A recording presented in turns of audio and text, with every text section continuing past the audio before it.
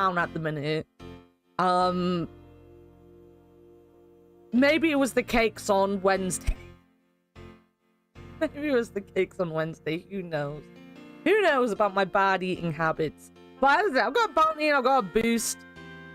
Cat Bane. We're gonna get... You know what? I'm gonna shut up and I'm gonna get the game on.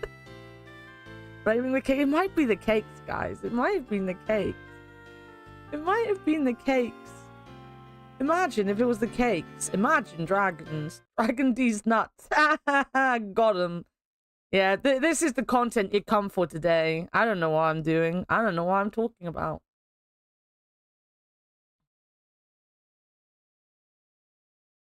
Where is my emulator?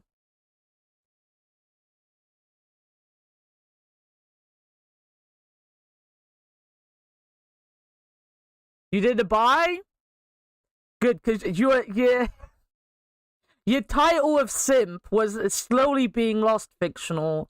You're being replaced every day you're not here.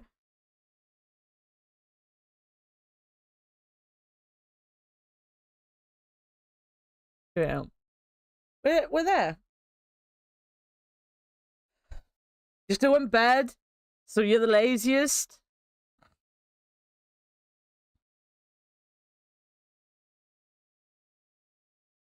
I got out of bed really early today, guys. I got out of bed at 8 a.m. A whopping 8 a.m. I got out of bed. Because I had messages I had to reply to, basically. You see, this is the thing. I just need someone to DM me every fucking morning and I'll get out of bed knowing I have messages. You know? The second I saw I had to reply to, like, avian people, I was like, right, get out of bed, reply. You know, I thought I saw you online, like, earlier, and I was worried you were gonna go to sleep and I wasn't gonna see you.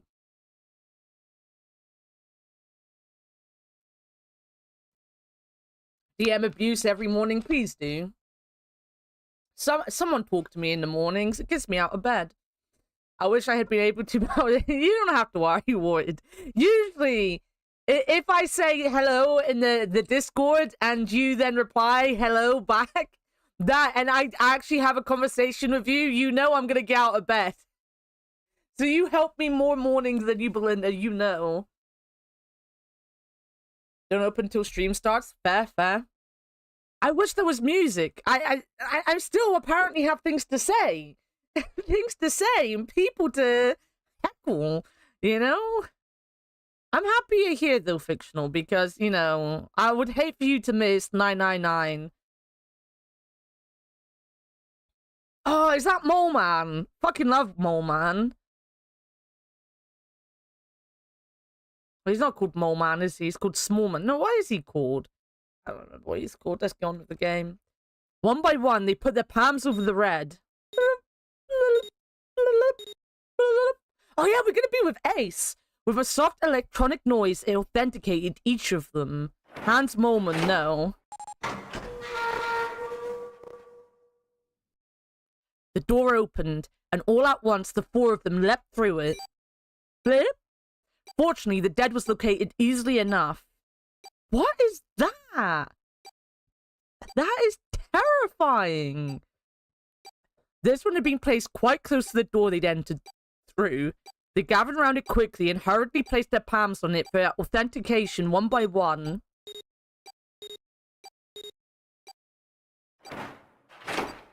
Plop, plop. It's a nut. You'd know all about nuts. It stopped. Yes, it stopped. The countdown had ceased, but Junpei's heart was still pounding in his chest like a frantic, thunderous drum. It felt as though it might shake itself up and out of his throat. He'd been through the doors 3 times before, but repetition had not dulled the experience. He was not anxious to find it dulled, however. He hoped to be free of this ridiculous game long before that happened. Alright, let's go. With that attempt at good humor, Junpei took a deep breath and began to walk. That was good humor? He jogged down the stairs at the end of the hallway and found himself staring at a large door. It was a heavy thing made of iron and more than a little threatening. He took hold of the bar that served as his doorknob and shoved it down. The room beyond stopped him in his tracks. It was gargantuan and made entirely of metal. None of the accents of wood or tile he'd seen in the rest of the ship. This room was purely functional, but utterly tremendous. Whoa, what the hell is this? Santa got out a few words before all stole the rest of them. The rest were too stunt-out for anything more than gasps. It was easily the largest room they'd seen, and yet it was somehow close and oppressive. The ceiling was at least 2 stories high, if not significantly more. It was easily several hundred feet across and appeared to stretch the entire width of the ship. In the center of the gargantuan room stood a massive rounded building. Even from a distance, the sheer bulk of it was oppressive. Junpei could feel the room, the building, even the air pressing down on him. Junpei and the others were standing on scaffolding that crisscrossed the whole area. The proper term was catwalk, Junpei thought, although that didn't seem particularly important. Alright, let's head downstairs. Nearby was a long iron staircase that made its way eventually to the floor beneath them. Also, let me know how the music is. They moved around toward the opposite side of the massive building, following the catwalk. Also, it sounds very distorted. This is the first time the rum sounded bad. They hadn't said much as they walked, but as they approached the building, Ace suddenly spoke up. This looks to be the steam engine room. The steam engine room? Yes, the thing that looks like a cross-section of a mushroom is the boiler. You see the 3 round doors near the bottom. Coal is put into those and burned, which heats the water, producing steam. The same thing that drives the steam engine. This one is simply somewhat larger. I see. Even if Ace was right, the boiler was boiling nothing as he approached it. The entire room was as silent as the grave. Suddenly, Junpei heard a noise behind him. He turned just in time to see June collapse to her knees. Hey, what's wrong? Are you alright? He dashed toward her and wrapped his arm around her shoulders to steady her. It's the smile monster? I don't want to know what the smile monster is. No, it's Popnut. Populnut. Populnut.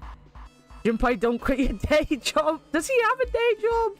Maybe he has a job. Maybe we got kidnapped after work. He dashed towards her and wrapped his arm around her shoulders to steady her. It was then that he noticed. You're really warm. Is your fever coming back? Yes, it probably is, but I'm fine. Please don't worry about me. I just need to rest and I'll be fine. Her voice was weak and forced, and it said a great deal more than her words did. Junpei carried her to the nearest wall and propped her up against it. Did I hear about the movie Smile? Maybe? Possibly? I'm not too sure. She let her head fall back against the wall, and as if she no longer had the strength to support it, and drew a ragged breath. Her eyes were empty, as if she was having trouble focusing them, and even speaking seemed difficult for her. Junpei felt his hand ball itself into her fist and clenched tight, his knuckles whitening. He had to find a way out, and quickly. He turned and looked at Ace and Santa in turn. They might not have shared the depth of his emotion, but they certainly shared his concern. He didn't need words to express the urgency of their situation. Alright, let's get started. Hang in there, June. I'm gonna get you out of here real soon. He managed a small nod before leaning back to rest her head on the wall.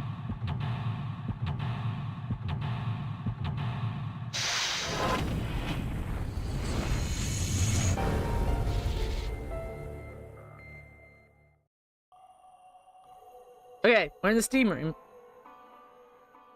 Okay. Where her head does a crazy thing like in Cabril's emotes? Really? I feel like I might have heard of Smile, and it was a film I wanted to see because aesthetically it looked really good. And then I just never bothered to actually watch it.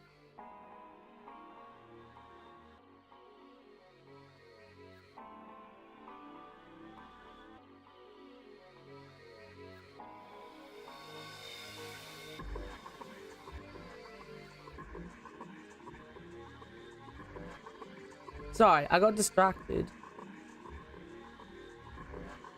scary films? Do you not like scary films? I love scary films. About unaliving yourself. What we need to watch is Cocaine Bear, right? We need to watch Cocaine Bear at some point. That's a very on-theme movie for us to watch. My mum didn't want to see Cocaine Bear, and then she went to the cinema to see it. And she was like, this is the dumbest fucking thing I've ever gone to the cinema to see. Just depressing and unpleasant. That's fair. That's very fair. Right. I'm pressing things. It's a square hole. Nothing in here. Ah, look at the back wall there. I can see 3 small slots, terminals, so some sort of connector, perhaps. You mean you think we're supposed to plug something in here? Perhaps. Okay. What about this light? Look at that button. It's glowing orange, right? It's gotta mean something. Guess pressing it is the best way to find out if it does anything, Sat. That is 100% fair. I love Lord of the Rings. Nothing. I'd say he's probably here to move coal from place to place. It probably comes from over there, and then the belt carries it down the tunnel and out here. So if the conveyor belt was moving, yes, the coal would almost certainly come out here. The tunnel goes all the way across the ship.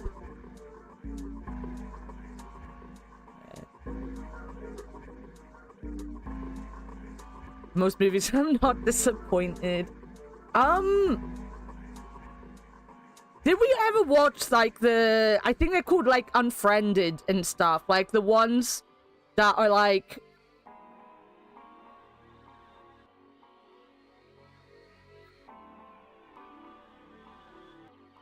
The ones that are, like, based on Zoom calls and stuff happens in the background.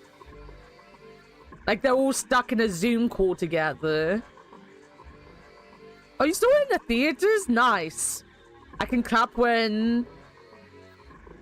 I remember there was one film... I thought that was quite interesting. Pandemic movie. No, I think these ones come out before the pandemic. These were just like, what happens if someone takes over your social media kind of thing. They did that in one take. That's interesting. There's also another one with a very similar name, I think. Where, like... It's kind of like the Ring style thing where, like, someone's cursed and someone, become friends with them on Facebook and then they unfriended them and then they ended up being, like, cursed themselves. That was another really good film. For like, B-spec horror movies. Like, they're not top quality movies. They're just crappy horror movies, but they're quite interesting. Better than anything Eli Roth has made, that's for sure. I need to stop screeching. I don't know why I'm screeching today. A golden gear. It doesn't look like it was always golden like this. Well then, I imagine it was prepared especially for this game. The gear is rusty, but it looks like it's still pretty sturdy. Yo, Cabrone. Inside Number 9 is my absolute favorite TV show. I fucking love Inside Number 9. The League of Gentlemen guys, my favorite writers. I also love Psychoville a lot.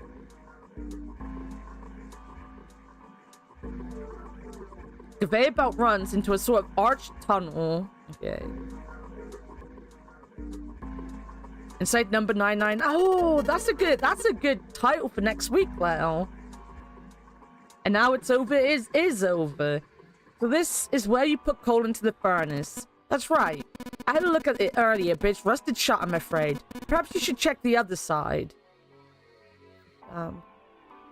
Sure, let's go. Oh, this room is going to confuse me. Look, Ace, it's some kind of snowman secret meeting. These are just bags full of sand. You use them as a counterweight when you're lifting something with a pulley system. Man, you're too serious. There's a pair of wooden boxes here. There's nothing in them. Pair of wooden boxes in here, okay. What is this? Given its placement, this must unlock the door to the left. There's a weird indentation on top of this thing. You think that means you have to insert something here? Yes, I would imagine so.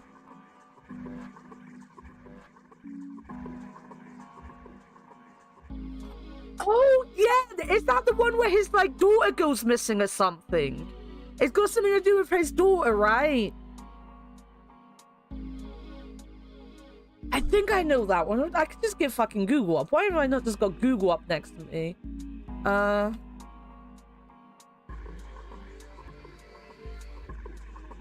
Yeah, Searching. That movie was so fucking good as well. I really loved that one. I really find these movies that, like, use social media in this way, really interesting. I don't know why I find them so interesting, but I guess it's because it's something we already fear, right? Like, just things going wrong because you put yourself too much online.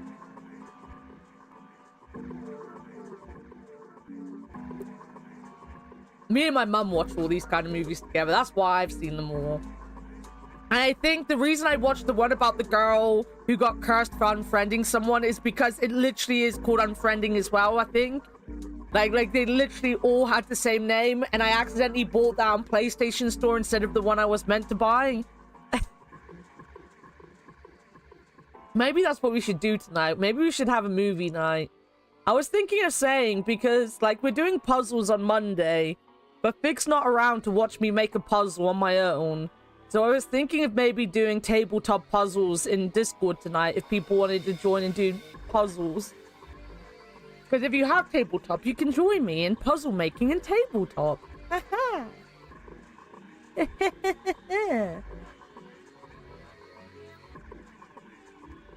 There's a thick iron door blocking our way.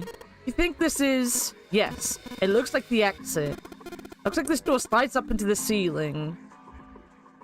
Thick iron door blocks our way out. It's probably the exit.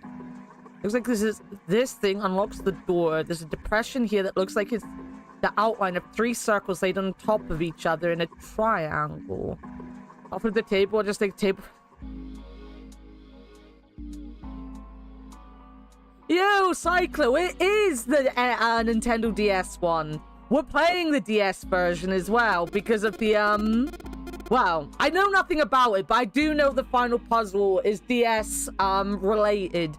Therefore, I should play the DS version and not the Steam version. That's all I know. Oh man, Junpei, I can't believe I missed something so important. What's so important? Look at those stairs. Look at them carefully. That gap, that height, that angle. It's perfect. Perfect? Perfect for what? Whatever, just bring Clover here right now. Tell her she needs to walk up and down these stairs. Huh? Clover's not here. What the hell is she talking about? He's gonna upskirt Clover. Don't really get it, but apparently these stairs are perfect for something. We are. No, it'll scare me. Oh, the table flip. Yeah, Fictional gets scared of table flips, guys. Fictional's a huge baby. That just goes the same way. Yo, Marky! Welcome in!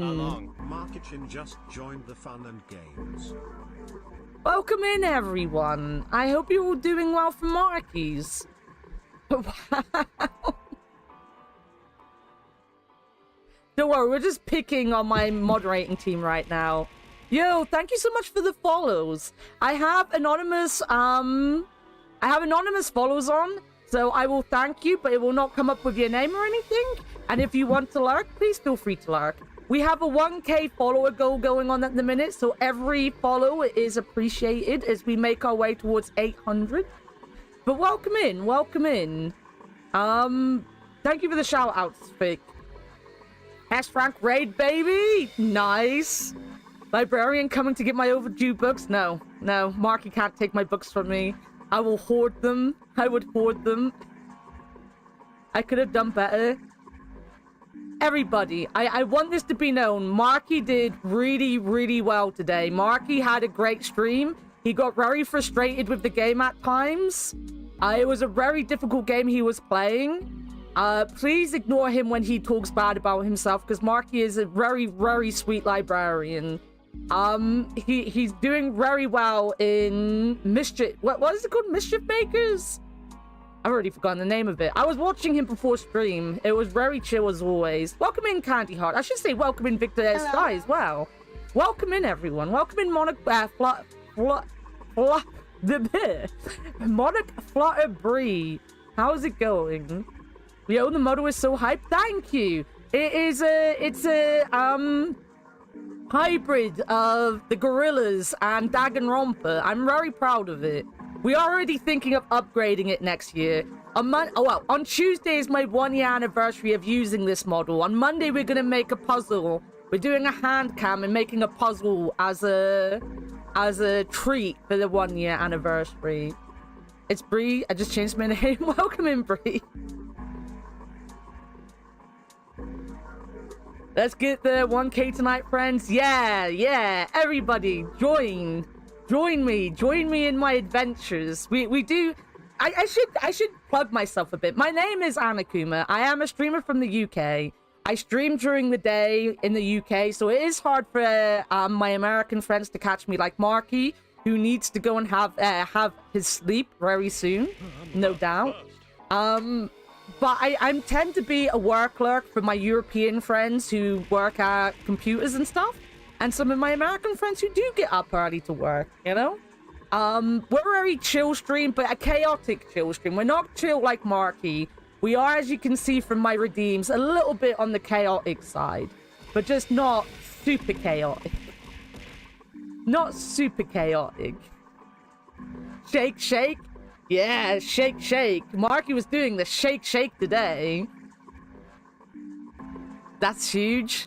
I really like this model. I do like it. People have complained about the eyes before, and I'm starting to, get over my worry about that. Another hand cam stream. Oh, God, don't tell Steerpike. He might have a heart attack. He loves tourists. I will need to take a shower and get ready for bed so I could do more mischief tomorrow, hopefully. Dude, please get some rest. The mischief was driving you insane, but please don't beat yourself up too much about the about how you feel about stream. I know as a streamer, as a full-time streamer like you, Marky, that we beat ourselves up very much about when we think things are going wrong. Please don't know. Your stream was lovely. I fell asleep to it as always. And I woke up and had a good time this morning before stream. So please go get some sleep and come back tomorrow and we'll get some more A ranks. Because the S ranks are a pain in the butt. That is awesome. Thank you. I do like them. I'm thinking of keeping the red one on my second one. And then like having, because I'm a big fan of what do you call it? One Piece, which you can't really see, but my t-shirt has like a made up, like the original what Luffy wanted the flag to be, but in bear form. It was my flag. So I'm thinking of getting Shanks like 3 scars down my red eye, and then maybe making the black eye more anime like, so I can animate it better. But Buggy is Anna's favorite character. You say that like oh wait a minute, I get it. It's because I'm in love with clowns, right?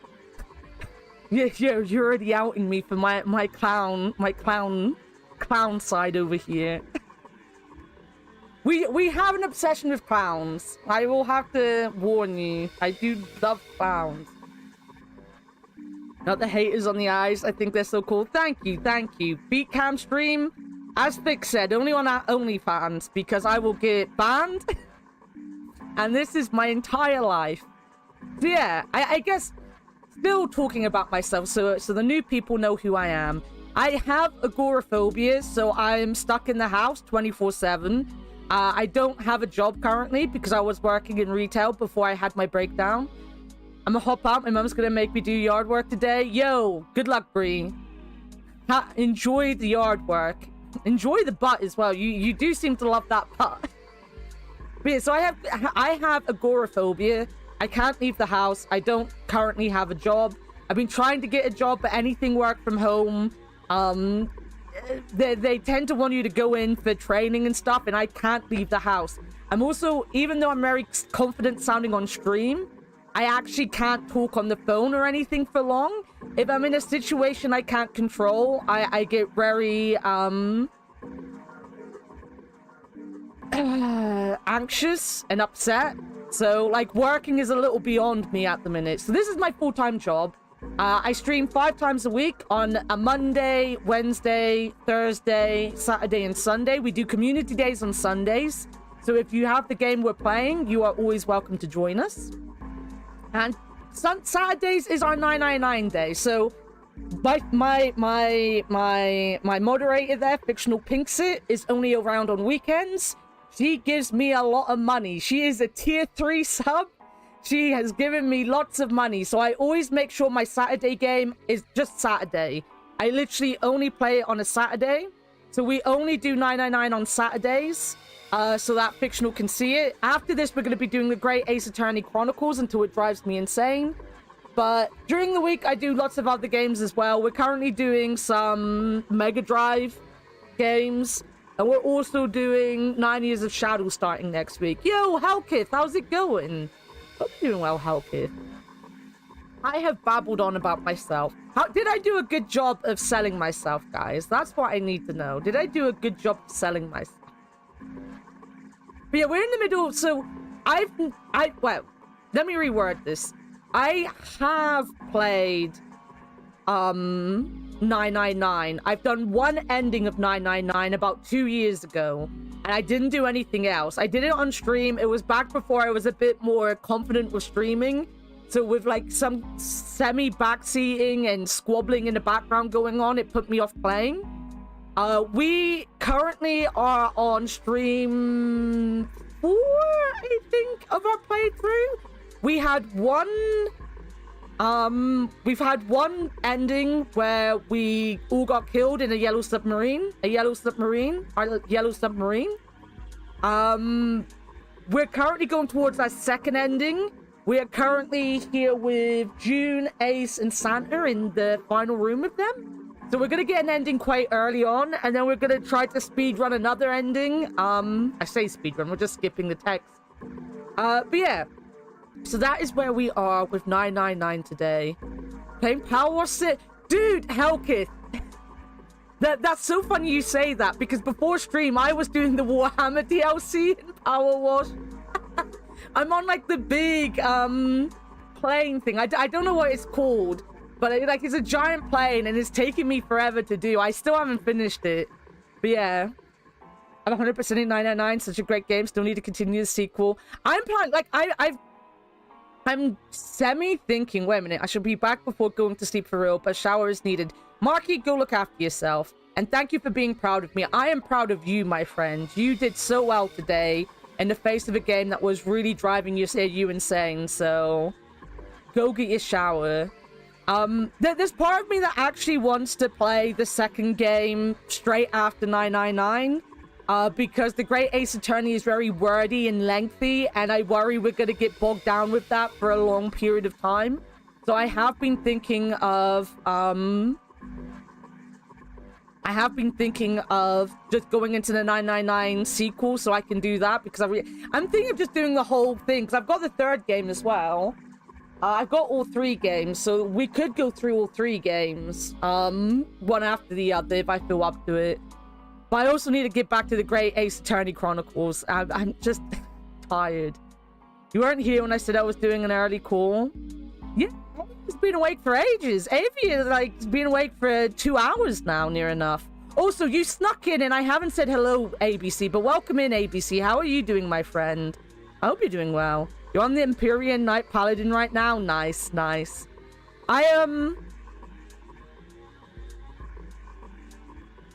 You would not recommend Zero Time Dilemma into Great Ace Attorney. How about if we do all 999 and then maybe do a platformer on the Saturday? I've also got to remember that at some point we're gonna have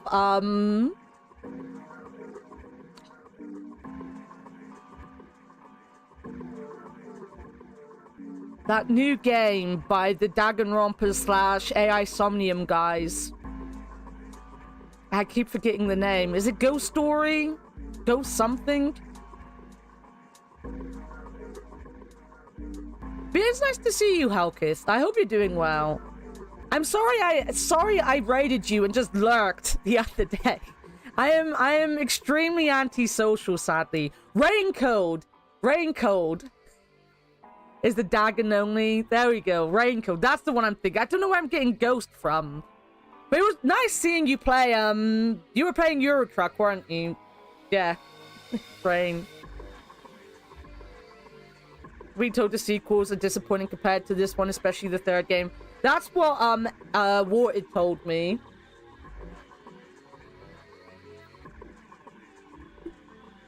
It has a ghost in it. Well, yeah, Warted told me that. The second one is decent, but the third one was kind of like just there for the sake of being there kind of thing. I'm also trying very hard not to get very excited in the microphone. I am rather loud. I am legally deaf, so I do shout a lot.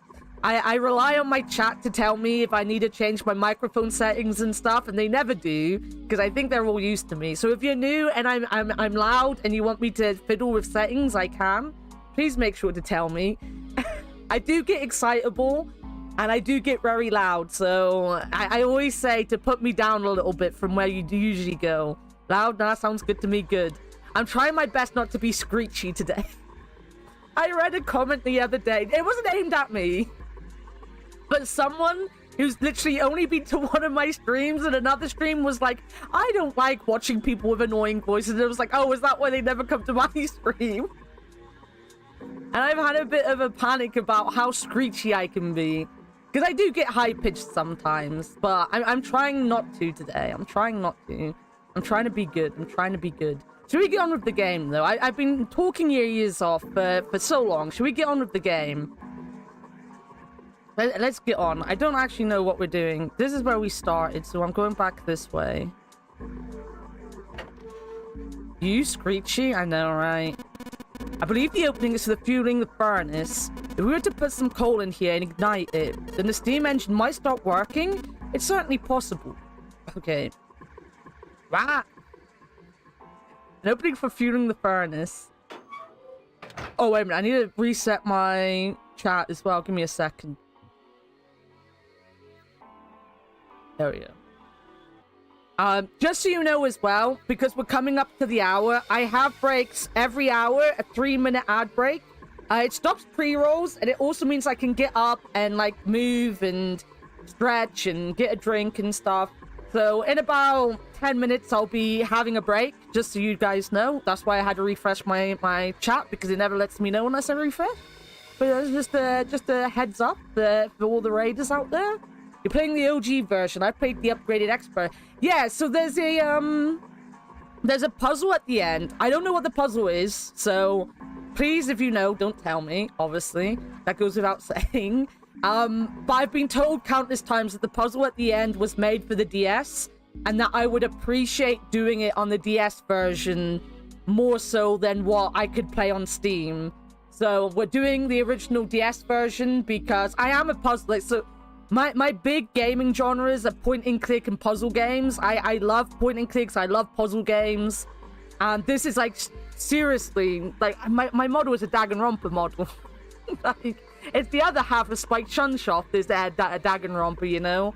So I really love these kind of games. So everyone who knows me literally just said, you would want to play the DS one, don't play the other version. I'm playing the other version offline. I'm doing the same stuff offline on Steam as I'm doing on stream, though I didn't do it in the last week because I've been lazy and hanging out with Leo a lot because it's this holiday. But yeah, we will be playing the second game on Steam, though. You're very curious to see the difference? I'm very curious to see it. Like as I said, I'm gonna be doing it on Steam offline, so I'm very interested to see what the puzzle even is to begin with, and then how they pull it off on Steam. It's gonna be interesting. This is another gold lever, or gold gear. I have a feeling it's important. Or is this the same? This room is really confusing. Man, this thing is huge. I guess a ship this big needs something like that to power it. True, but I doubt a single board of this size could actually move a ship like this at any reasonable speed. You need at least 3, no 4 of these. Huh, I guess you know a lot about these boats, huh? Well, not really. It's just common sense, you know? There are a number of these little windows along the inside of this thing. I think you're supposed to put coal in through these, but they're welded shut. I don't think we could get these open. Okay, I am... There's the silver gear. You think it's made of pure silver? No way. Silver's way too soft to use for a gear. It's gotta be steel or iron gear that's been coated with silver. Could have just called it silver gear then. Didn't we call him silver to begin with? It's having voice actors. Yeah, I really like the voice acting in the Steam version. Like, going through it off stream has been really interesting to pick up on, like, little things I didn't notice or how they've changed. Because, like, there's a lot of, like, narrated bits in this where, like, someone's telling us the story that they don't have in the Steam version. And it's very interesting to see how they word that with Junpei instead of having the, like, narrator talking. Thank you, Warted. Should have got your hopes up. Were you thinking you'd haul this thing back? Nah, but I think 7 could probably carry it, don't you? Conveyor belt runs into a sort of arched tunnel. Okay. Here's rusty bit. Looks like it's still pretty sturdy. So, is there, like, a... That's a bronze one. A huge bronze gear. This has to be important. Alright, it's rusty, but it still looks pretty sturdy. Conveyor belt runs. Okay. We've got gold, a bronze, and a silver.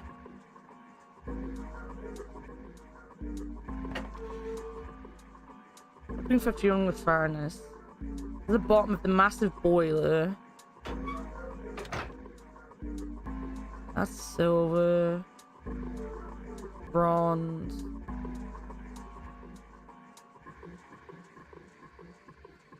They're stretched from the catwalk to the boiler.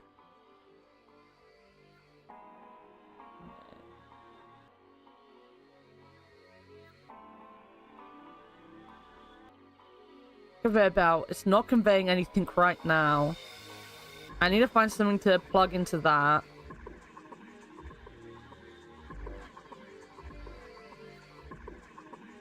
These stairs are perfect for something.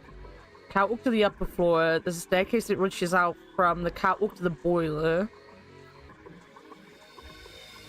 And that's just the door. Number of cloth bags over here. There's nothing but sand in them.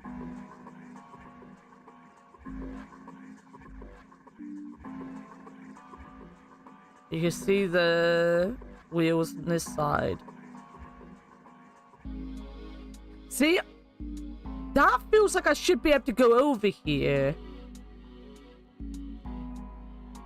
But it takes me over here instead.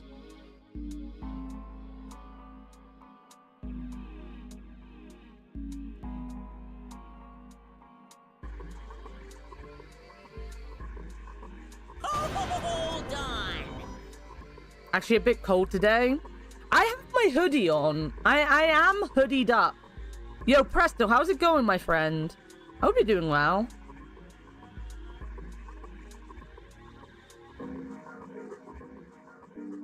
I don't have any items. I haven't picked anything up.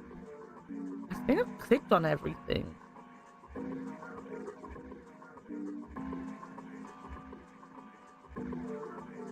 It's 23 degrees. How warm is it here?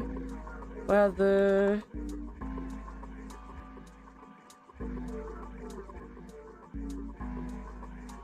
Apparently it's 20 degrees.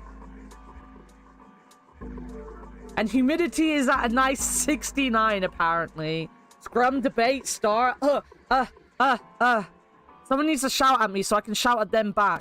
It looks like there's a door over here in this tunnel. The belt over there must deliver the coal, which is then picked up and thrown into this door. The door appears to be welded shut, however. Okay. You fancy people with your 20 degrees? What is it for you, Leo? Small door in the side of this tunnel. It's welded shut and won't open. 33. God damn. The Croatian sensation is gonna boil to death. That might also be a reason why you're feeling a bit shit. I wish I could understand Celsius. Welcome in, Tiff. 30 is about 90 degrees, I believe.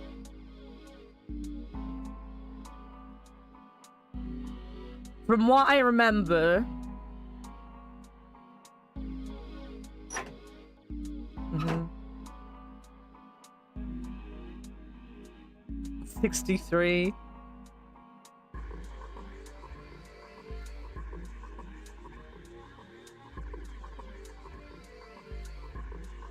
There's a shut and won't open. What am I missing? I must be missing something, right? We're going on a break anyway. And I need a pee. I still feel like that is broken.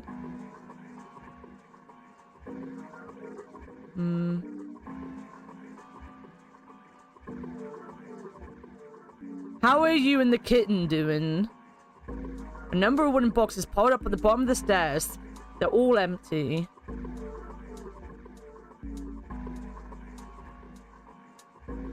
Right, there's the break. I will be back in 3 minutes, guys. 3 minutes. Make sure to get up, to move around and look after yourself. I will be back in a second. If I can find my BRB. There it is. What could possibly go wrong? Exactly. Yep. I got a picture of it. Nice. It's called the Forest Spirit. It is. That's interesting.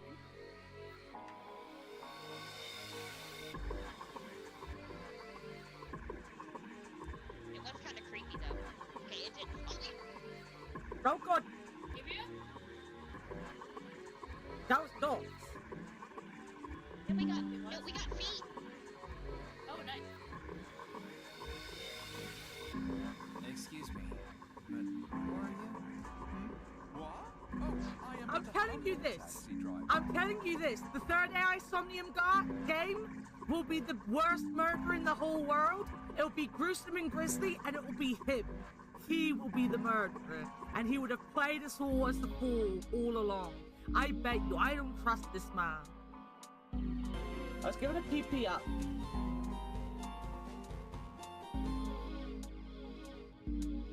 Excuse me, but who are you? What? Oh, I am I'm the telling Honda you this. taxi driver. I'm telling you this. The third AI Somnium game will be the worst murder in the whole world. It'll be gruesome and grisly, and it will be him. He will be the murderer, and he would have played us all as the fool all along. I bet you, I don't trust this man. I'm gonna interview the monsters.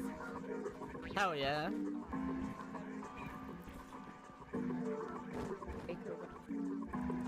Becky Baker's a Eat the good floor burner. shit. I'm. Whoa! Oh my god, oh no.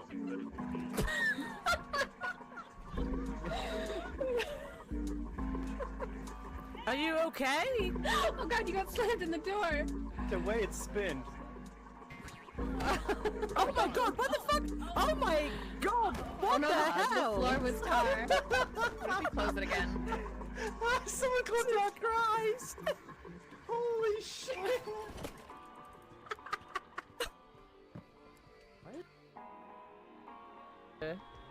A squirt. We need a squirt. We need a squirt.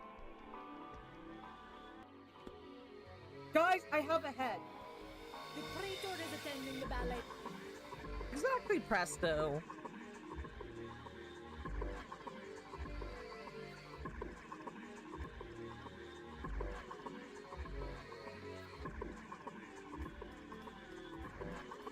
Oh my.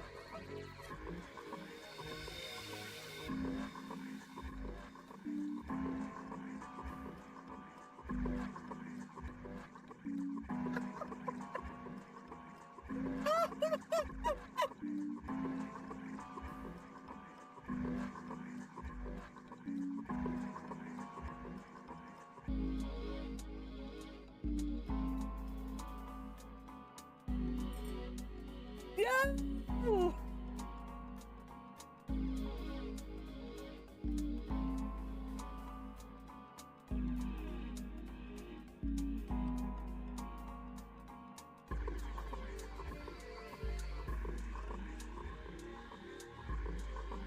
Do it with, then Wartage already said he'd do it with me.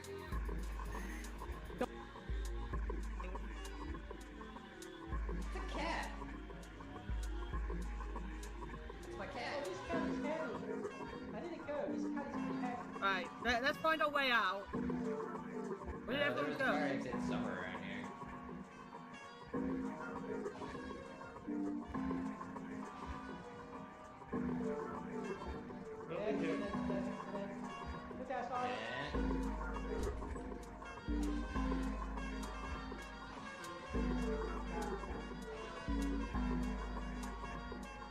Oh, it's lost. Does anyone have a key? No. Sorry. I got so busy looking at the clips that I forgot to go to the toilet, which is what I needed to do on my break. So I had to run to the toilet quickly and then wash my hands. I'm a mess, guys. Like a bowling pin 4 days ago and I can't unsee it now. No! Karma! Come on! I bet you look absolutely fucking smashing, Tiff. You probably look amazing. It's not long until the boy's out now, though, right? Also, fictional talking about consenting. Damn. That's definitely what you say to your very pregnant wife. I take it. I take it. Yeah. To be fair, he called you a stuffed turkey in the chat, I believe, as well. I believe he was in here calling you a stuffed turkey. I need to figure out where I'm going. I want to go up to the catwalk. There must be a way up to the catwalk, right? The catwalk. The catwalk, yeah. Do your little twist on the catwalk. I can't remember the actual tune to I'm Too Sexy. Yo, Candle, welcome in. How is Noita going for you, my dude?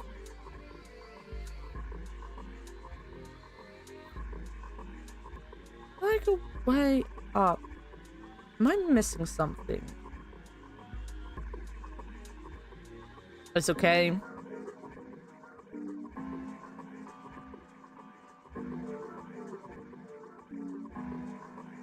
You know what's close and shower? Please go and look after yourself and the kitten. And next time Katma calls you a bowling pin, take his cookies away and his catnip. This takes me there.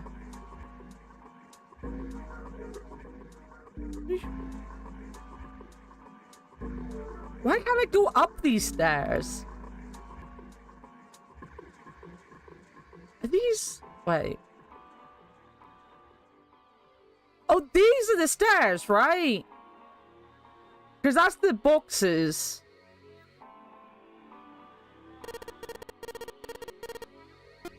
I already looked through those. There's nothing there. Alright. Wow.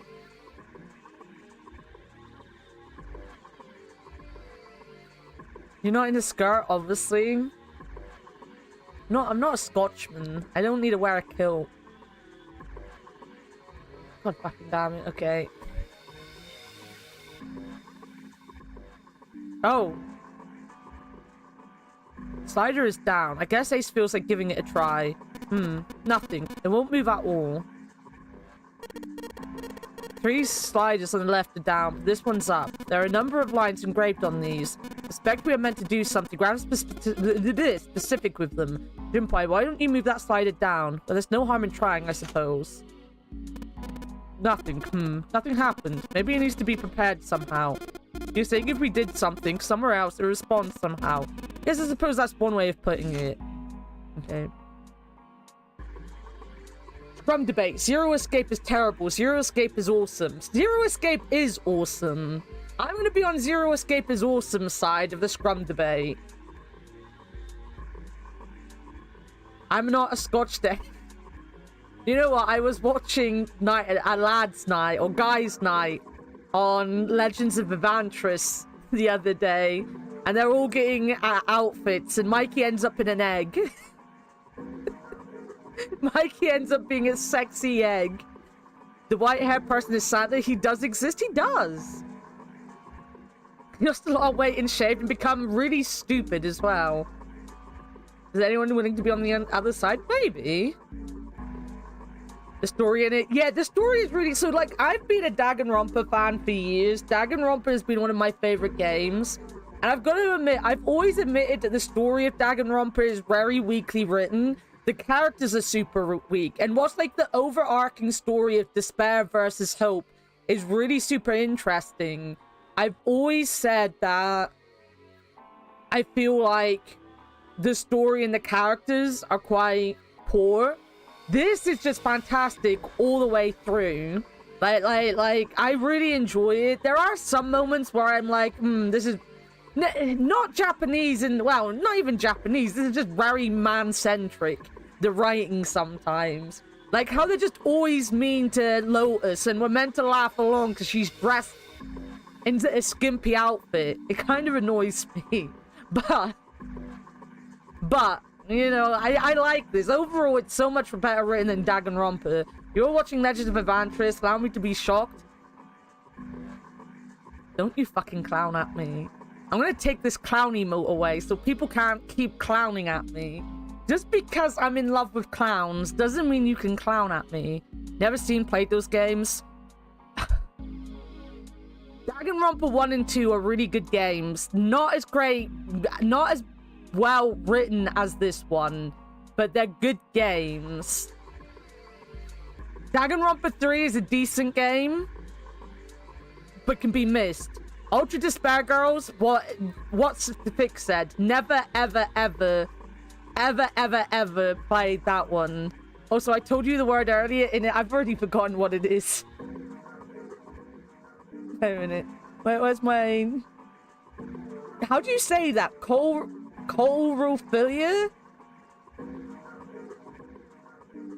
Corophilia? Is that how you say it?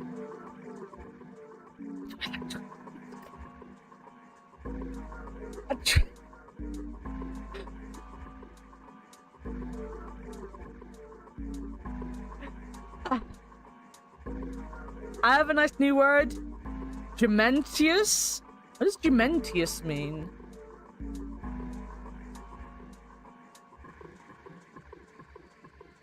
Smelling strongly like a beast of burden. You smell like a donkey in other words.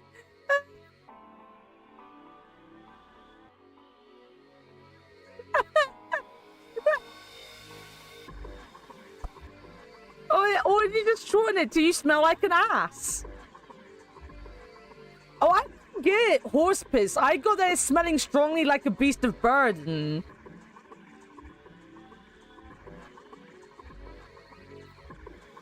Oh, there. Smelling or... Wait. Relating to or smelling like horse urine. Okay.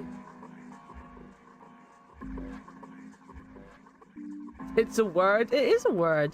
I need to make a new command, guys. Bear with me.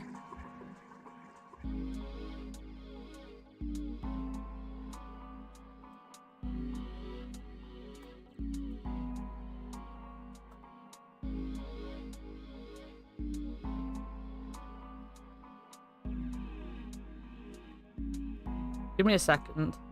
Let me do this.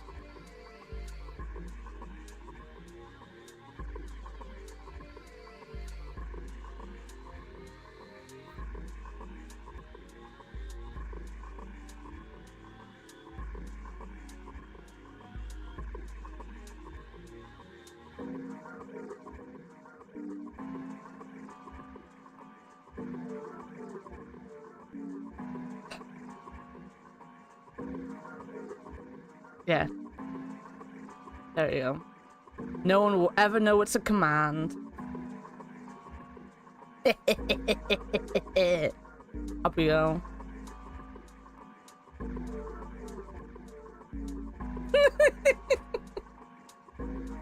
You create. It's time. Is it time for Marky to get sleep? God damn it! What it got it. Marky, thank you so much for raiding. I absolutely adore you, as you know. The raid means a lot to me. As you know, I've had some bad weeks recently, and you have made them so much better with your support and your love. You are a fantastic person. Can we get another big and small shout out for Marky, please?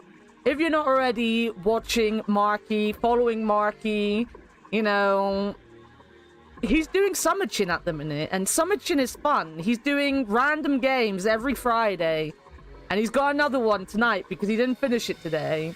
But that's because it's a bit difficult. It's a bit difficult, and he was having a difficult time.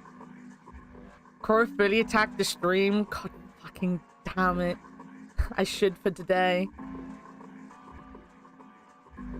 2, 3, 4, 5, 6, 7. I can fit that in.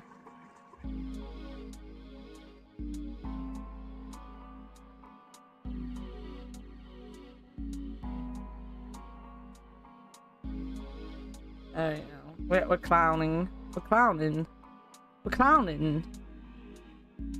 We appreciate the sweet words. Please take them with you as you go to bed. And as I said, don't overthink your stream today, my friend. It went well.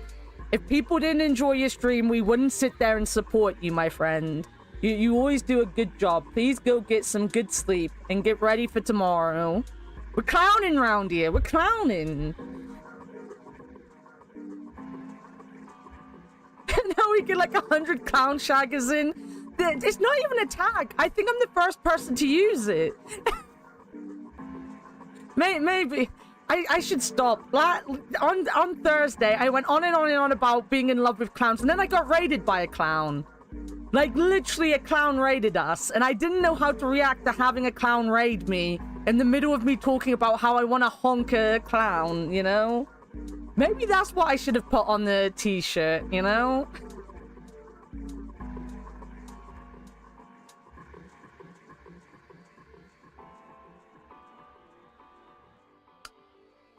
Enjoy, Lau. Enjoy chuckling at the chaos you have made. One of the doors of the furnace, there's an A on it. There's a circular wheel in the center of the door. All right, let's give that sucker a twist. No, sure, it's my fault.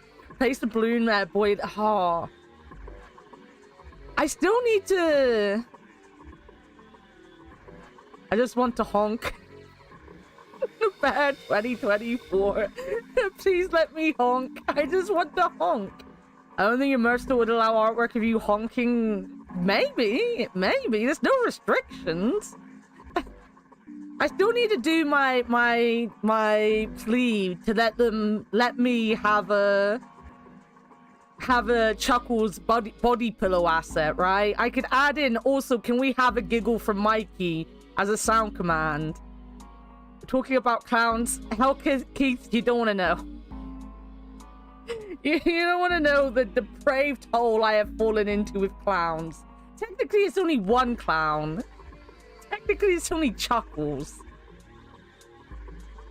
Thank you for adding the quote, fictional. Oh, God. If you know of Legends of Evantris, you know exactly the clown I'm talking about. Well, it's noisy, but it opens, and it's totally pitch black in there. We should go in here. Alright. Let's go. What? I know nothing of that. I will commit various war crimes. I will be wanted in 13 different countries. I do love Buggy, to be fair. I'm a big fan of Buggy the Clown.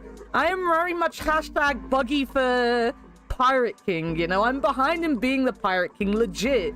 Like, my favorite theory ending is that Buggy's gonna accidentally become the Pirate King. And I'm fully for Oda to make him I don't want to honk him, though, because I love Shanks. Shanks has red hair, though. That's clown-like. But he won't become Pirate King. I know he won't, but I would quite like it if Luke... Because, like, Luffy wants to be Pirate King, but Luffy has a dream we don't know about. Like, every time Luffy talks about his true dream, they like, look away. And they don't let him say it. So I feel like Luffy might have something else that he ends up having to be. And if that is the case, I would really like Buggy to be Pirate King.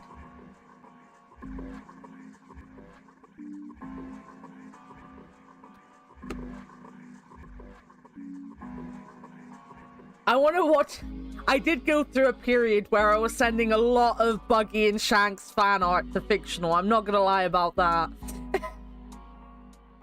Geneva Convention, more like Geneva Suggestion. I love it. Torback saying the goalie part yesterday killed me. Just because there's a goalie doesn't mean you can't score.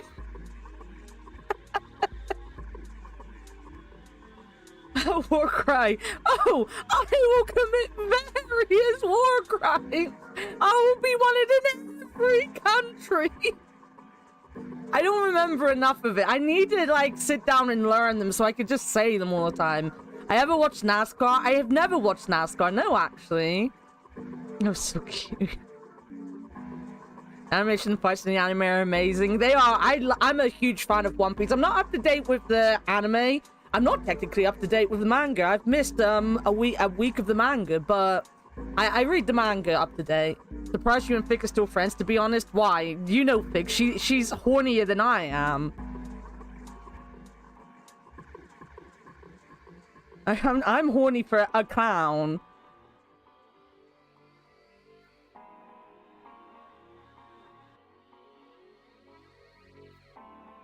Oh yeah, that's true.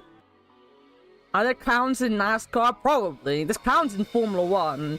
They're called Ferrari. You say that like Shuggy is the cutest fucking thing to exist? It's so cute because he's only got one arm. One of them. Well, I mean, Buggy can have one arm and then put it back on. I'm horny for everything. I'm just horny for clowns and nerdy boys. This looks just like the door we went into.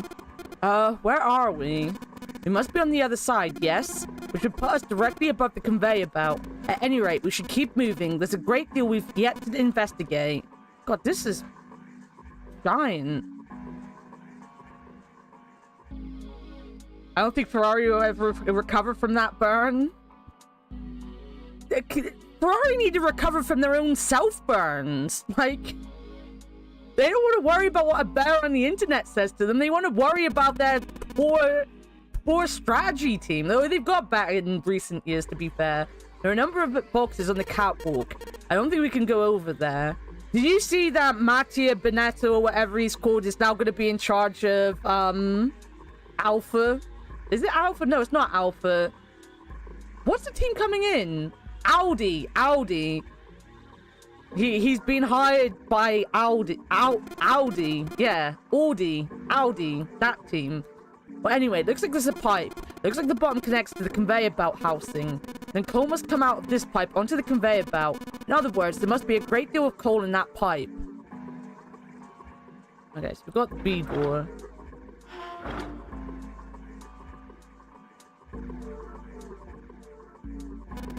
There's a hand-operated winch. It's a simple machine used to lift things up and down. You simply turn the wheel to pull up that rope. Junpei, why don't you turn the wheel? The wheel? Alright, let's give this wheel a spin. What? That's weird. I don't feel any resistance. Shit. I've got a wheel. Good job, genius. You broke it. I didn't break it. It broke all by itself. Alright, well, we broke something, guys. I'll go through B. Good job, you broke it. It broke itself. I didn't do it. There are a whole bunch of boxes in my way. I can't get through. Alright, I'm gonna go through C.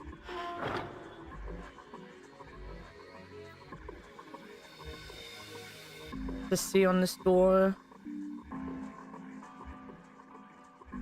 Hand-operated winch. There's no wheel to turn. Oh, yeah. I've got the wheel. I pulled off the other winch, don't I? Let's see if it fits. Sweet, it's a perfect fit, like they were made for each other. Not shaky at all. Good. Should be able to turn this now. Good work, Junpei. We should be able to haul up the wooden box now. You see, the wooden box? It's under the catwalk. Can you see it? It's hanging from the rope on the winch, isn't it? Looks like there's some sort of device in the box. I'm not sure what it is. At any rate, you might as well turn the wheel now. I'm counting on you. The box. We're gonna get the box. You know, the box on the floor. You need to get the box. The box that has something on the floor. Please, can you now do the box thing so we can get the box on the floor up here? Yes, okay, Ace. Whatever you say, Ace. Alright, I'll turn the wheel. Huh, what's this? What happened? This wheel only turns to the left. It only turns to the left? That means we can't reel up that rope. Yeah. We can only let the rope down. Interesting. I don't think that will be a problem. We will simply need to go downstairs after letting the wooden box down. I'll be counting on you, Junpei. Sure thing, no sweat. Ferrari needs to recover from Ferrari. The Ferrari oldie. They are. Savage Santa. You turned the wheel, you broke it. No. You see, the wheel just wanted to break off. I let it break free, you know? Think there's a box in the floor that we need to get? The box is on the floor. The box specifically that is on the floor box. I knew where you were going with that. That's not how it works. It's definitely how it works. It talked to me in my sleep, guys. It interrupted my meeting with chuckles for the night. You know, when we were eating our pasta day. And told me, please break me off. I will fall off in your hands, I promise. That's just great Ace Attorney dialogue. It really fucking is. That's why I'm trying to put it off. I believe the box has reached the floor. Yeah. He stuck his head out over the side of the catwalk and looked down. The box that had only recently hung just below the catwalk now sat on the floor. It come to rest near the end of the tunnel that covered the conveyor belt, near where June had collapsed. Junpei could see her still leaning against the wall as if she barely had the strength to sit up. Even from so far away, it was not difficult to see that she had not improved. He almost thought he could see heat rising from her body. There was a coin under the stake. Yes, under the stake there was a coin. Coins where? Under the stake. Under the stake? Yeah, there was a coin. She doesn't seem to be improving. Ace's expression was inscrutable, but he'd said what they had all been thinking. Well, of course not. She's not going to just get better right away, you know? It'll take time. He tried desperately to convince himself that what he'd said was true. What could be causing this, I wonder? Illness, perhaps? Nah, it's gotta be exhaustion. Sandra's response was confident and certain. He gets dropped into some weird-ass ship, forced to play some messed-up game. If you think about it, it's a lot weirder that we aren't freaking out just like her, you know? So you're saying we're abnormal? Yeah. We're just running around this room solving all these puzzles like it's just business as usual.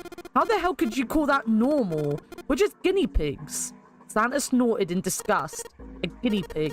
You mean like a lab rat? You mean we're being used for some sort of experiment? Is that what you're saying?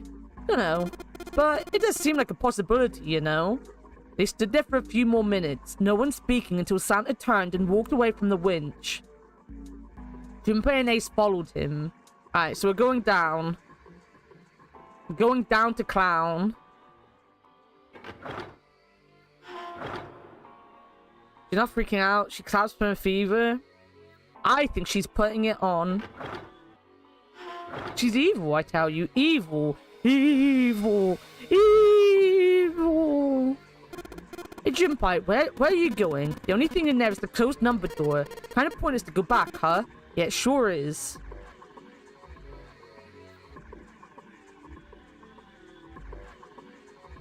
Don't become a juggalo.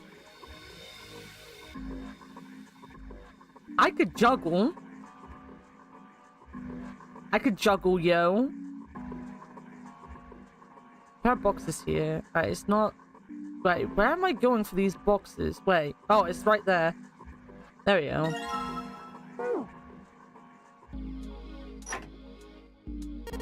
Maybe this hole is where the control panel goes. But there's only one way to find out. In you go.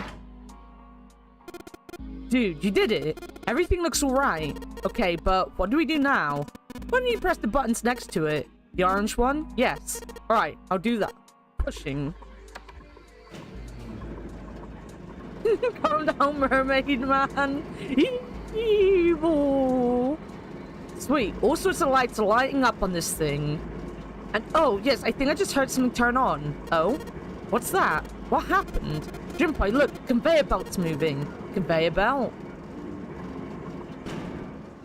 Well, I guess it's done moving now. There's still a bunch of coal on the belt, though. It looks like a bunch of it got dumped off the end of the belt into that wooden box. But we found the control panel. Coal. Coal, huh? As the belt started moving, it's transported quite a bit of coal. It all drops off the left end of the belt, right into the wooden box. I understand a box of coal, okay. Oh, wait. Do I have to put the coal in? The hole in that. Let's just put coal into the furnace. Maybe if we could get some coal in here and set it on fire. Okay, let's do it. Alright, that's the last of it. No coal left in the wooden box. And nothing. Great. Well, I guess I should have expected that. Why would just throwing coal into a cold furnace do anything? Oh well, a man can dream. Junpei, explain it to me again. You're planning to stoke the furnace with coal, which will heat the water stored up here and make steam, which will then drive something else. Am I correct? In other words, you want to generate enough pressure with the steam to power the turbine and drive the steam engine, right? Yeah, I guess that's the gist of it. Well, in that case, this isn't enough coal. This furnace is enormous, so we're gonna need a whole hell of a lot more coal than this. Very well then, if the three of us work together, then we should manage to fill it much faster. I want to help too. Man, I totally didn't even see her walk up. Are you feeling up to that? Yes. Yeah, right. You look like you're one stiff breeze away from falling over, June. I think you better rest some more, alright? But no arguing. You need your rest, so you just stay there. We'll handle this. Okay, I understand. Alright, time for some manly work. Let's get this coal into those furnaces.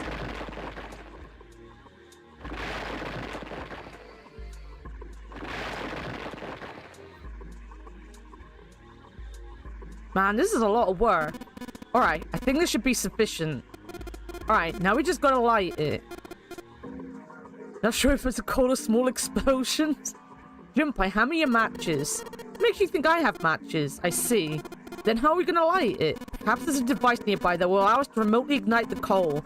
Let's take a look, shall we? Some sort of ignition device, huh? Well, that's gonna be the thing on the wall, because it's the last thing we haven't done anything with, right? Is this? I think it might be.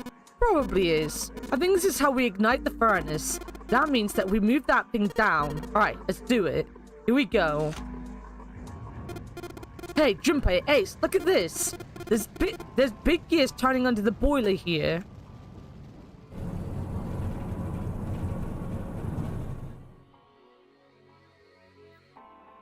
Okay. The gears, they're spinning. What the hell are you guys waiting for? Let's start looking.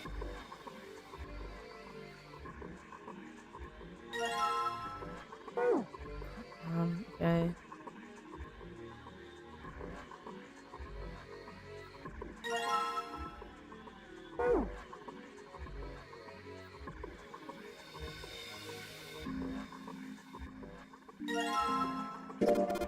Silver disc. It has a bunch of the lines on it, but the red one really stands out, right?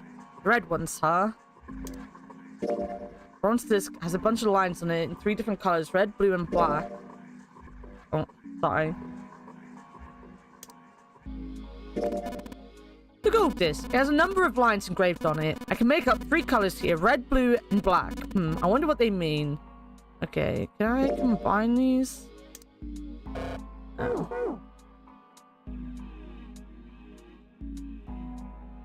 Are we just putting them back in? Junpei, the gold disc we found. Do you remember where it was when we found it? I think it was on the bottom left. Why? I was just thinking. Pretty sure the gold disc was on the bottom left when we found it. Do we have to put it... Oh.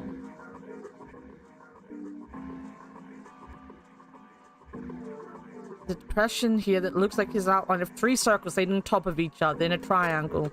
Maybe we put these 3 discs we found into this thing. Well, there's only one way to find out. Let's stick them in.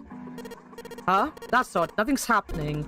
Maybe you're, I don't know, putting them in the wrong places. Perhaps you have them facing the wrong directions. Perhaps you should rotate the disc to make some of the lines connect to one another. Thank you, Ace. Oh, no harm in trying. When the white arrow is touched, the discs are switched. Please note that the discs are switched. The angles for the discs are reset. Okay.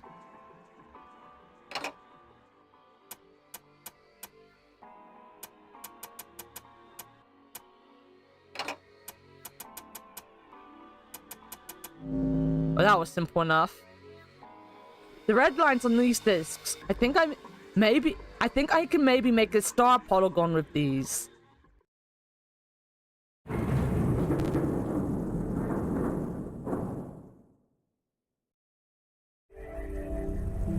Fucking did it, lads! We fucking did it!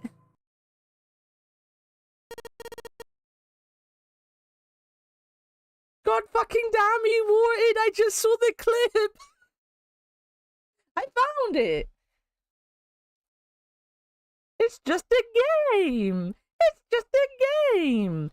Yes, the door's open. Given the circumstances, Junpei's happiness was certainly understandable. Ace seemed to share his excitement. Alright, Junpei, why don't you go get June now? Santa and I will keep an eye on this door. Santa snorted. Oh, God fucking damn! God fucking damn, it was Candle!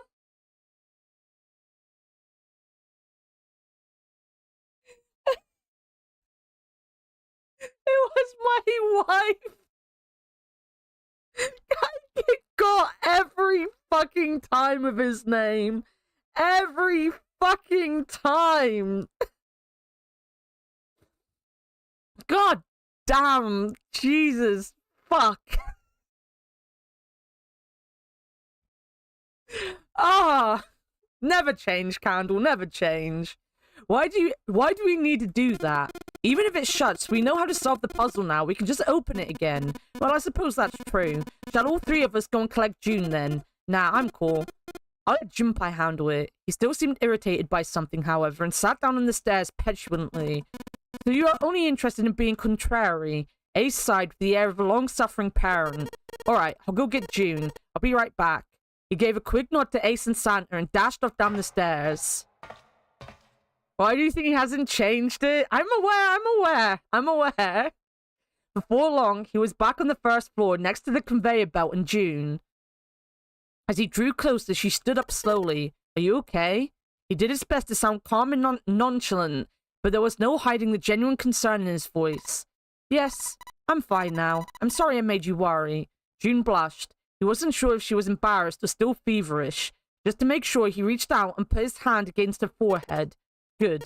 You're feeling a lot better. She was feeling far less warm than she had earlier, but she still wasn't down to what seemed normal to him. Are you sure you're alright? He had to be sure. June gave him a look. Oh, you're such a warrior, Jumpy. Oops. I mean warrior. June giggled. He wasn't sure if she just made a joke or not, but seeing her smile again made Junpei feel at ease. If she was well enough to smile and laugh, then she really was feeling much better. He gave her a friendly poke on the forehead. Let's go. Go where? Oh, right. I didn't tell you. We got the exit open, so... Great. Let's go. June clasped her hands and nodded urgently. You did change your name in Discord to avoid confusion? I know, you did put AFKA in front of the warted animal. And I'm still confused because I'm a moron. As they walked back toward the exit, Junpei noticed Santa sitting on the stairs. He was, however, holding something in his right hand and staring at it with a strange expression. Junpei and June slowed down and finally stopped in front of him. What are you looking at? Santa answered without looking up, his voice quiet. It's a photo. It's my sister. Sister? Santa, you've got a sister? Santa simply nodded. Yeah. Kid was as cute as a button. June cocked her head, confused. She was only about an inch tall then. Santa glared at her. Sorry. I guess an inch is a little large for a button. Probably more like a half inch. Santa didn't smile or laugh. He simply turned back to his picture and spoke. I was her Santa Claus. This sudden revelation took Junpei by surprise. He had no idea what Santa meant. He glanced at June, who shook her head. She didn't know either. Have you ever heard the story of the two Santa Clauses? It goes that a long time ago there were two Santas. One of them wore white and the other wore black. The white Santa gave presents to good kids, and the black Santa played tricks on bad kids. They went on like that for a while, but eventually the black Santa's tricks started to get worse and worse.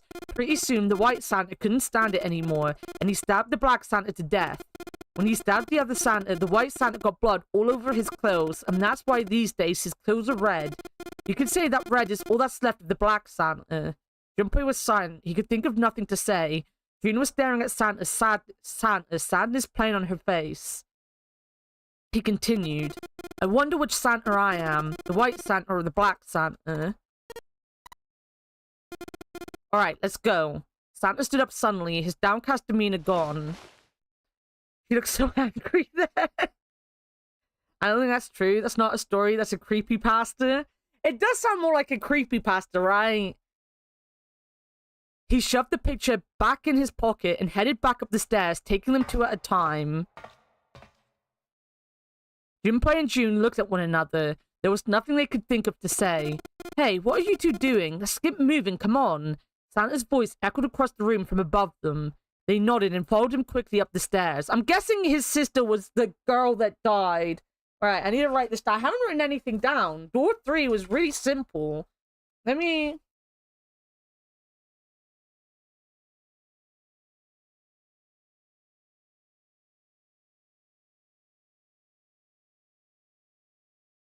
Oh, real... Foozle. Foozly. Where's my info dump? I was about to say my trauma dump, but...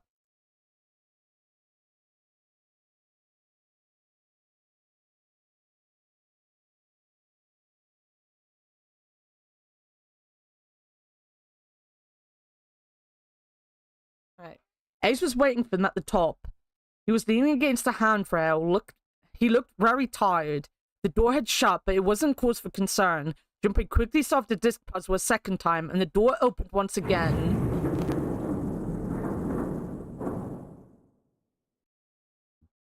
In single file, they walked through. After walking for nearly 15 feet, they found themselves in front of a metal door. It opened easily enough, and they passed through it as well. A new room stretched out before them. Oh man, Ace needs another nap. He does. Is this a warehouse? No, I believe this is the cargo room. This must be where they store all of this vessel's freight. There are wooden crates everywhere. I wonder how old they are. Junpei, Ace, and June had stopped unconsciously, pausing to take in their new surroundings. Santa's voice broke through their momentary trance. Well, we probably ought to start with finding the exit, right? Let's get going. Warehouse.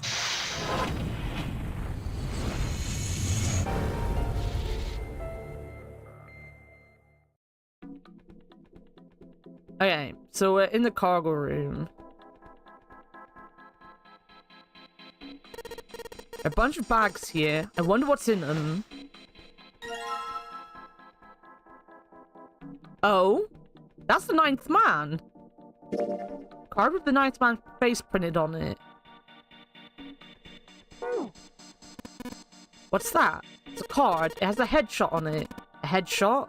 Yeah, I'm not really sure what purpose this could possibly serve. Nothing in the bag anymore.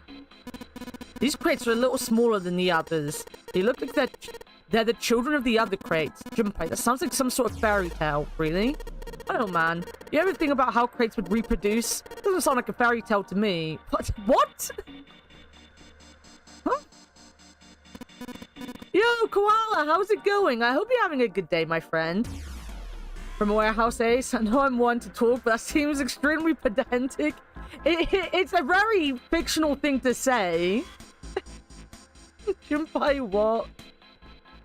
Thank you for shouting out, Koala. In fact, Vic, can you shout out, like... Cursive, Helkis, Leo. Who else has been in? Anyone else you know that's been in that I'm missing because I'm an idiot? Tiff as well. Tiff is a streamer. ABC, there we go. Make yourself known, streamers, because I can't remember anyone. These crates are quite large. They seem to be tied to one another with sturdy straps. Okay. 3 crates are tied to one another with several straps.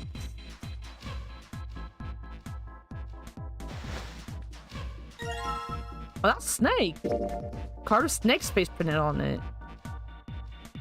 Okay. What else are we getting? That's Clover. Card with Clover's face printed on it. Thank you, fictional Unwanted. I don't know what's in these barrels. Judging by their weight, perhaps a liquid of some sort. Search all the boxes. There's nothing in them. Blocked. We need the key. All the boxes have numbers on them. Oh. Ace bent down and picked up something that had been sitting next to the box. Jumpy, take a look at this. Cards. Picture of Lotus on it. Man, her hair is ridiculous.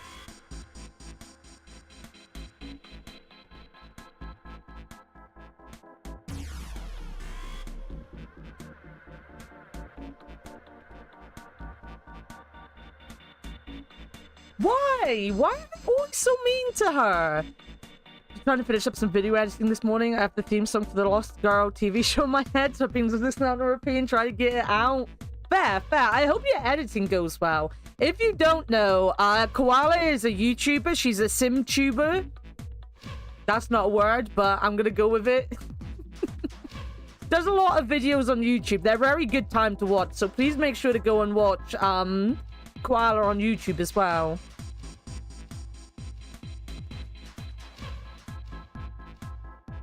Hot woman who they all act like isn't attractive. Yeah, it's just annoying. Poor fucking Lotus. It's like clay or something. Says the pot to the kettle. Well, at least he slapped back at that one. Alright, so that's 7. This is 7's card. This is supposed to be a trading card. It's not a very good one.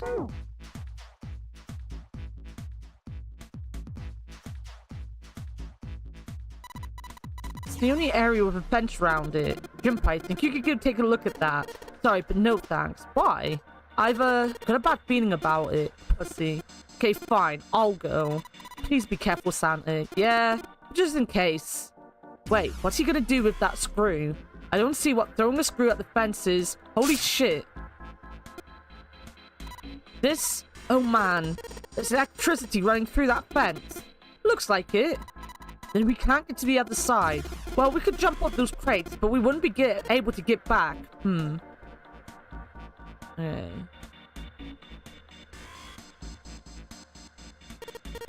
Numbered boxes and cards with pictures of all of us. Does that mean we need to collect the cards we don't have? Alright, I've got to get the other cards. Stairs to go up 3 stories. What are you waiting for, Jinpai? Whatever, I'm going. This is the only door here except for the one we just came in through. And this is the exit. No shit, Sherlock. Of course it's locked. Is it an electronic lock? No, just a keyhole right under the doorknob. So to open this door, we've got to find a key that fits this keyhole. Yeah.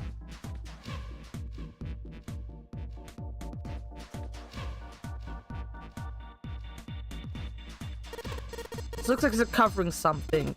It looks like some kind of little shutter. Maybe it'll open if we do something. What's gonna come out if the door does open? Yeah, like I'd know that. Well, there's 6 holes here. They look like jacks for headphone cables. Jacks, huh? Then maybe we put something in them. Yeah, something might happen. There's several lights here with numbers from 1 to 9. Only the light with a 9 on it is lit. Okay. Sims tuber is actually the correct term for simulator. Is it really? I must have seen that in like a tweet that you put out or something, and it stuck with me. And when I said it out loud, I felt stupid, but it's obviously the right word. There I had Jacob, but they called her an old hag. Oh, actually, no. Avia talks about it all the time. It'll be Avia that probably has said it, and it's got in my head. And then I just forgot about it. Wait a minute, I need to look at the top. Monitor's off. I've got a green switch here and a red one and some kind of lever. None of them seem to do anything, though. Maybe the power's off. Yeah, maybe. There's a single green light at the bottom, though. That means we gotta do the stuff at the bottom.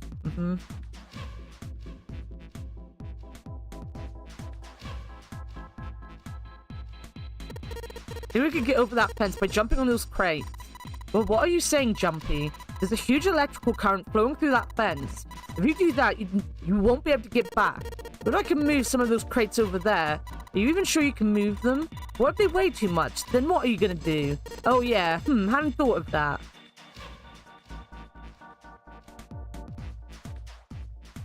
It'd be easy enough to climb to the top of them, but after that... No, I want to look at this thing on the floor. Is that not a thing? Okay, it's not a thing. There's nothing in that bag. Nothing inside. 1, 2, 3, 4, 5, 6. I've got 6. Thank you for the hydrate, Lyle. You feeling more lively yet? Man, the guy on this card is one good-looking son of a bitch. Way more class than that other chump. Hey, what's that supposed to mean? Huh? What's that? What's your problem? Didn't say I meant you. Shit. You didn't. That's true. Nothing in the bag anymore. Not gonna do any moving the room around. Fair. Look after yourself. Some sort of liquid in these barrels. I'm not sure what it is, however. 2, 4, 5, 6, 7. 8. Must be. Oh no! Don't look at it. I'm not cute at all. I'm not photogenic, and I don't look sexy either. Next to Clover, my skin looks gross, and I'm not sexy like Lotus. I know guys go for women who look like Lotus, but I'm trying to. Doing the best I can, so please don't call me a board or a trash can or a cutting board. Well, wait a minute. I haven't said anything like that, have I? Okay.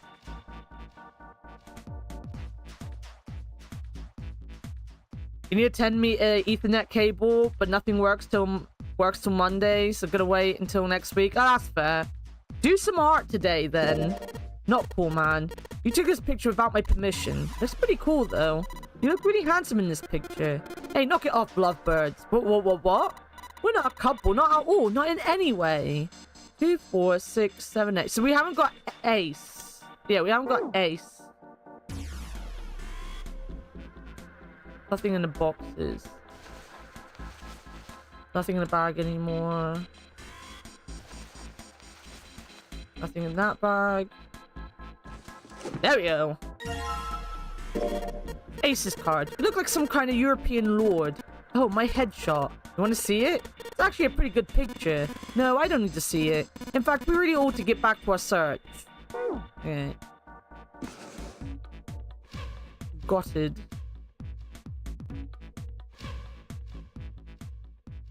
It finally collected all 9 picture cards. All that remained was to insert the cards into the slots at the front of each box. Jumpy stared at the cards in his hand. Ace peered over his shoulder at them. You know which card goes in which box, yes? Jumpy gave him a look. Yeah? Of course I do. It's really obvious.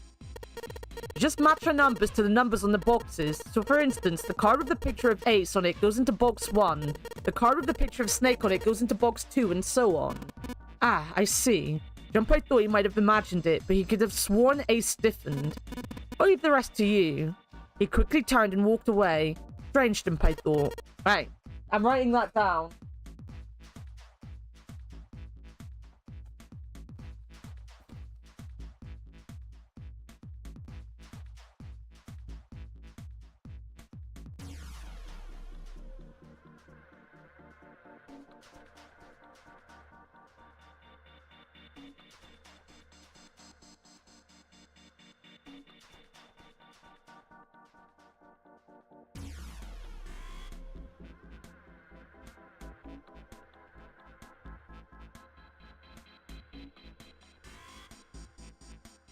This is all going towards Ace being evil, which is one of my many theories.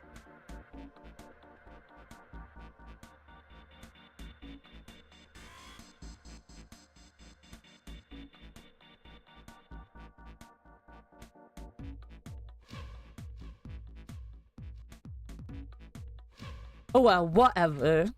Doing his best to clear his mind for the task at hand, he turned back toward the boxes. It was time to solve the puzzle of the 9 boxes.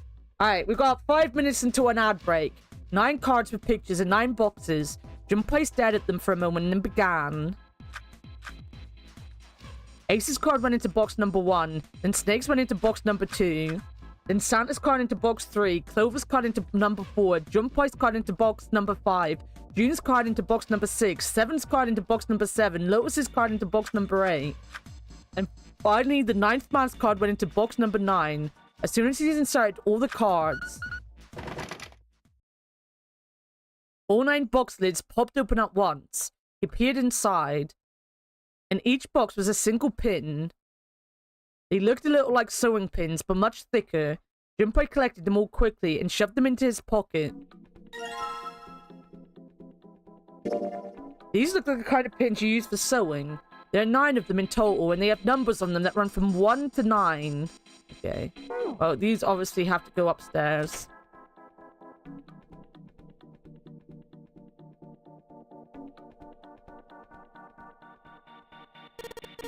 There are 6 holes here, and it looks like the pins I just found would be perfect. A perfect fit for them. The ones you found in the 9 boxes, right? Well, why don't you try it? Alright, let's see what happens. I think 2, 4, and 6 should go here on the top part, and 3, 5, and 7 on the bottom part. Well, some of them lit up. Yeah, 3 and 6. I wonder if there's some kind of rule that determines which lights go on. Well, I put the 2, 4, and 6 pins on the top part, and the 3, 5, and 7 pins on the bottom. I should have written that down.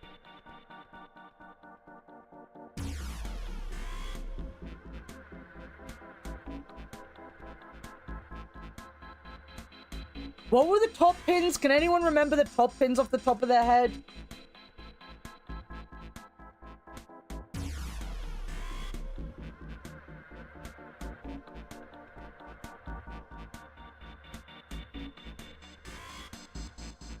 Two, 4, and 6, thank you. I cannot. Clown, thank you.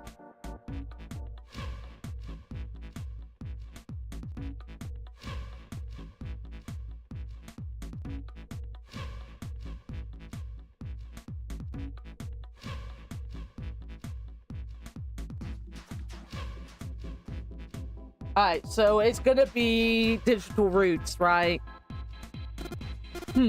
You think maybe it's the digital root? Fuck you, Santa. I figured that out without your help.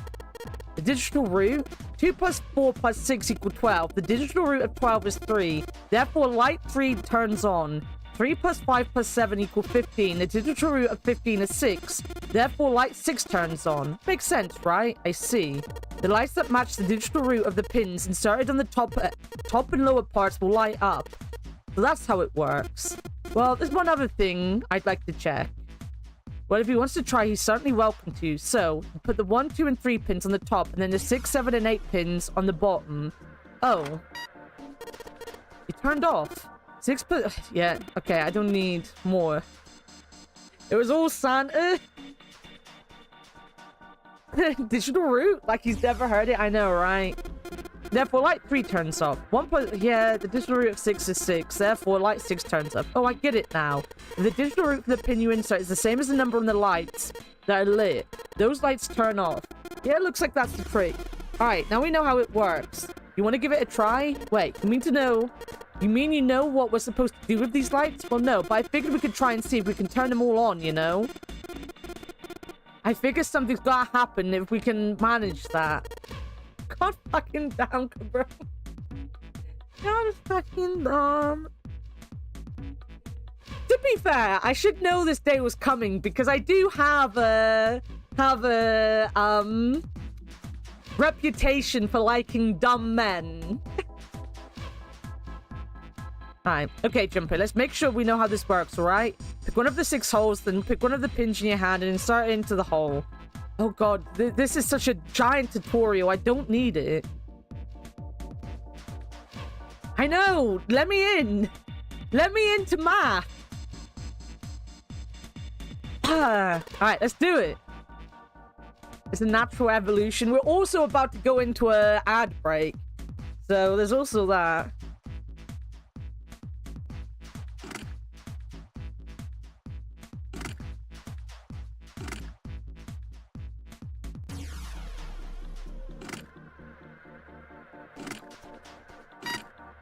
Whoop.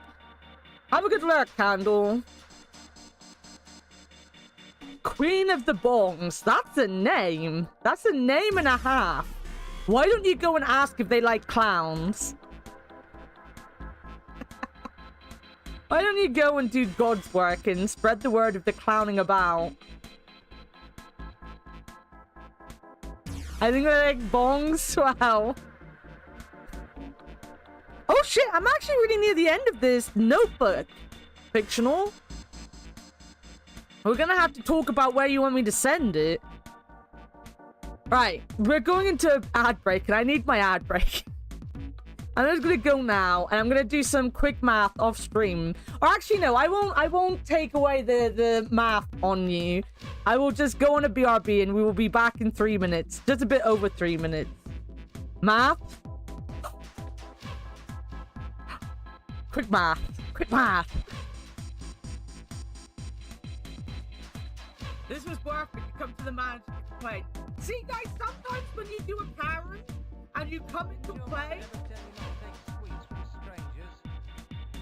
but when you come to complain to the manager like a Karen, sometimes you can still milk from a baby.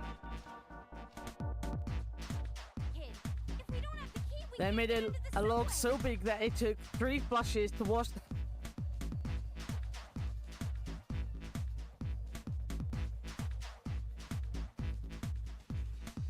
I don't think I wanted to know about your toilet habits, Candle. I know you're very proud of this. What do you want? A star? A sticker? Candle loggery. 6, I think. You didn't seem French enough? True. Can't really be French or fictional if you're not French. Girl Frenchional French shit. Pardon, I don't believe we've met. You've something of mine, you say? I do, yeah. My journal, thank you. Give me a second, guys. We need to answer the question.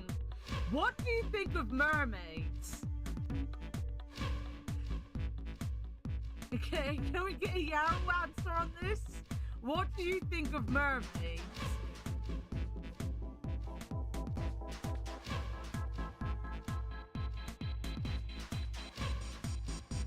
It's not me, it's the Christmas party hat that come out the cracker. Can't blame me. Party hat. Wow, he's become a professional.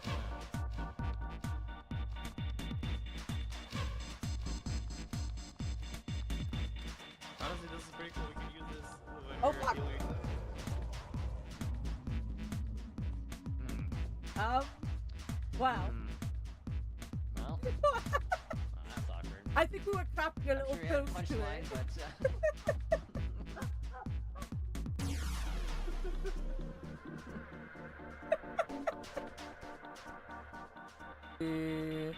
Camp Tranquil, and let's get down there for this.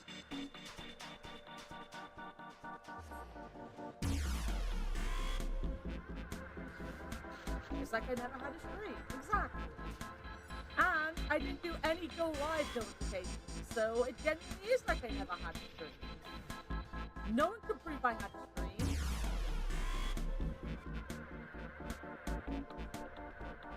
I have a very cool rubber. I do have a cool rubber.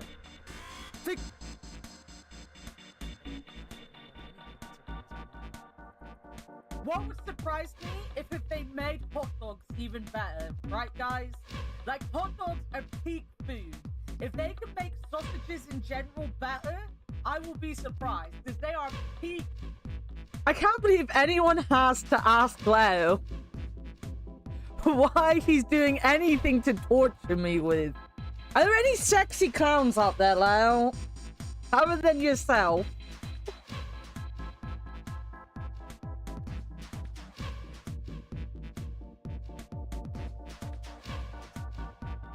I'm not gonna lie, I'm stealing looking to honk. I might put that on a t-shirt. Can I review some art you've made? Sure. Sure. I know what's coming. But sure, Cabron.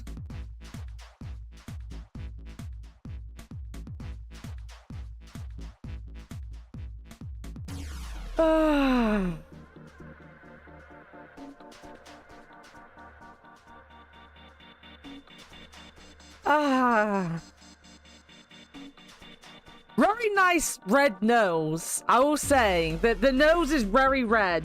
Which one is the best?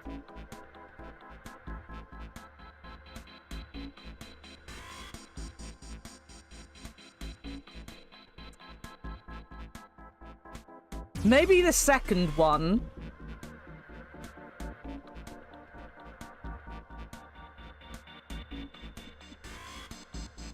They need to look pathetic and nerdy for me. If you know anything about my taste in men other than clowns, they need to look pathetic and nerdy.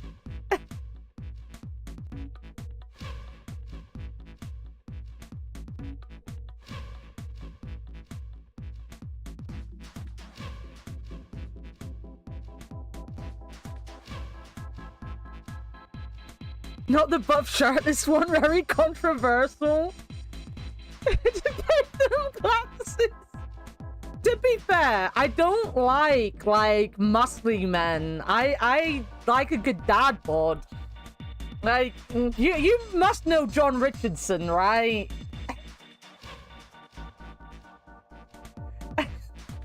Well, I only watch 9 out of 10 cats do get a countdown for John Richardson. Sexy, nerdy artwork that exists. Dad bod equal best bod. Exactly. I cannot be picky. I am but a Jabba the Hutt. I couldn't ask a man to be any sexier than how unsexy I am. Right. I need to get 1. So I need to get 10. 7. That's 1, 2, 7, 7, 8, 9, 10. Yeah. So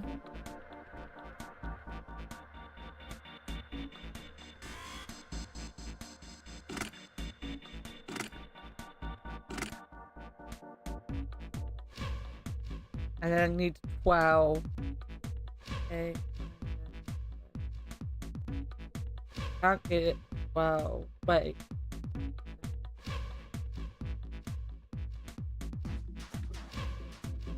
I can't get 12. 3, 4, 5. No, that was 13. Fuck. I should have actually done my math better. 8, 9, 10. Right.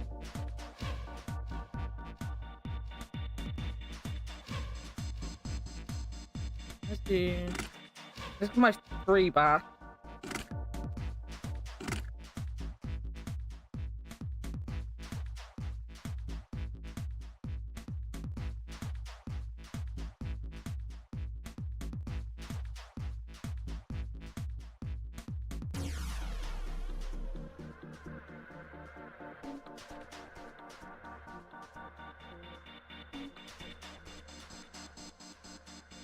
That should do.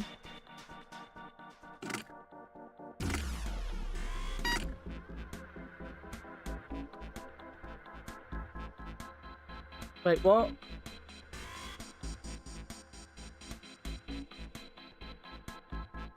Wait, what?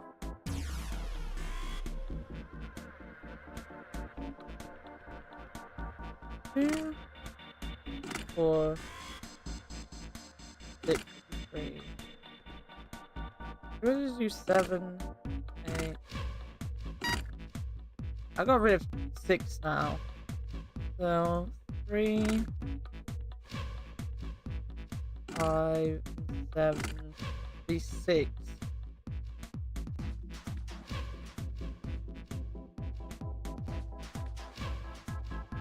I am Butter Bear. Exactly. I'm a Butter Bear.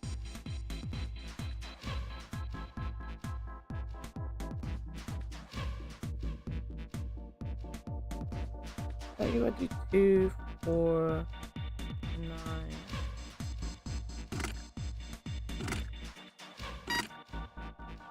Why did that do nothing?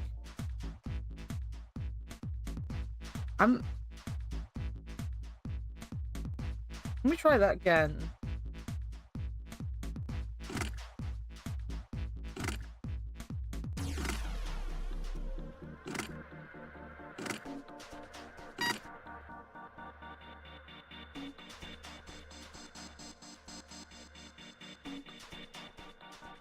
Can I restart this puzzle?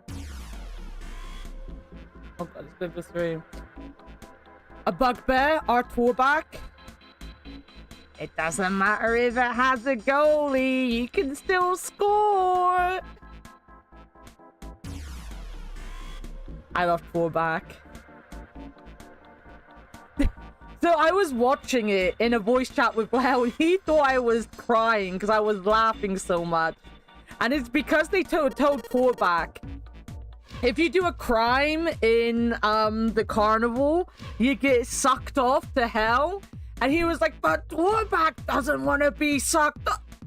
Tourback has reconsidered stealing. Tourback thinks it's a great idea. Because he wants to be sucked off, guys. So then later on, when like Cremmy was like, what's the worst that can happen? And Tourback's like, but Cremmy, you can be sucked off. Isn't it wonderful? You can be sucked off. I'm sorry, I cannot do I can not do a Tourback without sounding horrible. Oh, I think maybe it's you have to have like higher numbers on the bottom.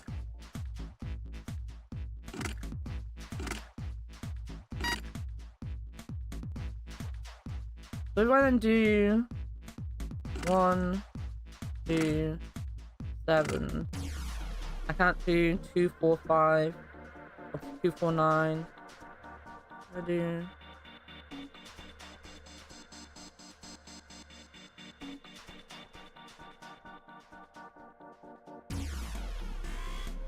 3, 4. I turned something off. I did it wrong. If I got 1.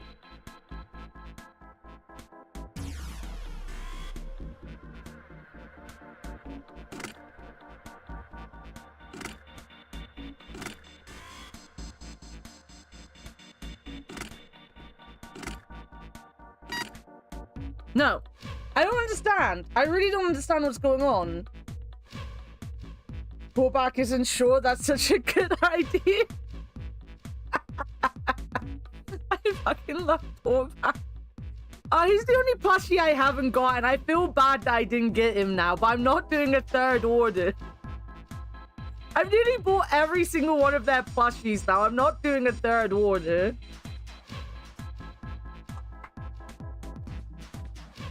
There must be something I'm doing wrong, because sometimes it's not inputting anything.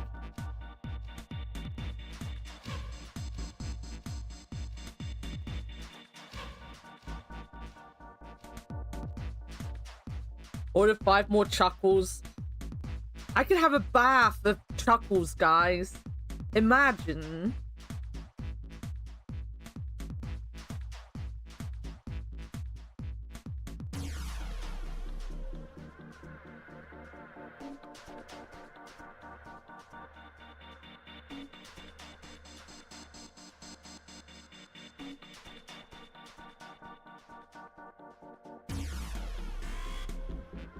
Replace bed with mounted Chuckles. Oh. Oh. Oh. Oh, sexy. A honk legion? Yes, a honk legion, if you would. You Chuckles bath and shit in this spaghetti bath.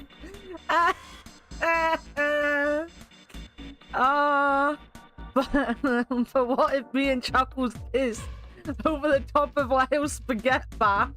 What if? What if? The thing of nightmares for Leo.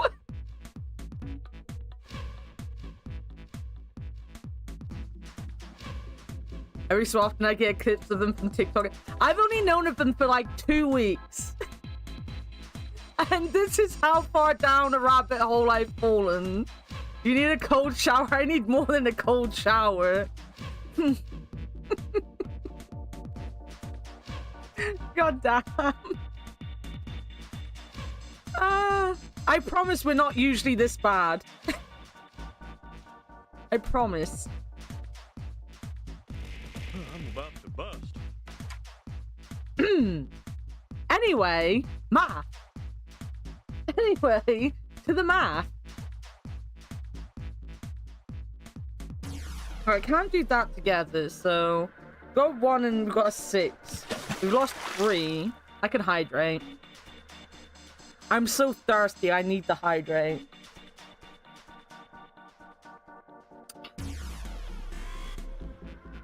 Okay. Can I do a math? One math. Why is this not working the way I thought it would work? 2, 4, 6.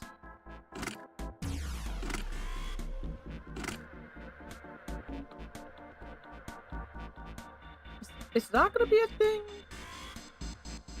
3, 4, 5, 6, 7, 8, 9.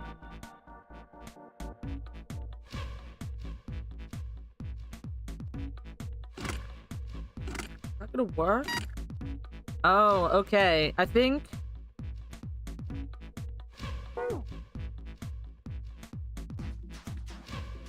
Oh god, I wish I could just reset this without having to do this. Look, guys, we need to get horny when we're doing math, okay?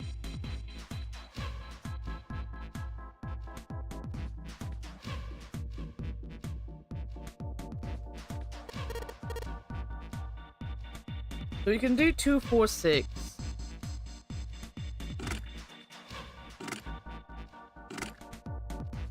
And 3, 5, 7. Alright. Guess I'm doing math wrong. Imagine the math is spaghetti, Leon. That might turn you on.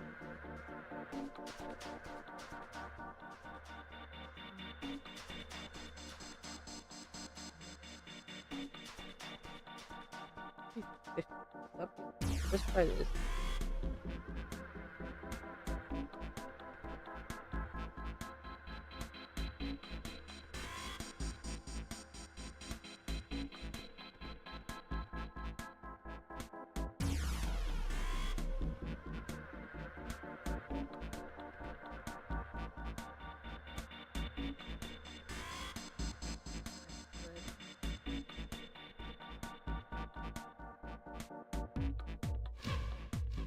No, it's not wrong.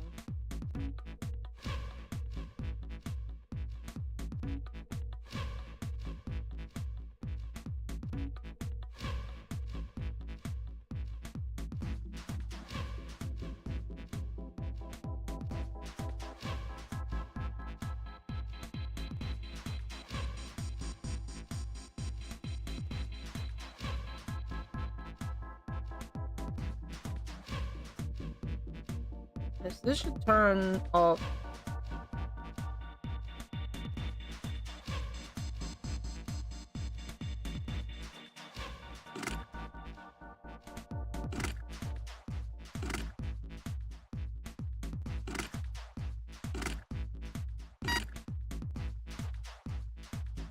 Well, I did my math completely wrong on that and just turned everything off.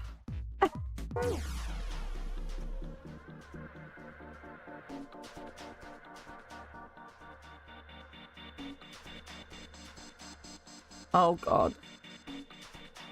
Calculate responses, it adds up.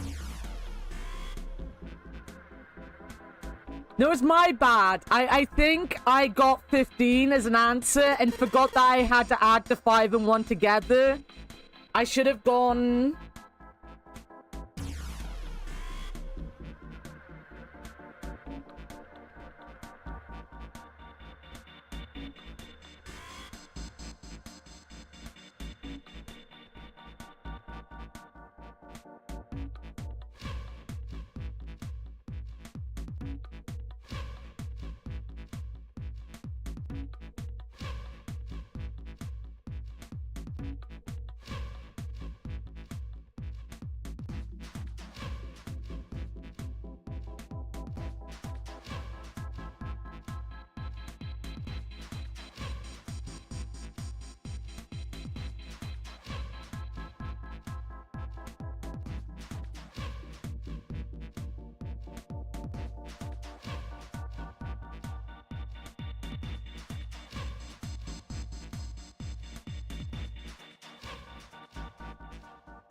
God damn.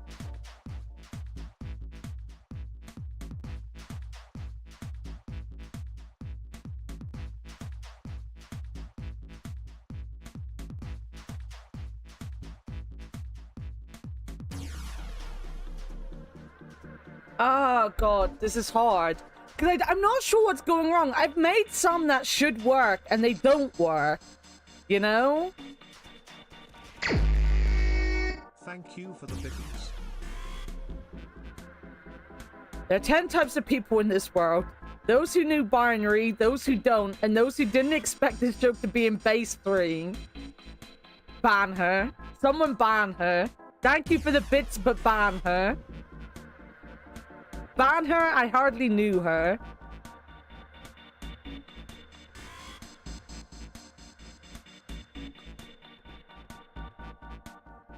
I say we cheat. I don't want to, though. I don't want to. I've got this far all on my own. I kind of don't want to. I can math. I know I can math. Now I just sound desperate. I know I can math, guys. I know I can. Right, so let's get these in. So I've got 2, 4, 6. And we got 3, 5, 7. Alright.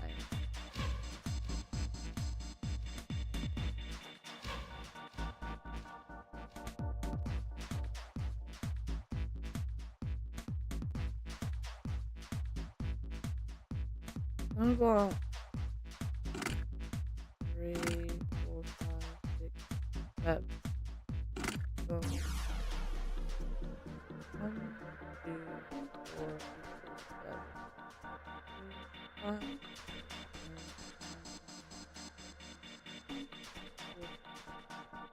6, 7.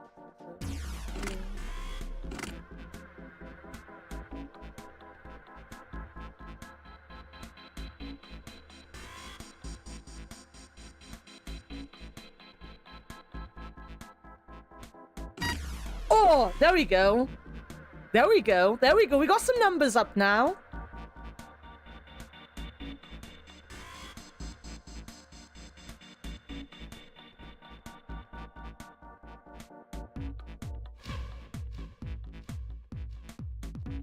So 3, 4, 5, 6, 7, 8, 9, 10. That should be 10.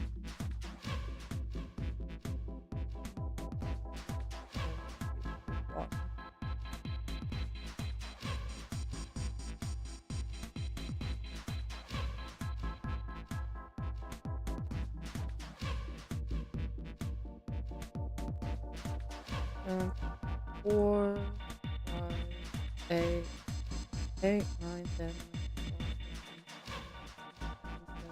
Should be 8.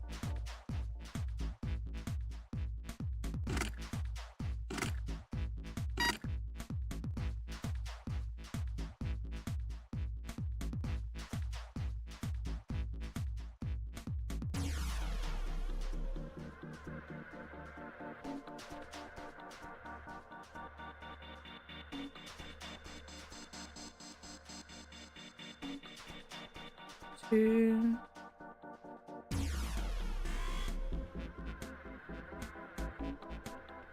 No. 2, 3, 2, 3,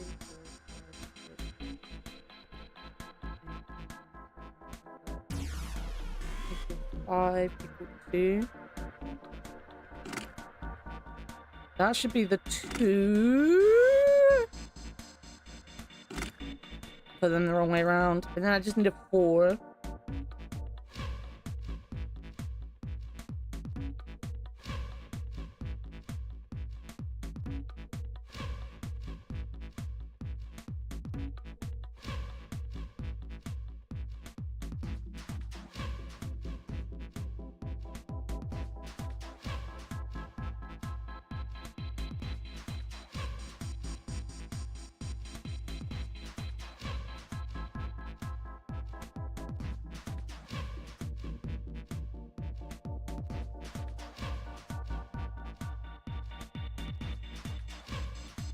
should be 1, 3. Fucking did it! Avia, you're in time to see math. Math! We did math! Alright, the lights are on and the show is opened up. Hey, does that mean... Yeah, we gotta do it again. Man, I thought we were doing so well. Okay, so we've got 9 holes, and there's an F up above them. I don't know what the F means, but I do know one thing. What's that? This time there are 9 holes, so we need to insert 9 pins. Man, that's boring. Well, why don't you just try it, alright?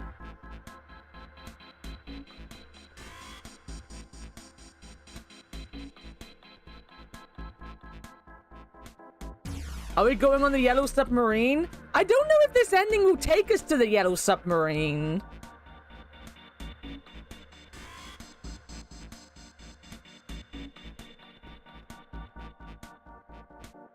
No less than 9. I'm starting to feel like it's gonna be...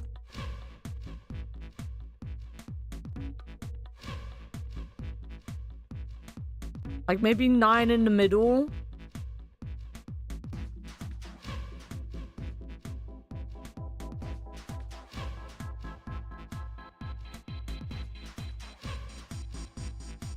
I don't know what the F means.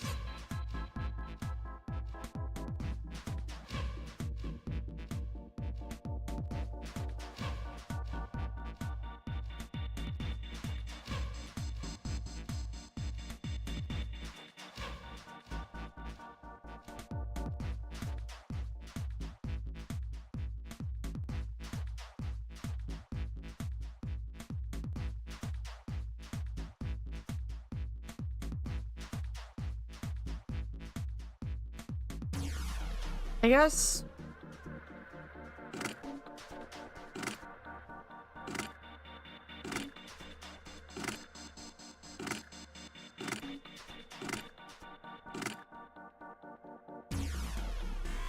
No.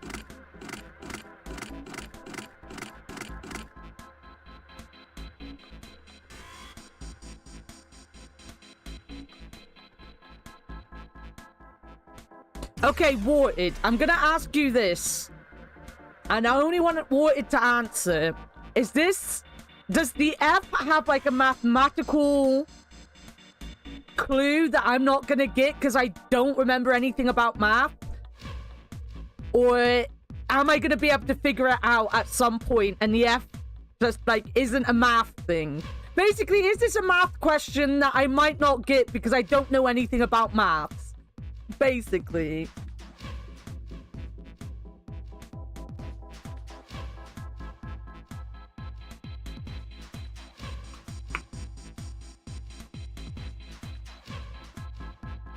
There's a clue that's cropped up in this path. Fuck. Alright.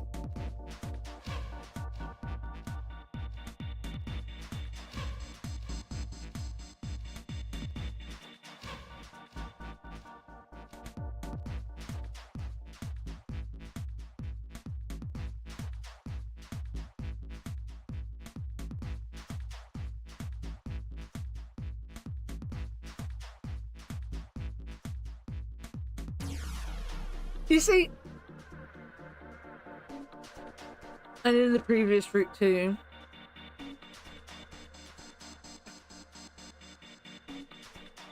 This doesn't have to do with the hexadecimal thing, right? You see, my thing is, I know these squares. These squares usually mean that everything has to add up to the same amount on every given level, right? That's usually what it means in these kind of like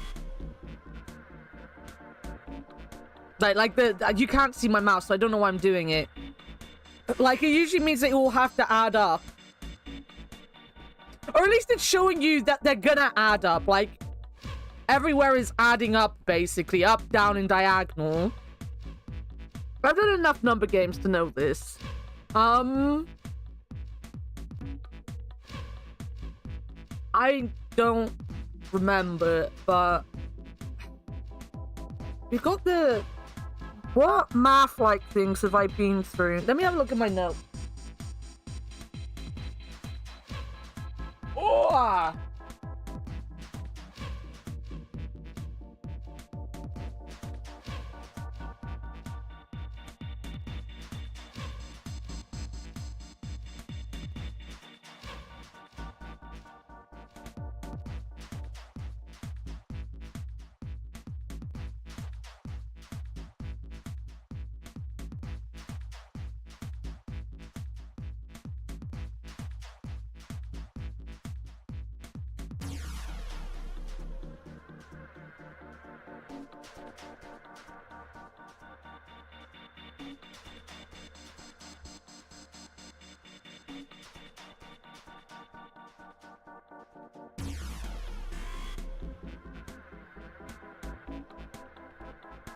No.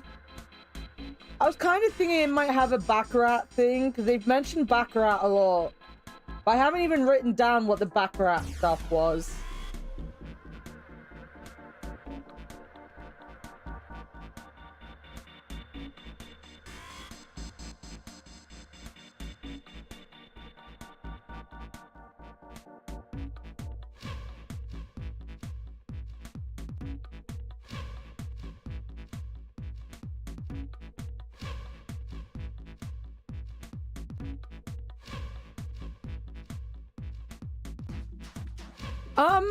The question I want to ask, is it a Baccarat thing? Is it anything to do with Baccarat? That's the question I want answered.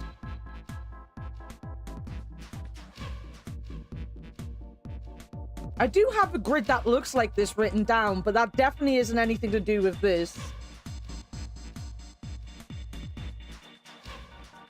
Not Baccarat? Okay, I don't have to think about Baccarat.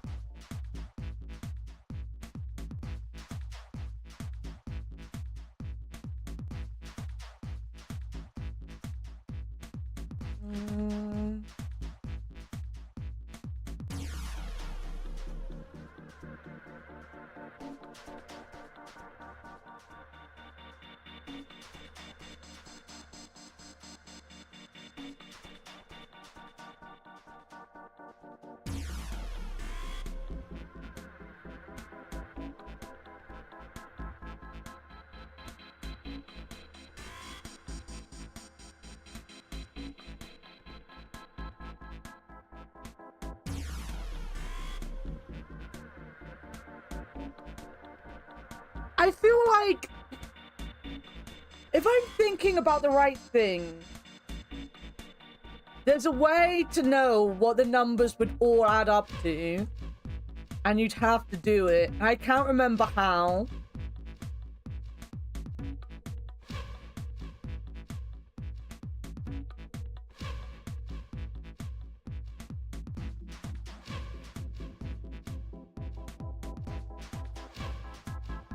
And we're not gonna know until I actually put everything in the right place either. I'm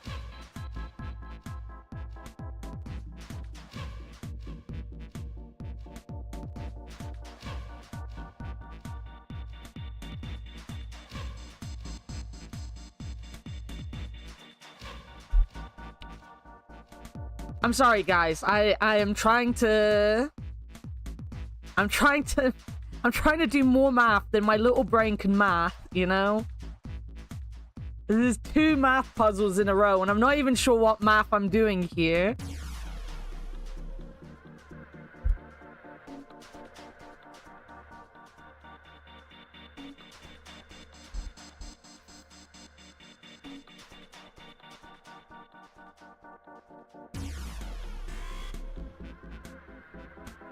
Ultra despair equations. You know the trick you're thinking of?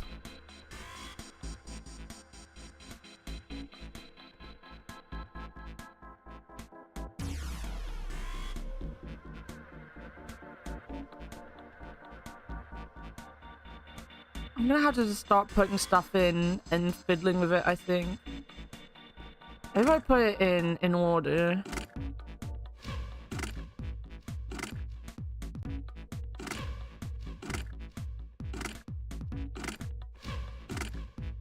At 5, 6, 7,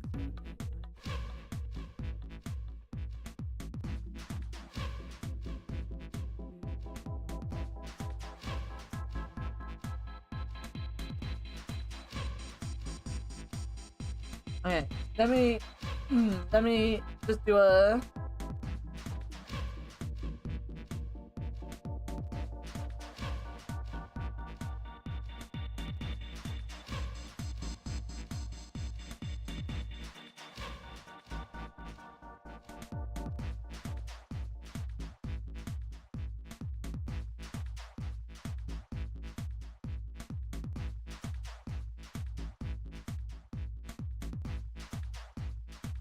Okay.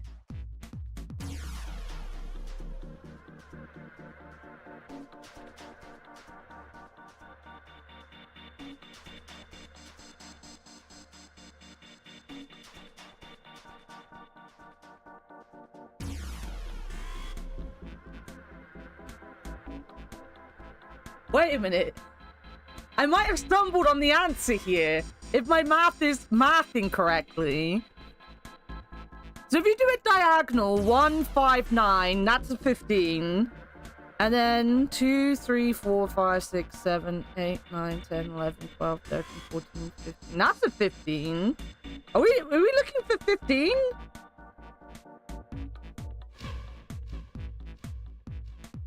Seven, 8, 9, 10, 11, 12, 13, 14, 15.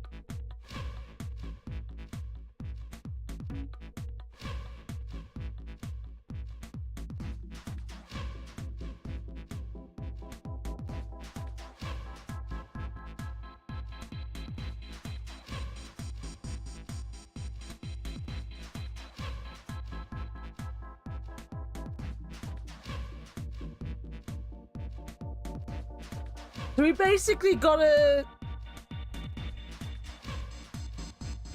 Okay, so that we're not here for 2 million years, is it 15? Is my magic number 15? Please tell me I accidentally got the 15.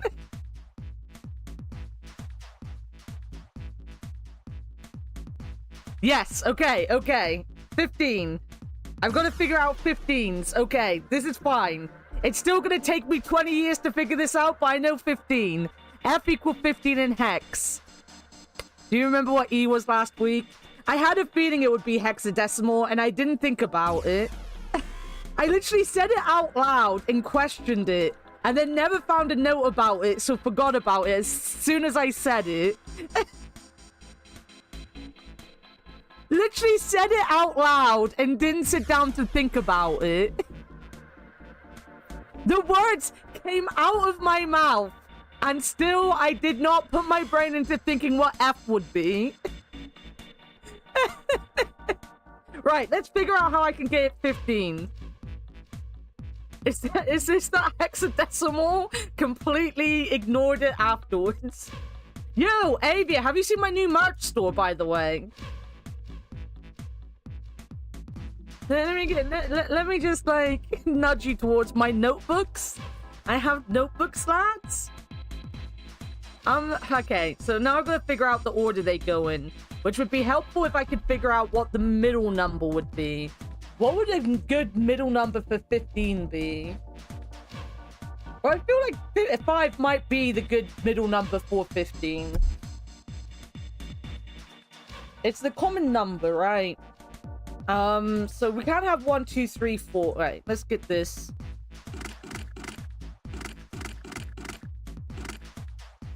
So we do need 1 and 9 on opposite sides of the 5.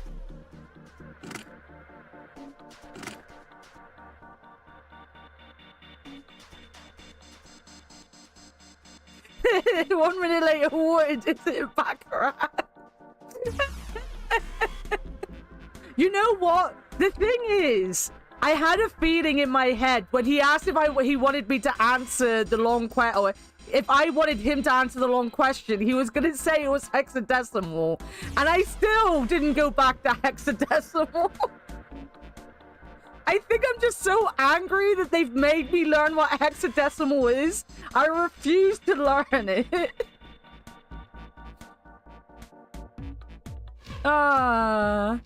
Right. So if I'm going with 1, how do I make 15 with a 1? Don't answer. I will figure it out. Well, it's pretty easy, actually.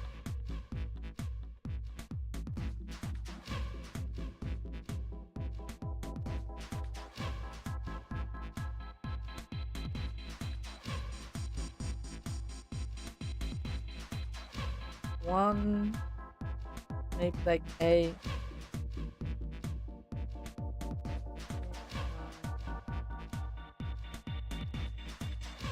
See.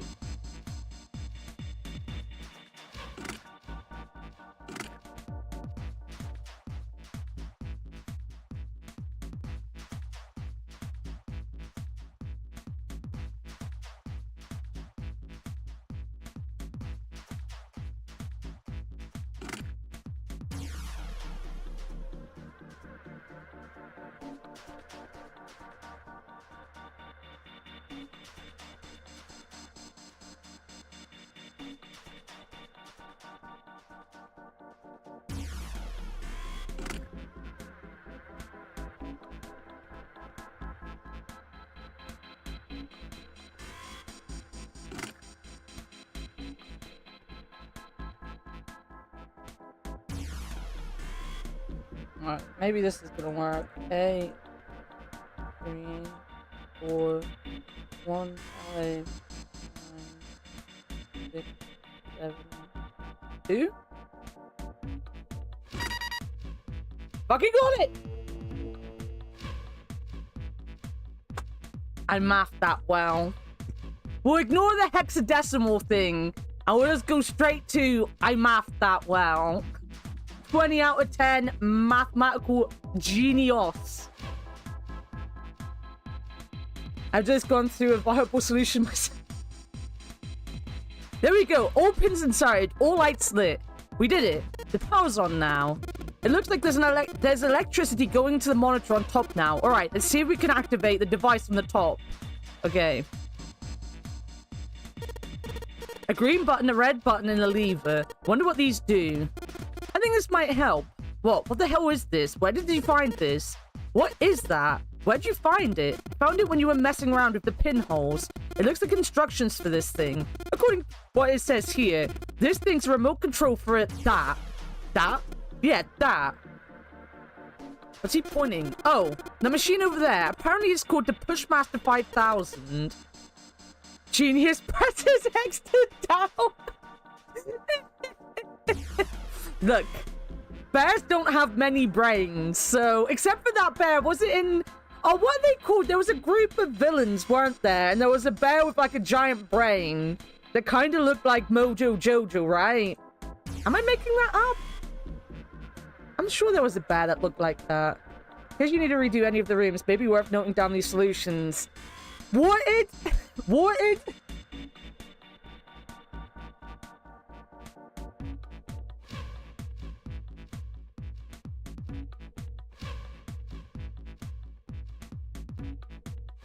Something can Carney? Yeah, maybe.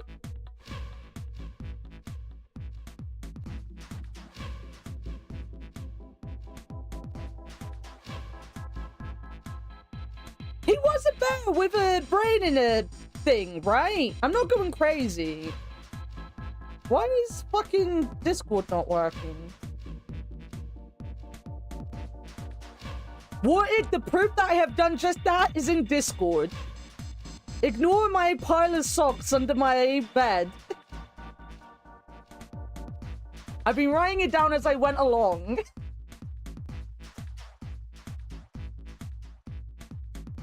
I'm pretty sure I put it in the right place. I don't know. Discord was being weird on my phone. I'm pretty sure he was. Yeah, let me have a little Google. Yeah, see? This guy. Wait a minute. Let me get...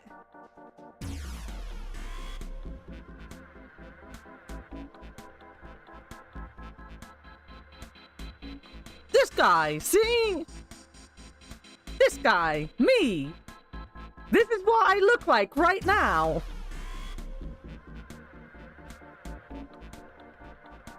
It's me. It's me. Bosco the bear. Me. Why does he have a baby in his belly, actually? I don't think I want to know. Oh no, I've lost my cursor. Where did my cursor go?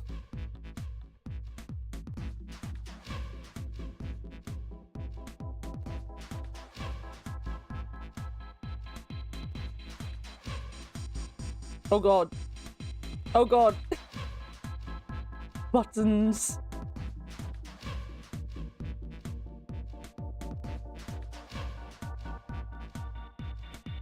Are you serious?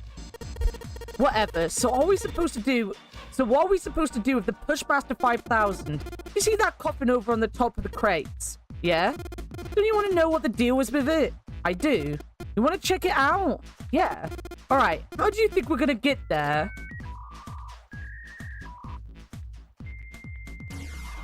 Isn't that his stomach? It kind of looks like a... Wait a minute. I need a reboot. Oh yeah, I guess it is a stomach. I was gonna say, it looked like a baby, but no, now I looked, it genuinely is, it definitely is. He's crying, he could be crying. Or it could be... What was the one in Earthworm Jim? It was the fish, right?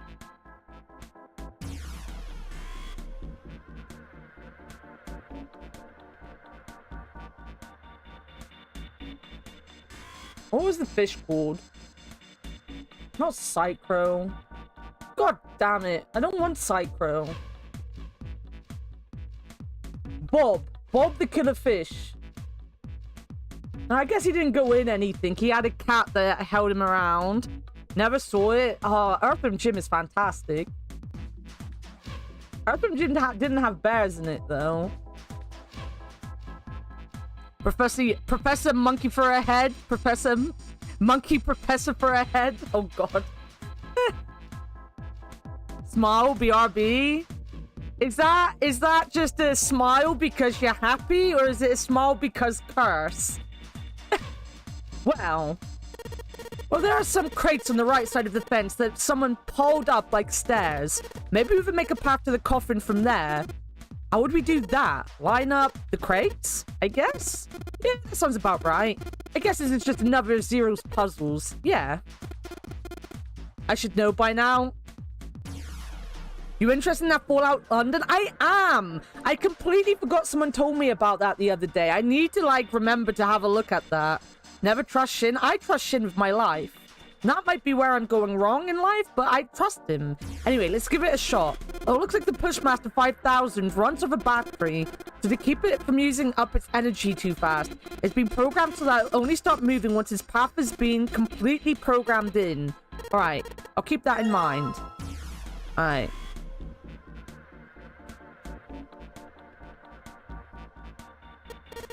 Alright, let's give this a try. Sure thing, just keep in mind that there is a limit on the battery, alright? The battery dies after 50 moves. At least that's what it says in the manual. 50 moves, huh? So keep in mind that the Pushmaster 5000 can't move the heavy metal crates, okay? Got it.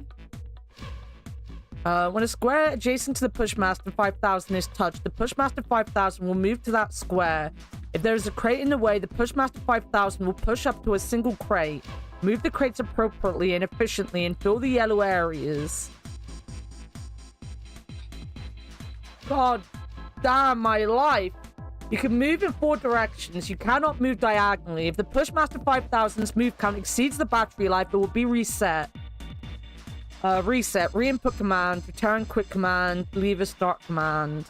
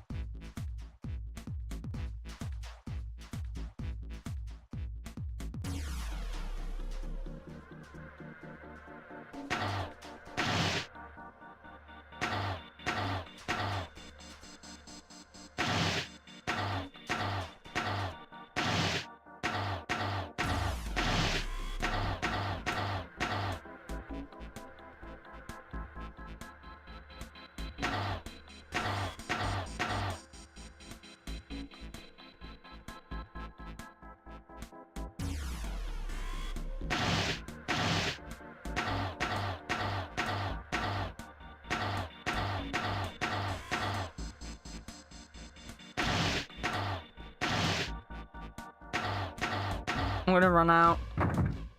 I think that's basically what I need to do, though.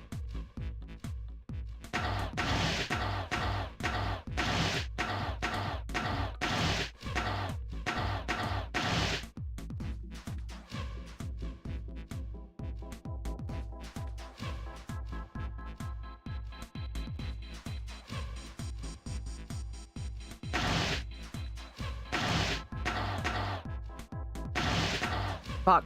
I didn't want to go that far. I don't want to do that either.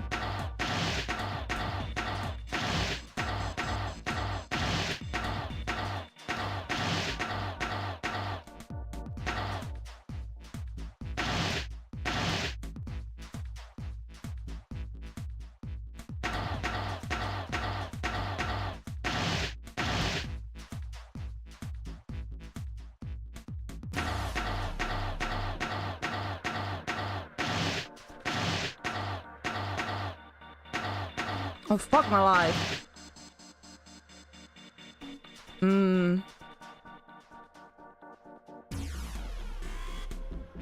Okay. Close.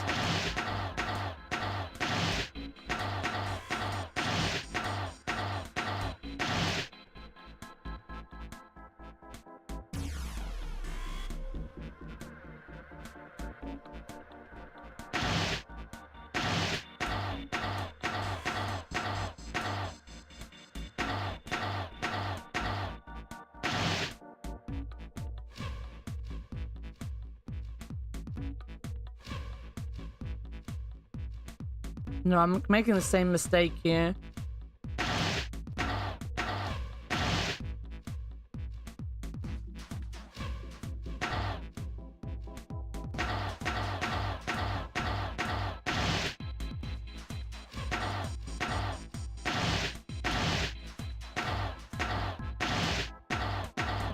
Yeah, I didn't have enough to save that. Fuck.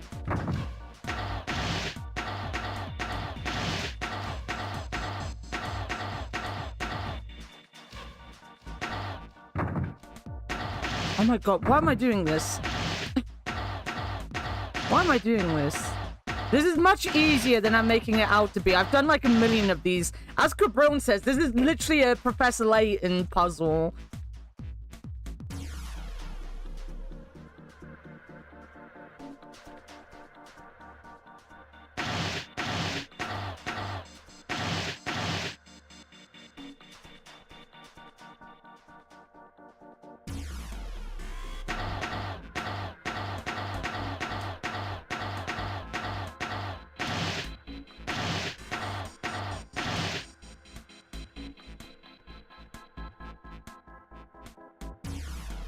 Maybe I should put it up.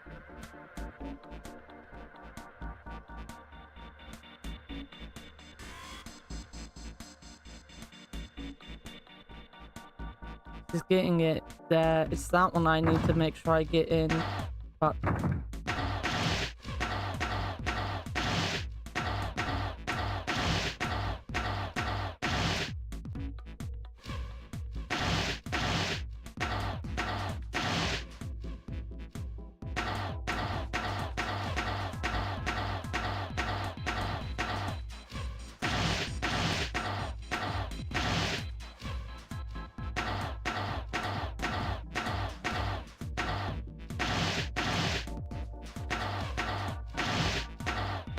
I just ran out of moves. I'm so close.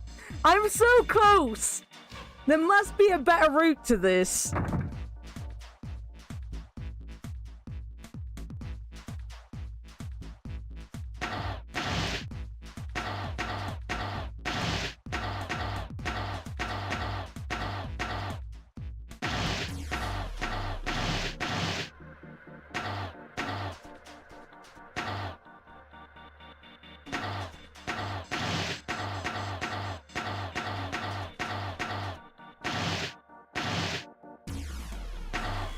I'm still gonna run out there. Yeah, I've used way too many. Add in 5, thank you.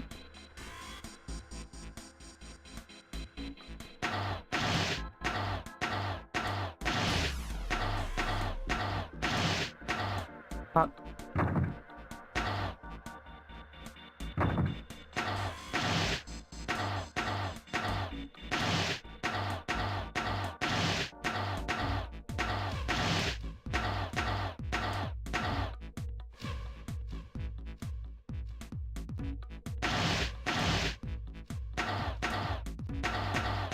I'm wasting so many moves just like randomly positioning them. There must be an easier way to position them.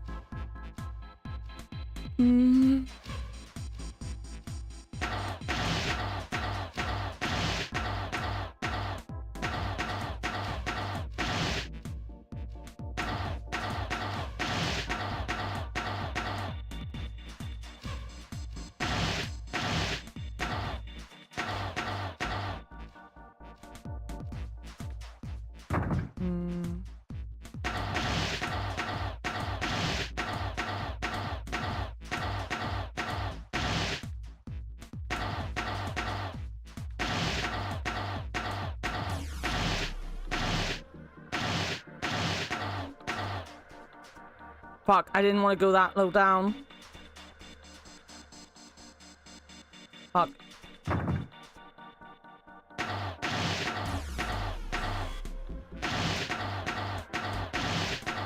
No, I wanted to still try what I was doing.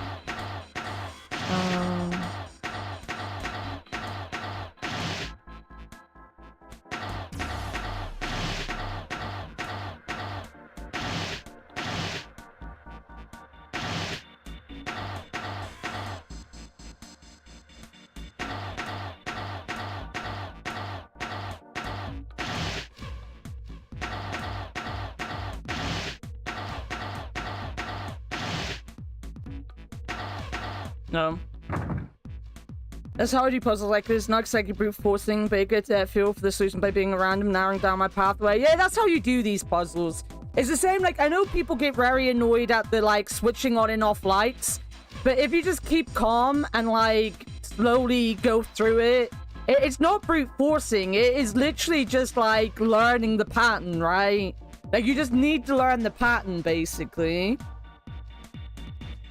You could be wrong, but you'll figure it out by being wrong. It's why when people get, like, really angsty about those kind of puzzles, I'm always like, just give yourself a little more time, you know? It'll come to you.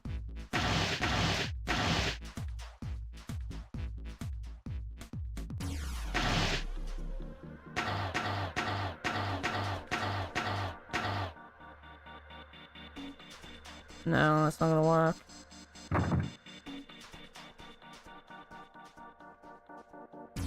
You definitely need to, like, push them.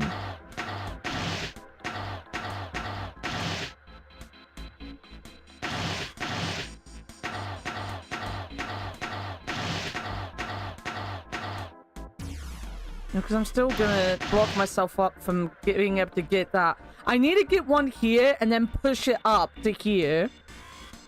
Like, I need to make sure that is not my last one, because I can't get anything in there, and I can't come down, so it has to be whatever I'm doing at the bottom.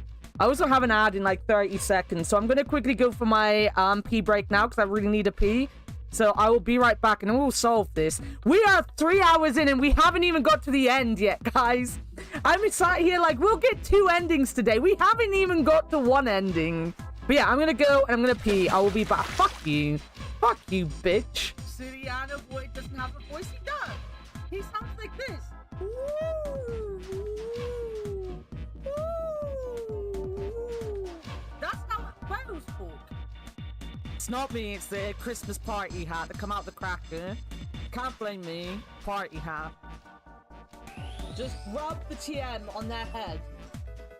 Learn. Still can. What? You still dare to fight? That's it. I've had enough.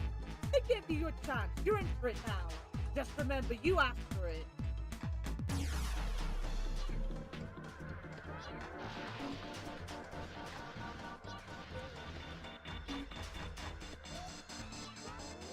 Fuck. I did not do anything. Fuck my life.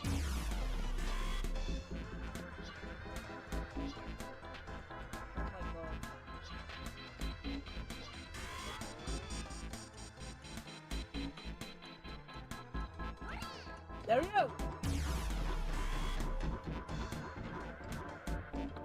Samurai pig, that's what they call me in college. I went by Porky in high school. I want you guys to know that these pigs are not usually that easy for me. I don't know how I managed to do that. I'm treating myself.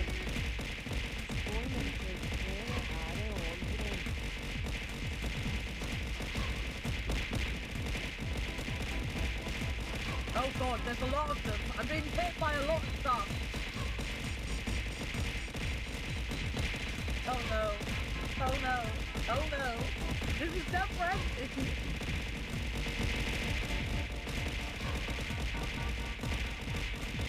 Something donate counts for this. Oh no.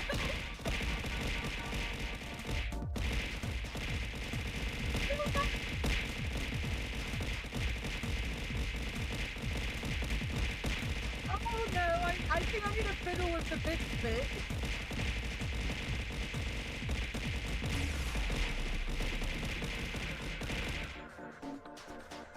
Nothing happened. Nothing at all happened. I definitely What is that? That is creepy. I don't like where I do not like where his hand ended up either. I'm not a fan. I am not a fan.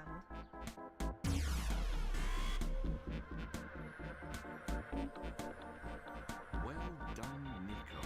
The bread is now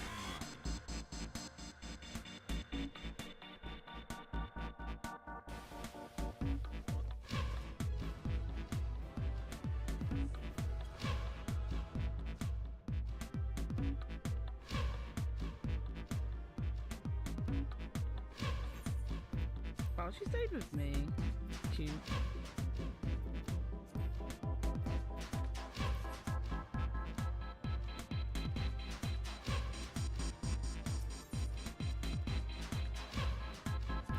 Oh, they're lovely.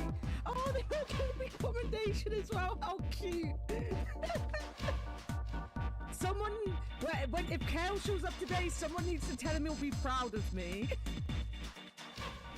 I'm definitely going to be telling him sooner.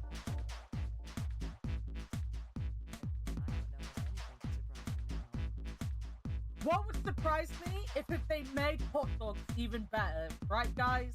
Like, hot dogs are peak food.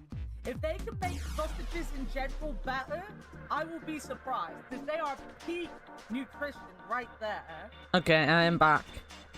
I am back and ready. I just realized this is the one part, this is the one time when you kind of want the little screen to be the big screen, and I never changed that. Yo, welcome back, Candle. Thank you, thank you. Good job's ready for me.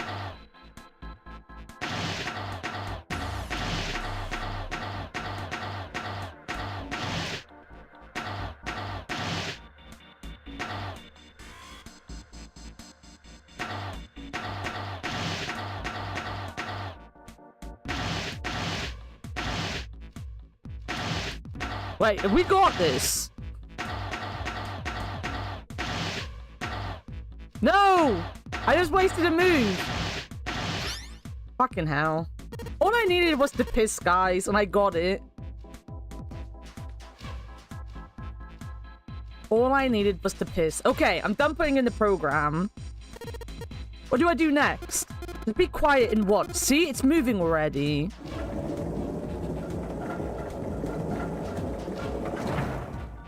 I knew I was so close.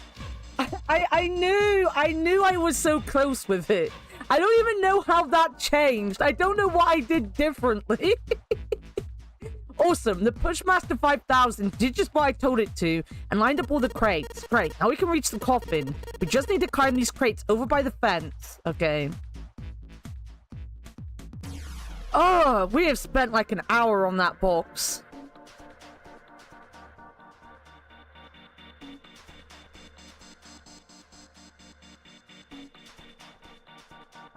They walked slowly past the row of crates until they came to the coffin. They stopped and nodded to one another, and Junpei put his hand on the lid of the coffin.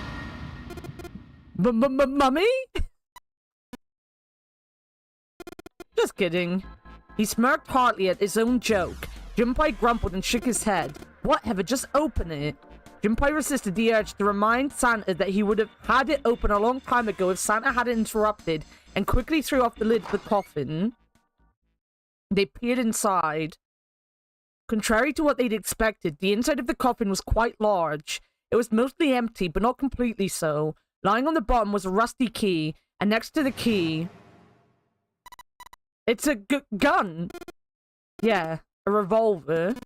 Looks pretty old. I wonder if this is a replica. Junpei reached down slowly and cautiously picked up the revolver. Are you my mummy? Are you my mummy? In his hand, it felt heavy. He checked the cylinder. There were 6 bullets. He'd never seen a real gun or even a real bullet before. He couldn't tell if these were real or not. The barrel was rifled and nothing seemed to be blocking it.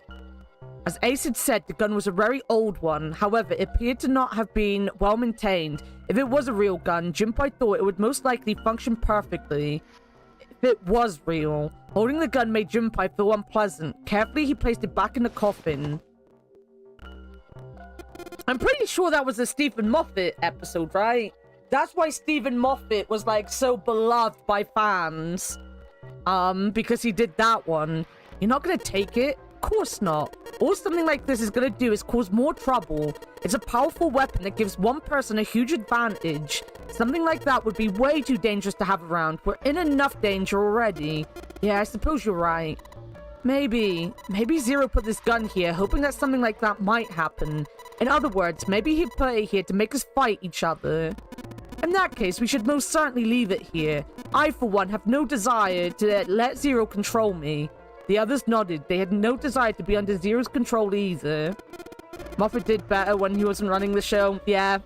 I love, Matt Smith and Eleven. Genuinely, I love Matt Smith and Eleven. I love a lot of their episodes, but I will admit he was a poor showrunner. Okay, we've got that figured out. But you aren't going to leave that key in there, are you? Yeah, of course I'm not. Junpei picked up the rusty crate key, not the crusty key, and slid the top of the coffin back into place, and... Wait, no. And slid the top of the coffin back into place, the gun back where they found it. Let's leave it where anyone can stumble up. At least take the bullets, right? You can at least take the bullets. Crusty key, we could have steal some Krabby Patties. Yes. A rusty key. Maybe we can use this. Okay.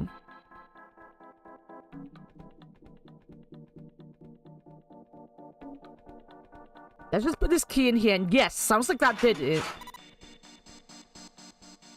Well, they had half-decent scripts they shown. They really did. Matt Smith is just a fantastic doctor. He's my favorite of the new doctors.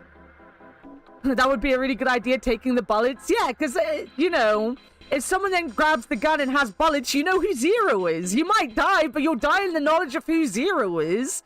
Yay! Looks like it's open, Jumpy. I see. This key should open this door. Hey, what are you waiting for? Let's go. Yes, it's opening. Haha, sucker, I know who you are. Ugh, dead. You found it. It's just a game. The hallway left the cargo room headed straight toward the stern. Junpei and the other three proceeded down it silently. Some distance along it, a large room opened up on the left-hand side. It looked familiar. The flush and really get rid of them, or just throw them down a drain. You found it. You could even move the gun, right? Like, if Zero knows the gun's in the coffin, taking the gun out and putting it somewhere random on your way out, you know, at least then Zero has to go find the fucking gun, right?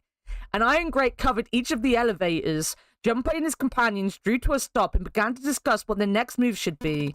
We've seen his elevator before. We got off the one on the left just a little while ago. Then we went through the number 6 door, and that took us to the engine room. Yes, and after that, we passed through the cargo room. And now we're back here. In other words, we made a loop. We're back where we started. Junpei approached the elevator. Gently, he pushed the triangular button on the wall next to it.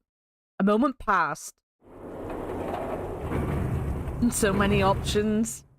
I'm a bear that will survive, you know? I will survive. The elevator door opened. Like that. They talk well, apparently. And shut. No. Dale. Pushing the button had apparently restored power to the elevator. The elevator was now functional. Not fictional, though. What do we do? Do we return to C deck? No, this hallway keeps going. Even if we do end up going back, I think we should see what's down there first. I agree. Let's go. The decision made, Junpei and his companions left the elevators behind and continued down the hallway. Or factual, fuck factual.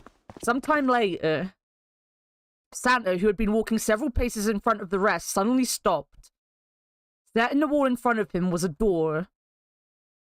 So far as Junpei could see, there was no other way to proceed. It was the door or nothing. Alright, let's open it. Junpei took a deep breath, readied himself, then grabbed the doorknob and pulled the door open.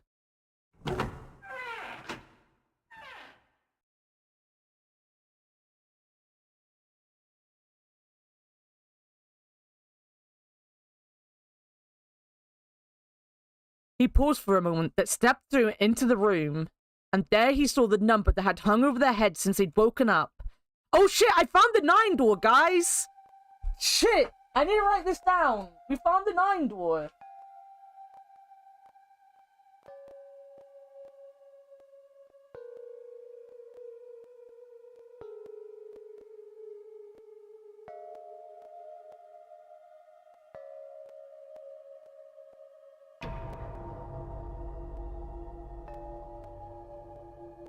Oh god.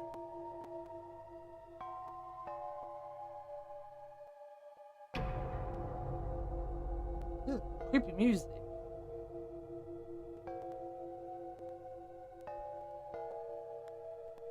Thank you. Getting clips is gonna be very important, guys. I'm gonna have to I'm gonna have to make this apparent, but with the settings as they are, our clip thing for the BRB now only does the last 365 days. And I do not have many clips in the last 365 days. But as every day passes by, we lose a clip from the pool. So every clip helps now. Did I miss anything important in the first chunk? No. So we started off in the engine room. June had another fever, about a fever. Like, I don't know. Tell me a food quick. Pizza. Pizza. June didn't feel well. She didn't really do anything in the first room. Ace got a bit uppity with us when we told him we knew how a puzzle worked. But away from that, nothing really happened. You've been here since all the story started. 9. Like the numbers on every other door, this one too was a rough shape made of red. This too was a rough shape made of red paint. His door was set into the back wall of the room. Junpei leapt toward it with a sudden burst of hopeful energy. It was a large double door, heavy and full of solemn importance. He grabbed hold of the door handle and shook. Nothing, but he hadn't expected it to open. The red sat on the wall next to the door. It screamed red vacant. Finally, they found it. Junpei felt himself overwhelmed by a torrent of emotion. At last, they found the exit, but cold gripped his heart, and he knew all too well why. As he stood frozen, unsure of what to think or feel. Jumpy, look! Behind you! He spun around and couldn't believe what he saw. There was a door with the number 9 written across it. Was there a second door? Why? Junpei's voice was barely audible, even to himself. He stumbled toward the second door as if somehow compelled. It was a small single door. It sat in the starboard set corner of the room on the same wall as the door they'd entered from, but in the opposite corner. 9. There was no mistaking it. A red sat on the wall next to this door as well. Junpei shook the door handle pointlessly and muttered to himself. Why? Why the hell are there 2 doors? It was Santa who answered. There were always 2 doors. Just think about it. Zero never said there is only 1 door with 9 on it. It is hidden, but an exit can be found. Seek a way out. Seek a door that carries a 9. Of course, we just assumed that there was only 1. After all, why would there be more than 1? Oh man. Jeez. Junpei was stunned. Zero's trick had taken him completely by surprise. There were 2 doors. That meant that all 9 people who had met at the central staircase could escape and leave no one behind. Now, the reason for the bracelet numbers being 1, 2, 3, 4, 5, 6, 7, 8 was 8, 9 was clear. Divided in 2, the digital route for both teams would be 9. For instance, 1, 2, 7, 8 and 3, 4, 5, 6, 9. The digital route for both teams would be 9. Or 2, 3, 4, 9 and 1, 5, 6, 7, 8. The digital route would also be 9. There were many other workable combinations, but they all ended the same way, with a digital route of 9. What did that mean? The answer was quite simple. From the very beginning, the nonary game was designed to save all 9 people. Zero hadn't been lying. Zero had never said there was only 1 door, but anyone who'd found themselves in the game would have assumed that was the case. fights would have broken out. One team would likely betray or deceive the other. Someone might be hurt. Someone might get killed. But eventually, they would reach their room Junpei now found himself in and realize the pointlessness of whatever violence they'd visited upon each other. There were 2 doors. No need to kill each other. They'd understand and be appalled, overwhelmed with guilt at what they'd done. Perhaps that was the purpose of the game. That was how the nonary game was meant to be played. Fortunately, they hadn't started to fight one another, at least not yet. But if one misstep was made, if the wrong mistakes happened, the stakes would rise and the noose would tighten. The thought of it sent a chill down his spine. I mean, they have started fighting. Does he not remember there's 2 dead bodies? Oh god, they're smiling at each other now. I don't like when the shins all smile at each other. Why are the shins all smiling at each other?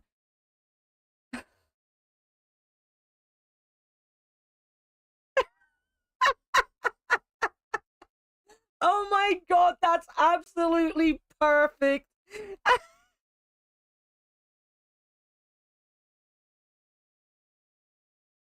Wait a minute. The file is literally called Hugh. You little shit. You're not in Discord, you just wanted to smile? That's absolutely fair. Look at this. I'll share, don't worry.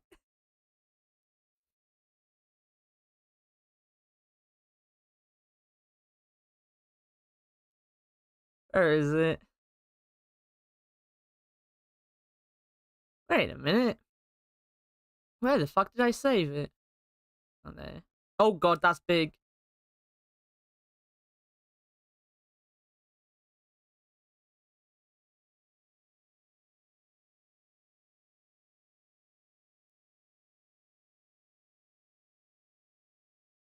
It's me, guys.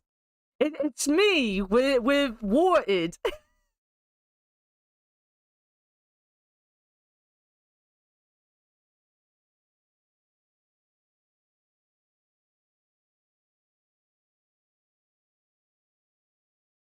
Thank you, Leo. I appreciate it.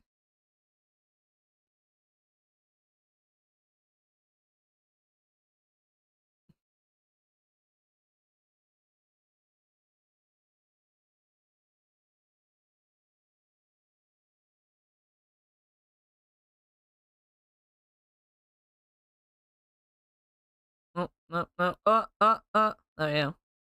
Everything is safe again. God damn. 10 out of 10, Lau. You've outdone yourself today. You've outdone yourself. That's perfect. I love it. So, what are we gonna do, Jumpy? A voice broke through Junpei's frantic thoughts. Santa's voice. It brought Junpei back to his senses. No use worrying about the future. He needed to figure out what they were gonna do next. There were 4 people in the room. Ace, Santa, Junpei, and June. The bracelet numbers were 1, 3, 5, 6. The digital route would be 6.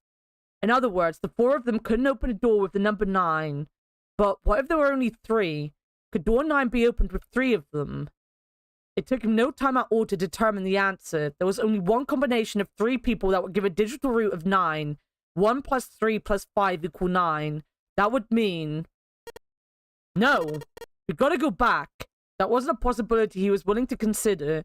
Santa and Ace agreed. Yep, I agree. We cannot leave June behind. Junpei let out a breath he hadn't realized he'd been holding. Are you sure? I don't mind staying. June's body betrayed her true feelings. Her eyes were wet with the beginnings of tears and her legs shook. It's okay. There's no way we'd leave you behind. Santa had said what Junpei had known the moment he realized which 3 people could go through the door. Besides, I'd rather drown at the bottom of the ocean than escape with this sausage fest. Wow! Wow! I'll have 2 number 9s, a number 9 large, a number 6 with extra dip, a number 7, 2 number 45s, 1 with cheese, and a large soda. Soda's in Danganronpa. You've got the wrong game, Candle. Maybe I'm gonna go to Atlanta. Haha, are you sure you don't mean Atlantis? Oh, right. Isn't Atlanta in America? Perhaps it was a sudden reassurance that no one wanted to leave June behind, but Junpei laughed harder than he had in some time. Santa and Ace smiled. You guys. June blinked tears from her eyes and bit her lip. She didn't seem to know what else to say. Very well. Best we head back to C deck then. We should be able to take the elevator we passed earlier. Perhaps Clover, Seven, and Lotus will have returned from door 1. Even as Ace spoke, they knew finding the others wouldn't improve the situation. There was no way they could be split into teams that could both go through the doors. Ace knew it. They all knew it. But there was nothing else they could do. They would find the other 3 and search for another solution. Alright, let's go. Ace looked at all 3 of them, then turned and headed through the door.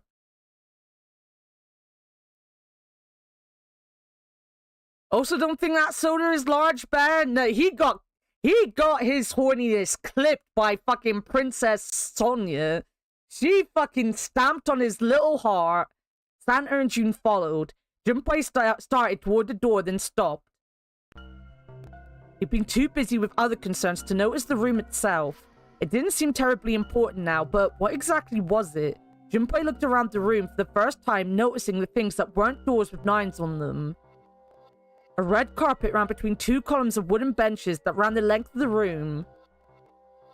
The carpet began at the large set of double doors and ran toward the bow, but toward... Junpei wasn't sure. Was it an altar, perhaps? There was a small rectangular alcove at the end of the carpet, and inside the alcove was a raised platform. Right, let me write this down. When you have a bit of music, let me write this down. Someone's texting me.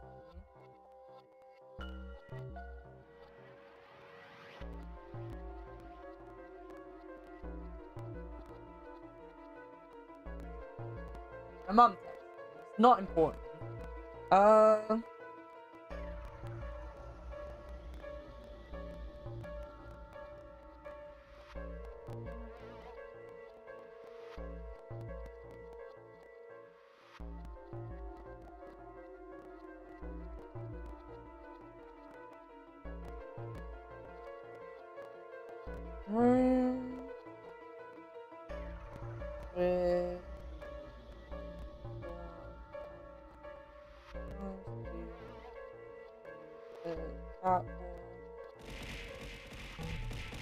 Thank you for the food candle. I appreciate the feeding. Well, he wasn't really thinking about getting his dick wet. He was worried that, you know, that June wouldn't get wet enough. Remember?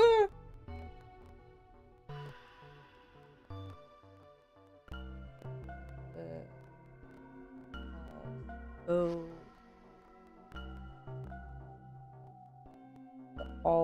Or, right?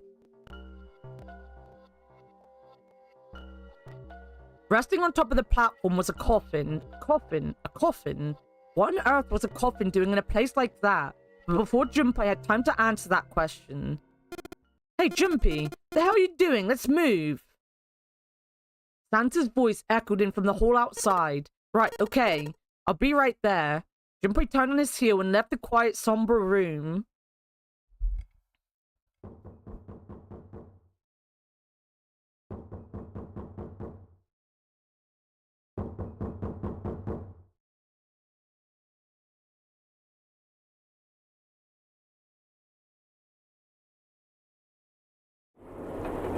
There's someone in that coffin, guys.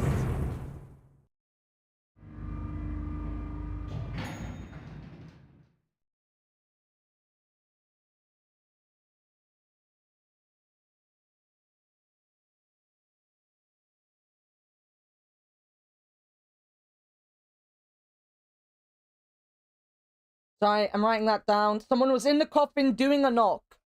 Spooky. They took the elevator up to C deck. Once there, they headed back toward the main hall and the central staircase. It didn't take them long. Junpei found Seven and Lotus waiting for them. They didn't look happy. We've got a problem. Clover is gone. Junpei and his 3 companions looked at one another. He turned back to Seven and Lotus. What do you mean, gone? Santa, Ace, and June had their own questions to ask. When? Why? You 2 went into door 1 with Clover, didn't you? Seven and Lotus responded as best they could. Yeah, we went through the door together. Clover barely spoke to us. She just did her own thing the whole time. There were 4 rooms on the other side of door 1. She wouldn't let us into the 4th room. She just said, I'll take care of this one, and shut the door. He must have blocked it with something on the other side. We waited for a while, but Clover didn't come out. We called for her, but she didn't answer. So I kicked down the door and went into the room, but it was empty. Clover wasn't there. There was a door on the other wall, and it was open. We figured she opened the door and left by herself. We ran after her, of course, but, well, obviously we didn't find her. You figured that much out. Clover's gone. Junpei thought for a moment. When did this happen? We got it just before you. You certainly have an excellent timing. So you haven't searched anywhere other than near the staircase? No, we haven't. Finally, Ace spoke. His voice had an edge of resolve and concern. Very well then, we best separate and look for Clover. We haven't much time left. Let's begin. There were quick nods all around, and the 6 remaining players spread out. Coughing, knocking, nothing weird about that, I know, right? Junpei and June ran into the central hospital room and looked around. She's not here. No, she isn't. They searched a little longer, but with no luck. They couldn't find Clover. Finally, they gave up and left the central hospital room. Slowly, they made their way back to the hallway. At last, they reached the stairs, and Junpei spoke. Alright, I'm thinking we should probably split up. I'll head back to the stairs and take the elevator down to E deck. June, you can take the stairs up to B deck. Alright, that sounds good. But, what? Could you stop calling me by that code name when we're alone? Huh? Oh, sure, right. I'll do that. There was a reason Junpei persisted in calling her June, even when they were alone, although perhaps not the best reason. He was embarrassed to call her by a nickname he'd used when they were children, Canny. 9 years ago, it came naturally. After all, they were children. But now that they were adults, it felt strange. Regardless of what he might hope for, to call a woman he wasn't dating by such a childish nickname felt odd to him. Dude, there is a child missing? Will you get your fucking pants in order? Jesus fucking Christ, you little bitch. We could die. Let's stop with this sexy music. Did she do it all then, like I guessed? I feel like she is. I feel she did. Literally every 10 minutes, he really fucking does. Of course, to call her Miss Kurashiki would be even more awkward, and simply Kurashiki would seem a little brusque. And though he couldn't put his finger on why, it felt somewhat forward to call her Kane when they hadn't seen one another for so long. In short, it was simply easier for him to call her June and leave it at that. Alright, I'm going then. Yeah, be careful, Kane. June, or perhaps more appropriately, Canny, blushed and smiled. You be careful too, Jumpy. Yeah, got it. Take care. Junpei looked after her for a moment as she ran up the stairs, then turned around and took off for the hallway.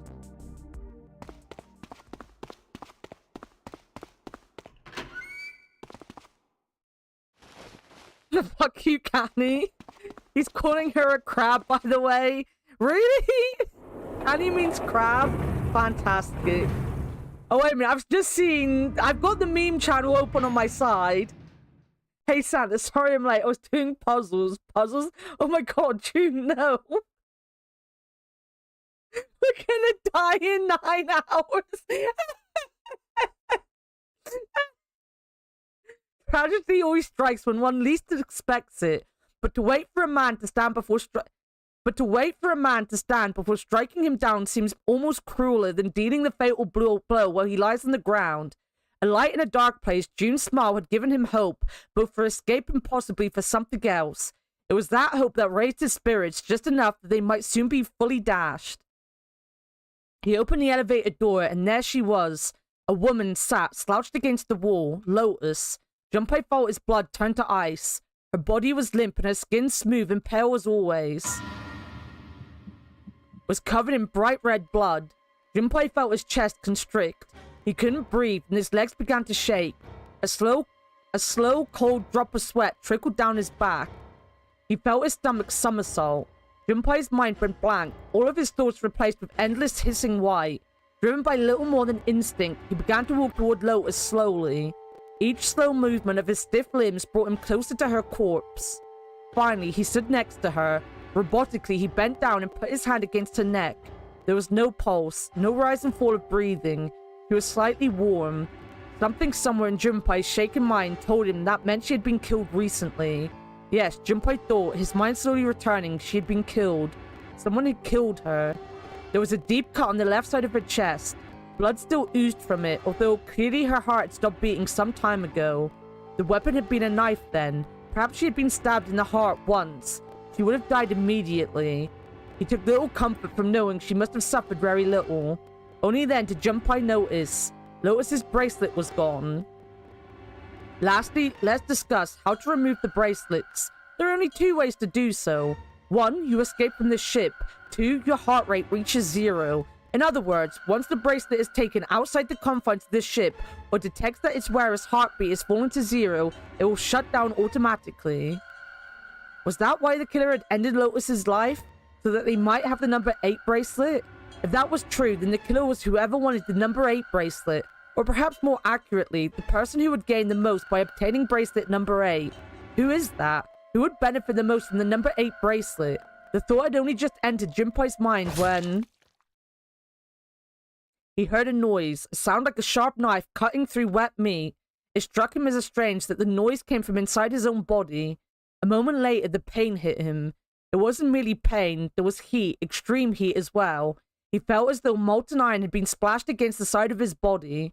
Finally, his brain made the connection. He had been stabbed. But where? His body was quickly going numb. He couldn't tell where the knife had met his flesh.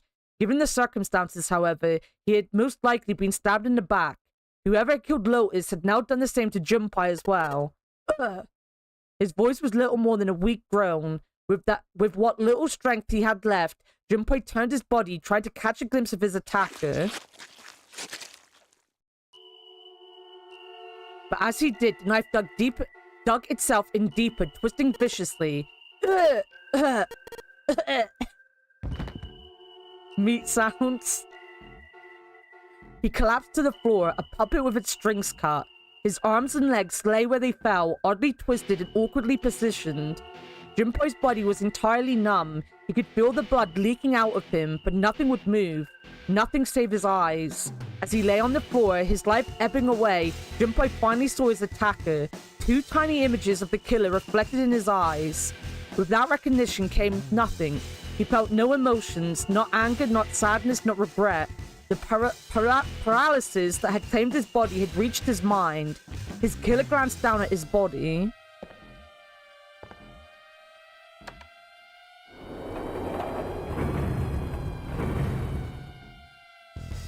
Then, without a word, climbed into the elevator and was gone. His eyesight began to fade, the world grew blurry and began to dissolve into an empty white fog. The fog crept into the edges of his mind and worked inexorably inward.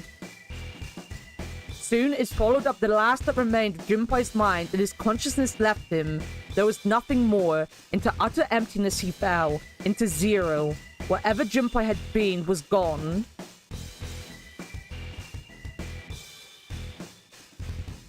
Bad end. No, you don't say, game. Bad end. I think that was the end I got 2 years ago.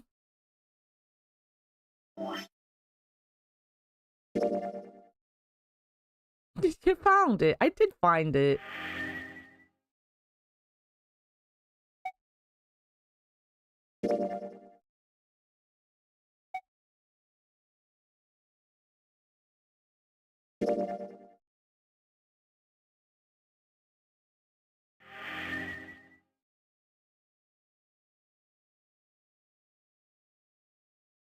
Alright.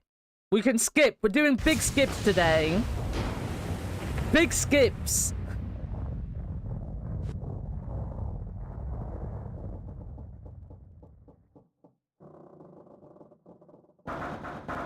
You'd think the amount of times I've done this room by now that I could just remember it off by heart, but I cannot. Therefore, we are gonna have to get my notes up.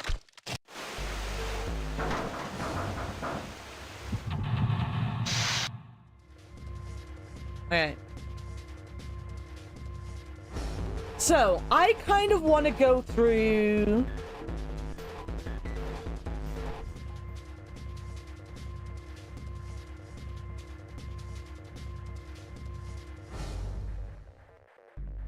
Right, we want to go through door 2 first, right? And then it's on the 3rd attempt. We'll go through door 3, I think it is.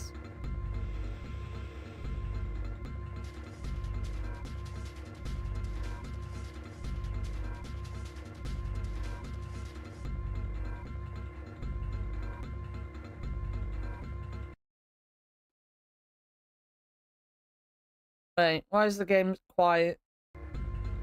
I don't know. Yeah, so the first set of doors isn't important, but is it door 2? Wait, it might not be door 2. I might have wrote room 2 and just read door 2. Yeah, door 5. I want to go through door 5 first. Because door 5 is, door 5 is the shorter path with Snake and Seven. So if I go through door 5 again and then get to the next doors, then we can go into the third set of doors, which is the one that I think is the one we haven't done yet, and it's the one that will possibly take us straight down to hell. So it might be the newest path for us.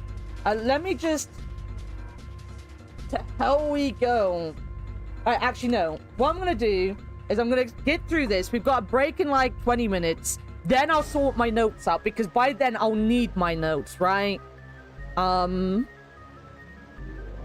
Let's do this.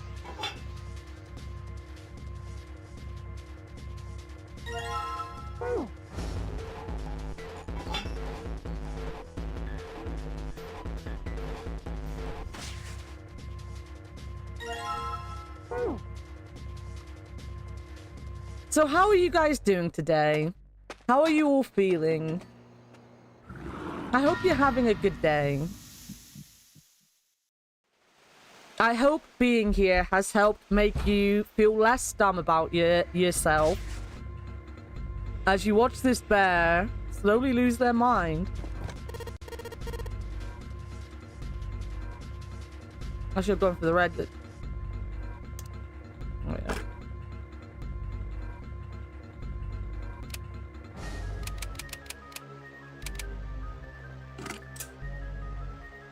Sitting with your Dragon Quest. Dragon Quest is a good time to chill too.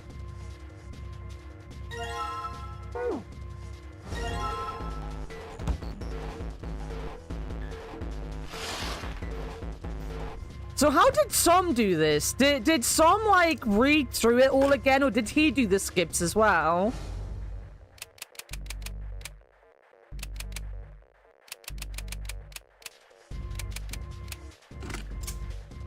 Well, Mum, got brekkie, drank coffee, feeling good. Nice.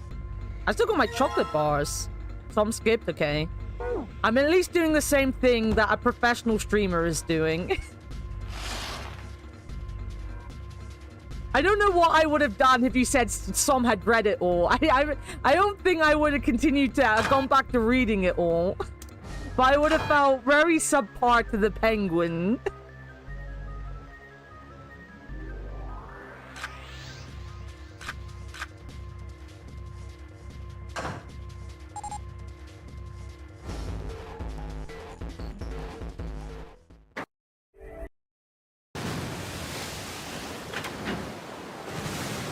Clown.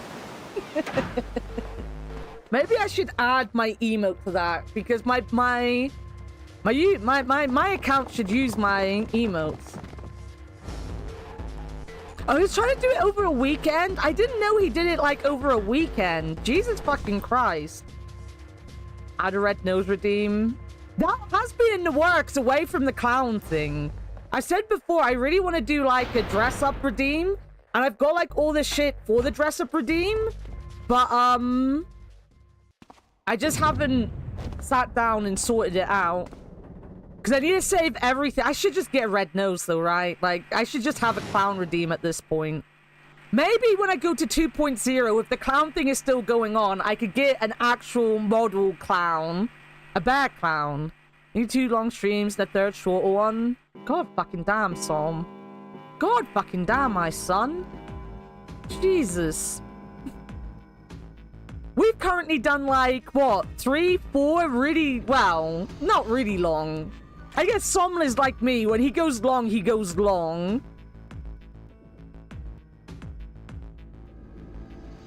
I don't really know what to do in these moments when we're skipping so much, you know? Like I'm not too sure what to do. I don't know what to talk about. I have nothing to talk about. I'm gonna keep all my talking points for Monday, because we're just literally sitting here doing a puzzle, listening to music on Monday.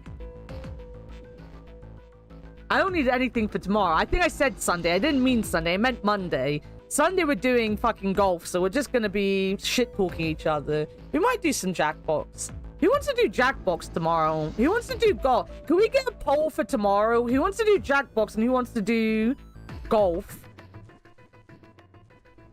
The Tale of Darth Pelagius. I wish I knew a creepypasta, a copypasta. I wish I knew anything interesting. I do not, though. Anyone pays attention what's being skipped, they'd probably remember. See, this is our downfall, that number 9 just went off the deep end right from the beginning, you know? Be home by 5 p.m. your time so I can leave pretty early. What, next? What, tomorrow?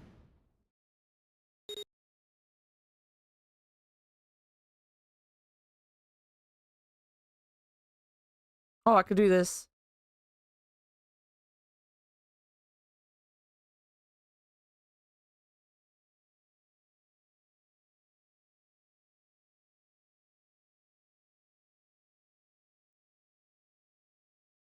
Oh, you're at your sister's today as well. Okay. If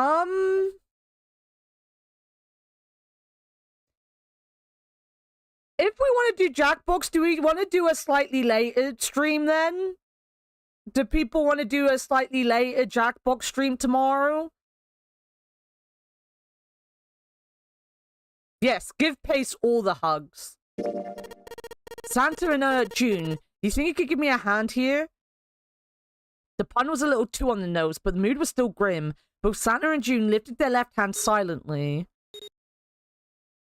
I'm here either way. Nice. He verified and she followed suit. It fulfilled the conditions.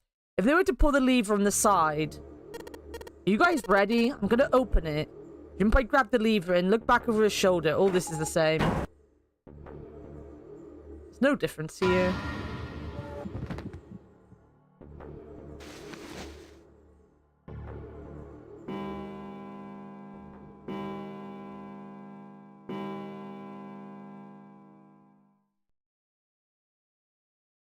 I just need to take a break to... Do we have a poll going? Can we get a poll to see what people want tomorrow?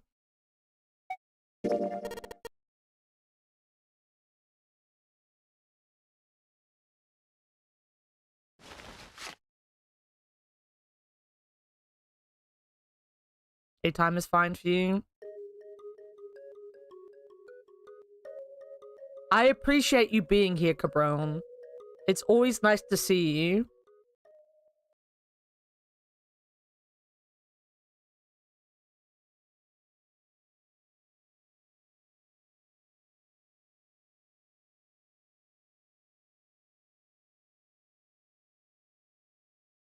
God damn, this is long.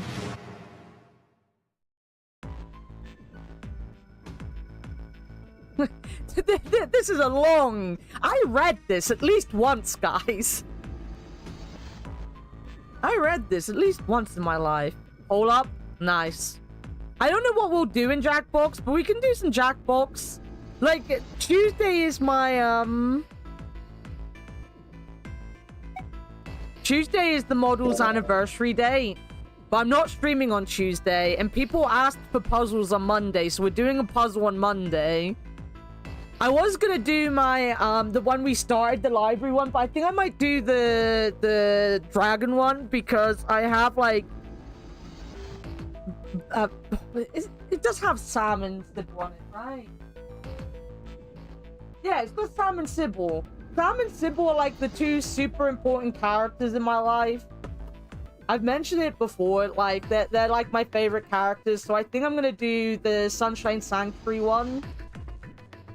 Just because of how important Sam and Sybil are for me.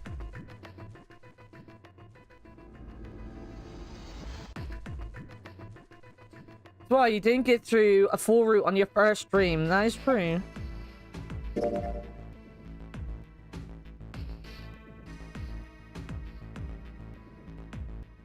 I don't think we're gonna get through anything here. It took nearly 4 hours to get one ending.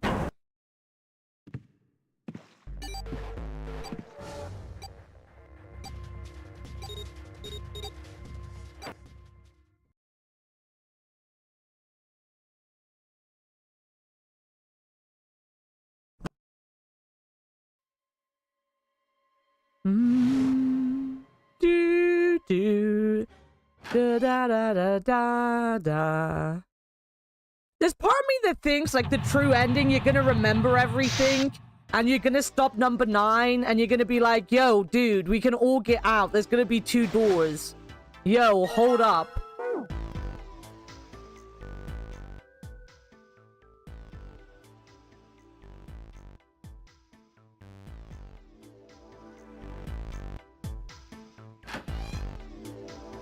Oh, well, I've gone... God damn, I've gone all over the place here. Oh god, no. Go back.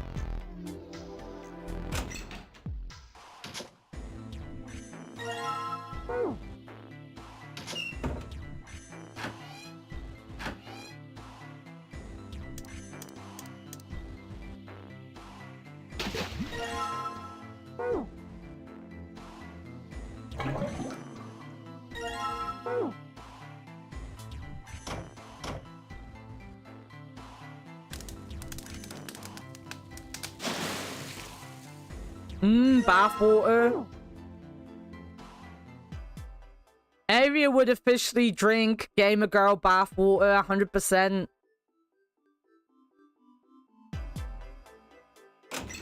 Not wrong one. Oh yeah, the toilet.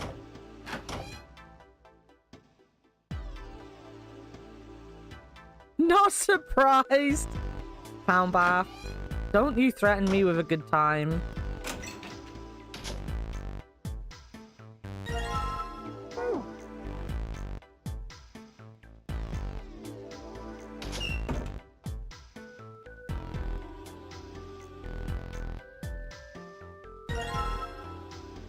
I'm not as cute as Belle Delphine.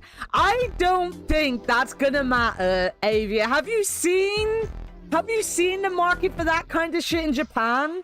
Filled with confetti?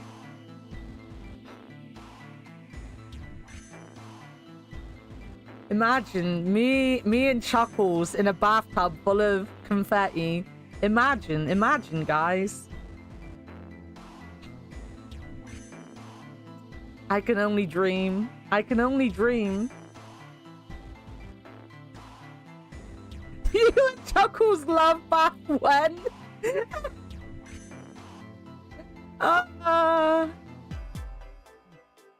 Oh, thank you guys. You were really helpful with the poll.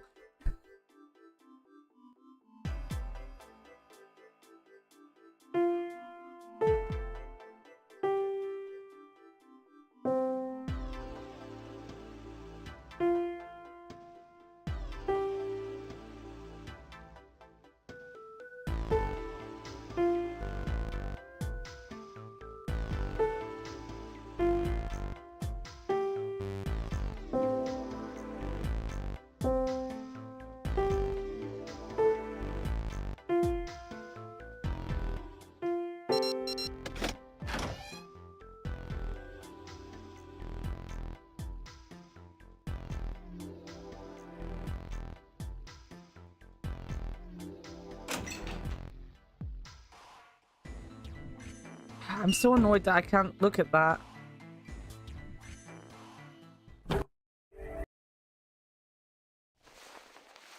This was the Big Bang going... Big Bang? The Big Ben going bong. Official title of the song.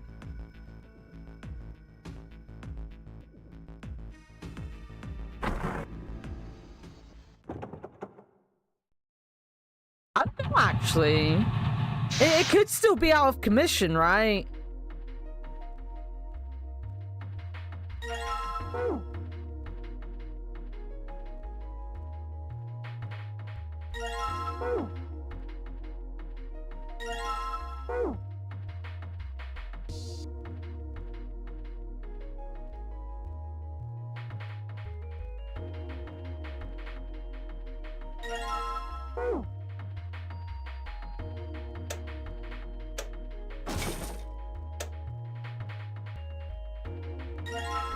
Big Ben bongs again.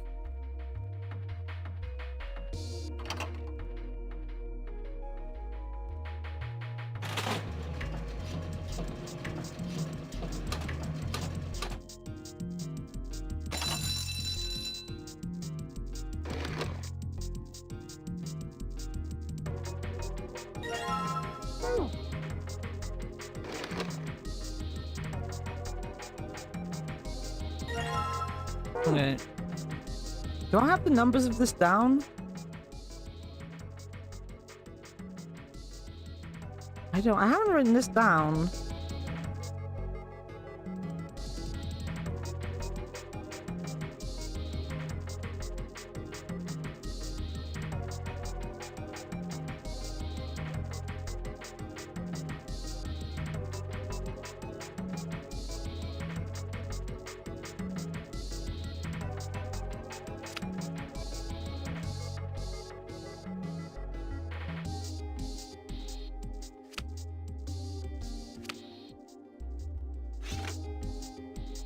Because it's that easy.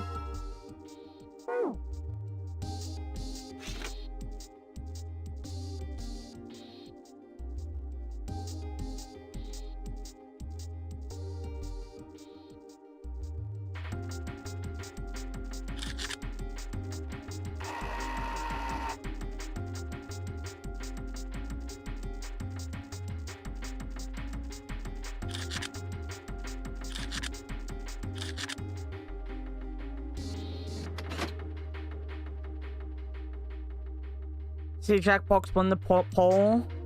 Did any of you say what she voted for? I'm guessing she voted for the Jackbox.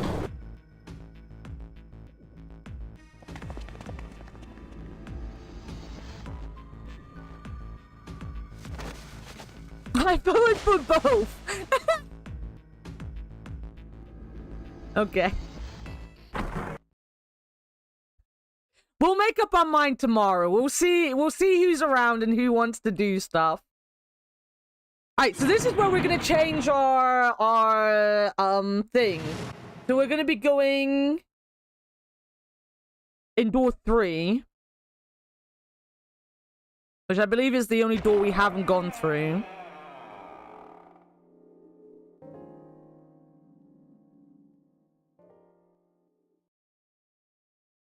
You'd prefer Jackbox?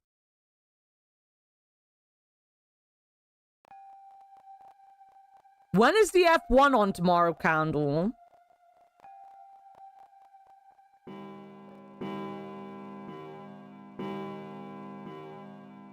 Is it 2 PM UK time? Which would be 4 PM your time, I think? Because it's in Spa, right?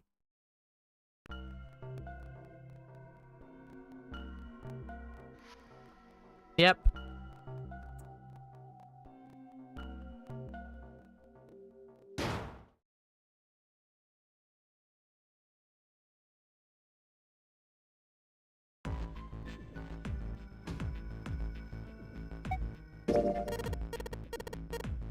Oh, yeah, this is gonna be different. By absolutely nothing.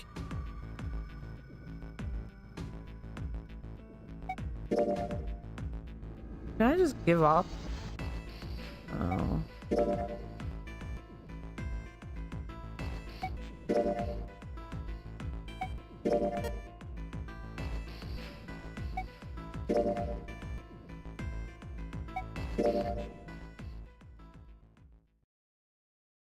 How about if we start stream at 6 p.m. tomorrow and do Jackbox for a couple hours in the, I need to pop out briefly. Yo, have a good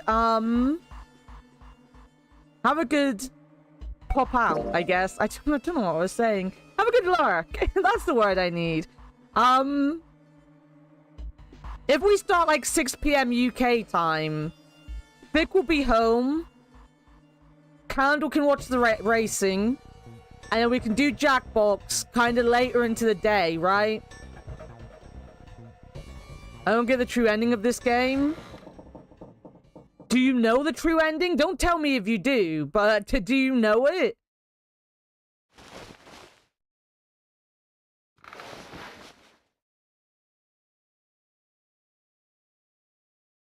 You seen it? Yeah.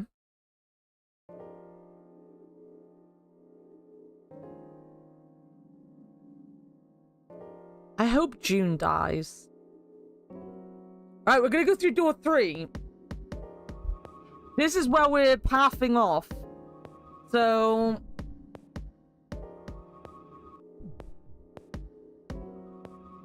I want to sort my notes out.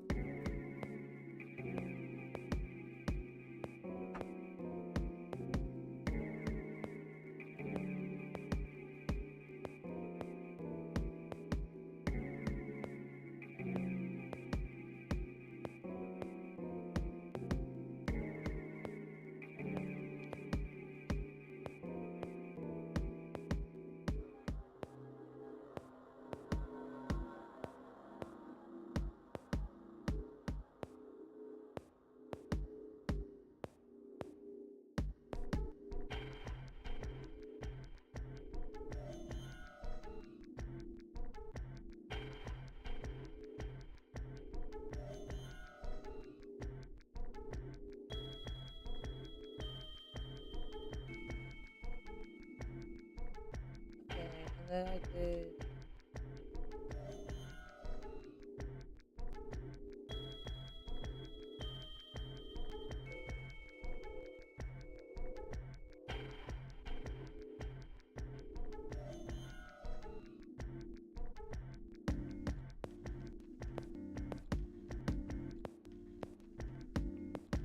You know what? I'm gonna put you on a BRB screen because we're going into the break anyway. I'm gonna sort my notes out, so when we're back, we're done. Friends we made along the way. I mean, we stabbed all our friends along the way, but, you know, clown things. Like, come in my jar, ABC. Come in my jar! Just come all over my jar! We're inside. I said what I said, I said it. At least they got all my stuff.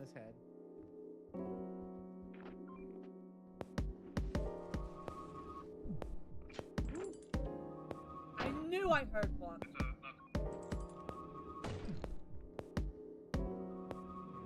Okay.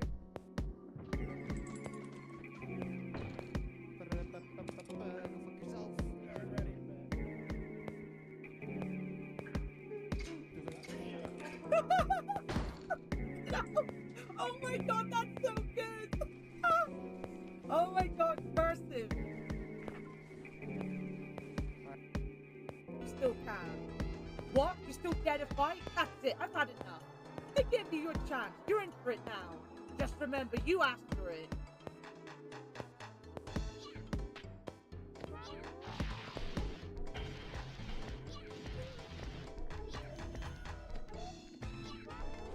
Fuck. I did not do anything. Fuck my life.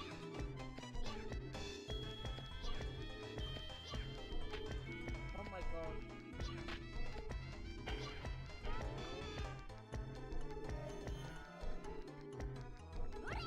There we go.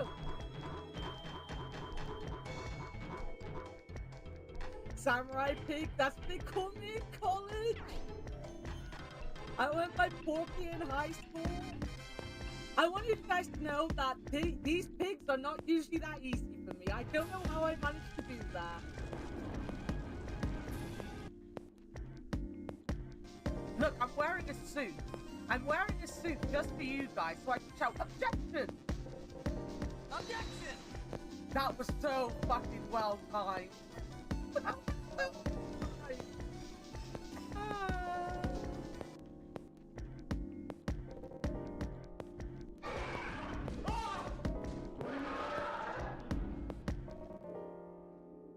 What the fuck is that? The moment I saw it, I realized whatever's going on in this school is more horrific than we ever imagined. But what do you mean? I for one support people who suck dick, apparently including Shin. I also support anyone that likes to suck a dick, including Shin. If that's what he wants in life, no one can stop him. So I can't Meow, explain. motherfuckers, meow. Where are you going? I don't know. Stop moving! Get down. Get down. Yeah. Cool. God. Yeah. God fucking damn it, fictional. There. Leave. Behind. Wait, what'd you say?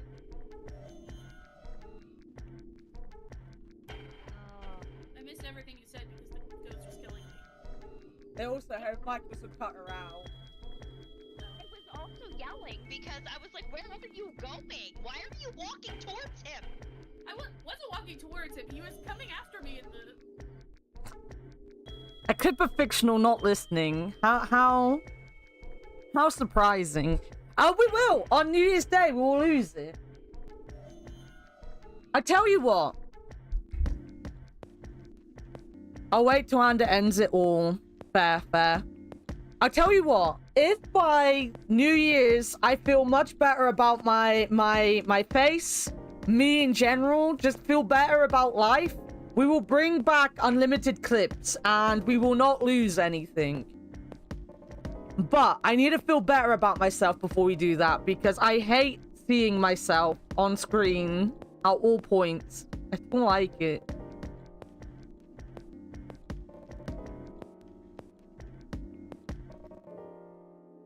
I don't think she's my friend. I don't think she's my friend either. We're ready. We're going in a new door, guys. New content. Let's go. I want to go through door number 3. No, you can't. Huh?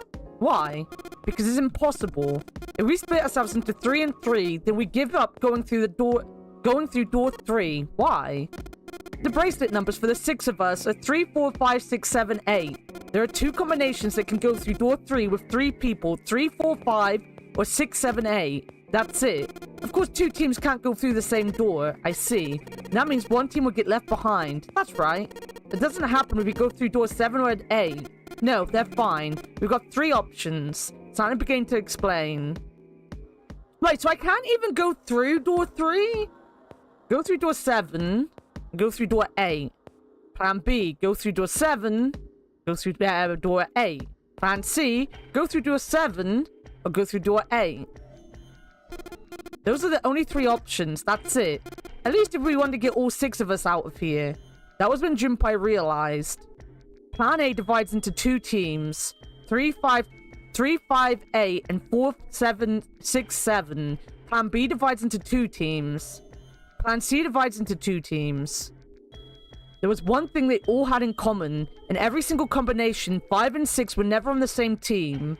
In other words, if all 6 people were to move forward, Junpei and June would be separated.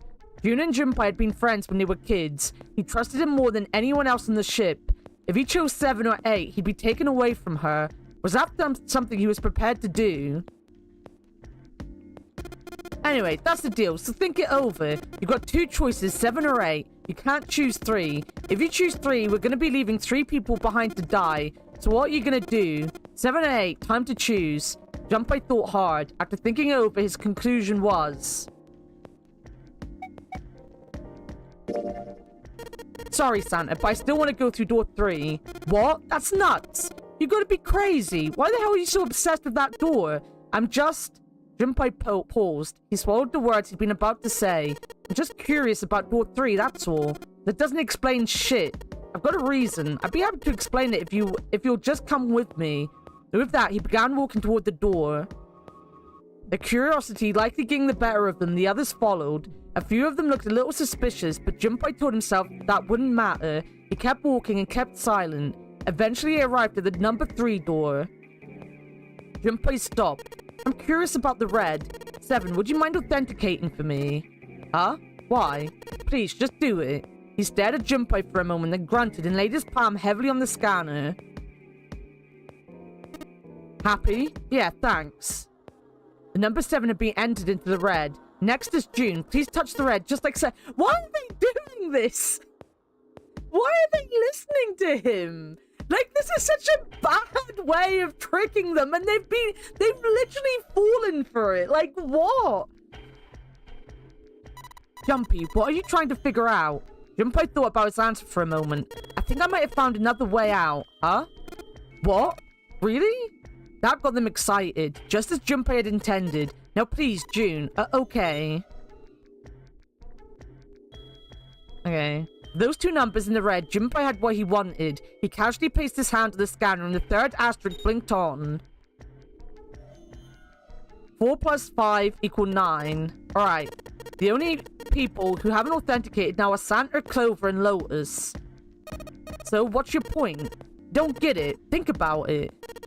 What's the sum of your number and Clover's? 12. And what's the digital root of that? 3. Which is Santa's number? By the way, Lotus, what's the number that's currently in the red? It's 18. It would be 9, right? Yes. And what will the digital root be if you add 3 to that? 3. The door's number. There you go. Hey, wait a minute. What the hell are you up to?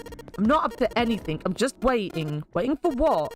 I'm waiting for the balance to shift. Santa. Or Lotus and Clover. Once one of you moves, the others won't have a choice. So I'm waiting. We are evil. Oh.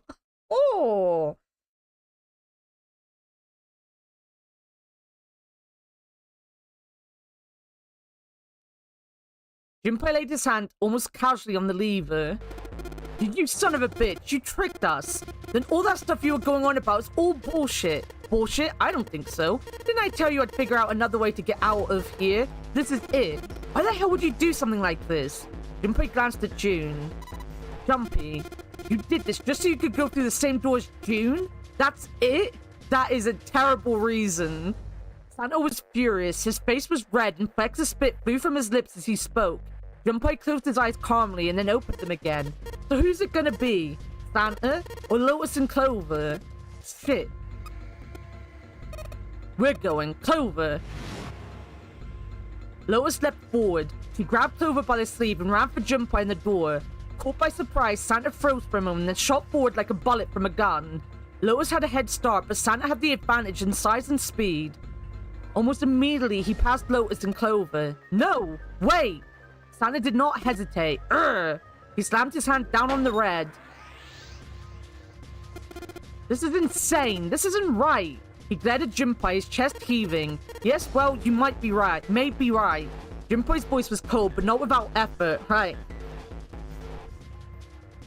We got Santa.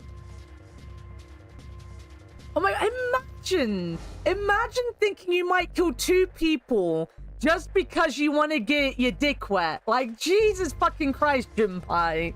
I feel like this is gonna be the ending where Santa just shags Junpei, rightfully so.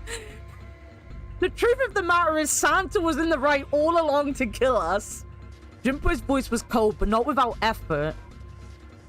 He turned to the red and pulled the lever. Fucking damn. This is the horny route for sure. With the sound of the metal on metal, the door opened. It would only remain so for 9 seconds. There was no time to think. Go! Junpei and his 3 reluctant companions jumped into the door's gaping mouth, one after another.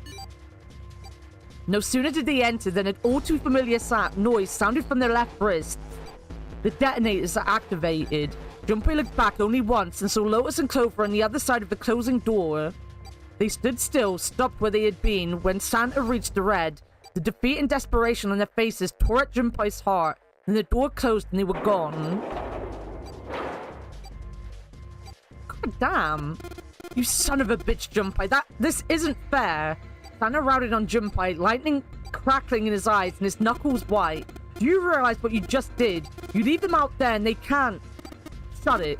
That's enough. It hadn't been Junpei that spoke, but Seven. We gotta find the dead or none of this is gonna matter. The clock was ticking. The dead was their only chance at survival. Unless they could find it and deactivate the detonators, the 4 of them would be...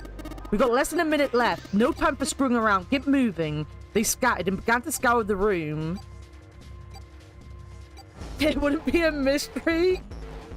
Or a monster. Beat him, Santa. Kill me. Just kill me already. The deactivation device was nowhere to be found. Corridors stretched out in 3 directions, but every one was blocked off by a wall of metal. There was only one way out. One other door. There. Seven ran for the door, a rusty iron thing. His large hands grabbed hold of the handle and pulled. The room inside was pitch black. They could see nothing beyond the small patch of light that spilled through the doorway. Junpei stuck his head through the door and looked around the room. Yo, Brent, welcome in. How are you doing, Brent? Almost immediately, he spotted the blinking red light on the right wall. I found it. The dead's right over here. He stepped into the room and nearly fell down. The floor was slippery. What? He stopped and glanced down at his feet. Hey, what the hell are you doing? Get over there. Junpei felt Seven's heavy hand against his back and stumbled across the room. The other 3 piled in behind him. They all felt immediately that something was wrong. Nothing that could be easily identified, only a sense that something terrible shared the room with them. But there was no time to say so. Quick! Get on the dead! They all started running. Thanks, Brent. It's lovely to see you, my friend. That's Yo! not lucky at all. Fictional, thank you so much for gifting us up to the best boy, Brent. Thank you, I appreciate it.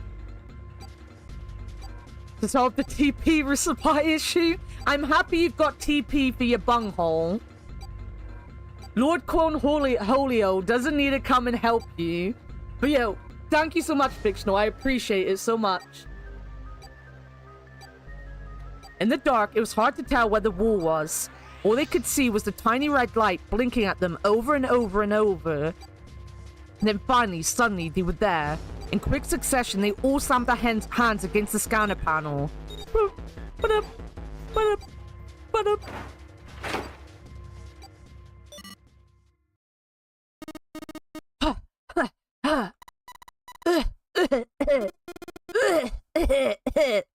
Seven leaned against the wall, gulping air. As his breathing began to return to normal, he glanced at his left wrist and grunted.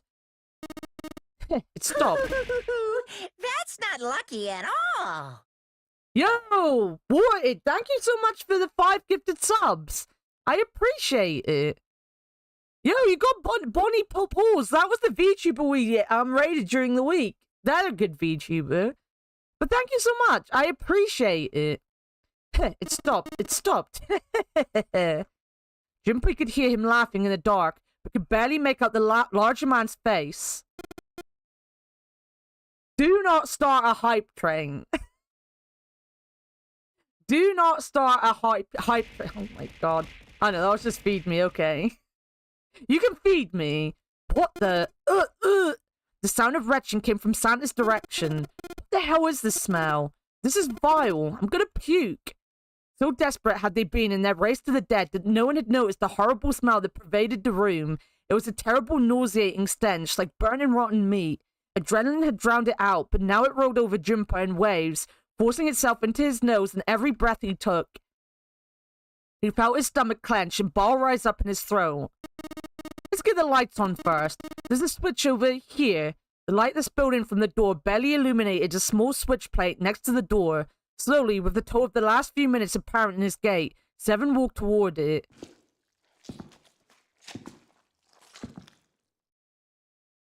He stopped as he got close and extended his fingers toward the switch. Wait a minute.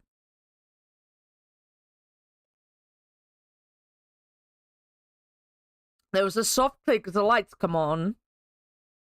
It scarcely faded when another noise pierced the air, a scream. Yeah! Junpei's breath stopped in his throat. His heart ceased to beat. time froze. His mind scrambled to make sense of what he saw before him. What was left of the body sat in a sea of blood. Chunks of flesh torn from the body. That's not lucky at all. God fucking damn it, Lyle. God fucking damn it. God fucking damn it. Thank you for the gift sub to Mooware. I appreciate it. Enjoy your level 2 hype train. They don't happen often here. In fact, we usually just have people telling everyone else to go and give Leo a hype train. Clap, Shin. Don't clap him. Thank you for the bitties. Thank you for the 500 bits, Vic. I appreciate it. If you want an emo, make sure to get in on the hype train. Go hype and you get an emo, obviously. A vast ragged hole had been torn in the torso and what remained of his intestines spilled out like a fresh spaghetti. Smaller chunks of meat had splattered against the wall and become stuck there as they dried. Globules of yellowish fat had left trails like tiny slugs as gravity pulled them down the wall, even as they dried to it. Looks like an explosion. Devin's voice was low and strained, just like the 9th man. Yo, thank you so much for the follow. Welcome in. We're starting a hype train for Shin. Yes, give me all the money, and I definitely won't give it to Leo. Bitties.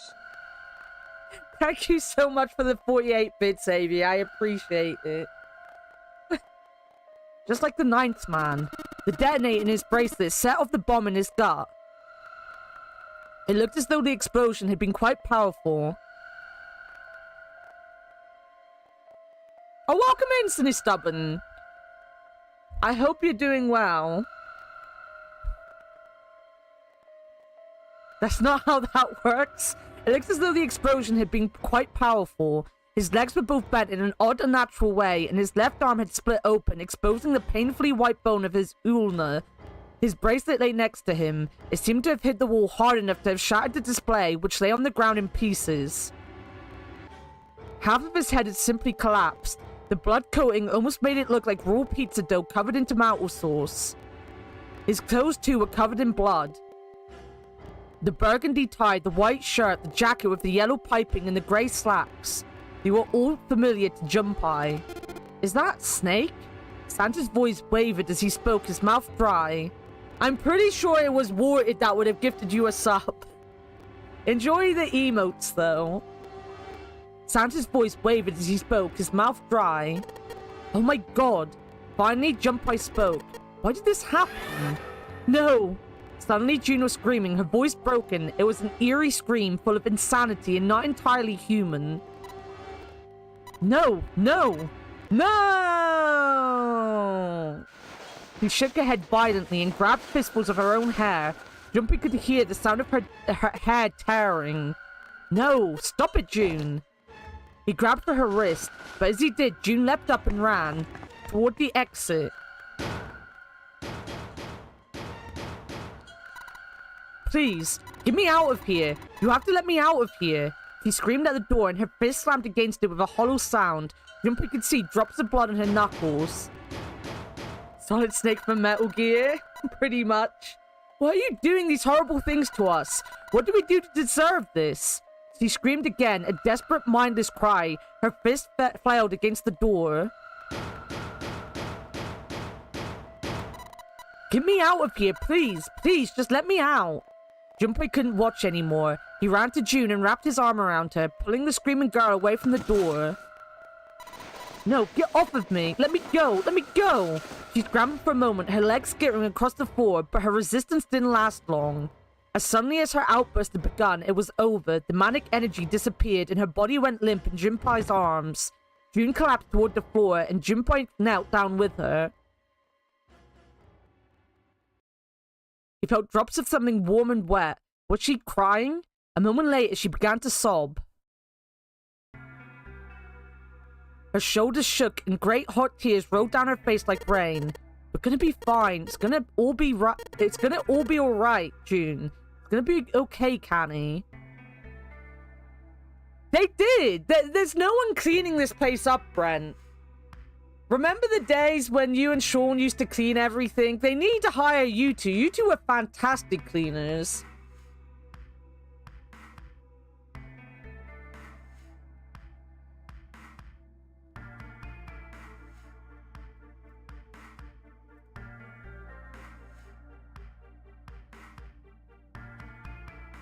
Heyo. I got, That's quite a cute email I will never use because I'll forget about it. Yo, Cass, how's it going, my friend? How did your Gunpla build go? See, Brent knows. Brent's on the cleaning. He likes her butt. Blake ended up slipping on ketchup till his death came. Exactly. Her name was Whisper. I'll be here with you, okay? He nodded once. Thank you. Thank you so much, Jumpy. Her trembling voice pulled at Junpei's heart. He stroked her hair gently. His face was so close to her. The scent of her hair was nostalgic. Do you feel better? How is he horny in a room with a dead fucking body? How can you be horny with a dead body decomposing next to you? Build was about as expected.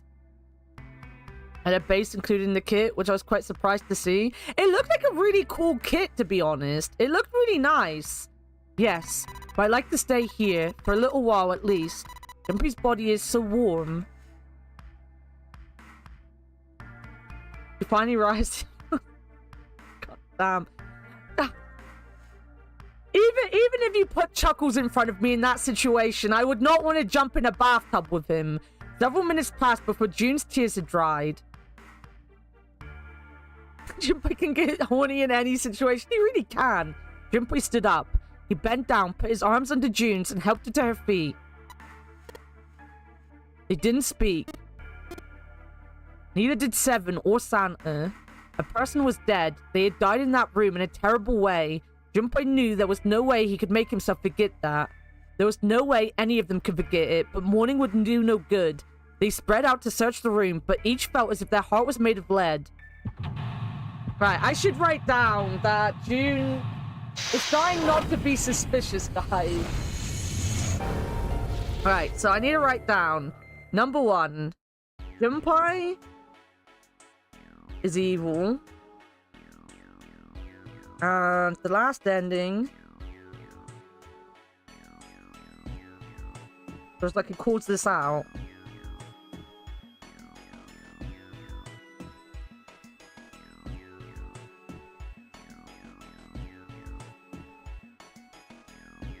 June totally great. That makes dead body.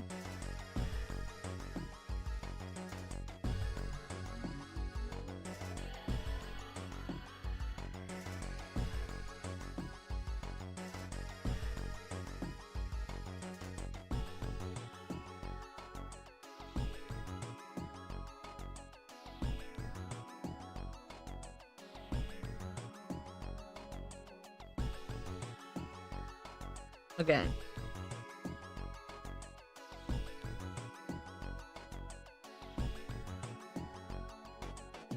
Kaz, my dude, please never feel cringy about stuff like that. I was there and I was power washing. I've had a bit of anxiety this morning, which is why I went quiet very fast. But I was really enjoying listening to you talk about it. Like, you get your days when it's quiet, obviously. Please never feel cringe about it though, because it'll always get better. It'll always pick up. And you are a wonderful conversationalist, even on your own, to listen to. I watch Marky. I say it quite often. I watch Marky in the mornings. And sometimes when I'm in and out of sleep, Marky doesn't get people talking to him all the time because people use him to, like, go to sleep to and then wake up to, right? So he goes through lots of periods where, like, his chat gets quiet. You just gotta keep on. You're a great streamer, and I'm sure it will pick up for you. Please don't feel cringe. Please feel a bit better about yourself.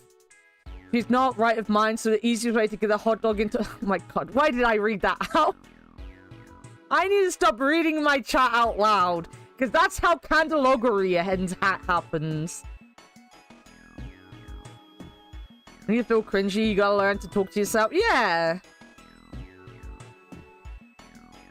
I also have no one to really to chat to. Fuck you, Avia. I am always there as long as I'm awake. Fuck you.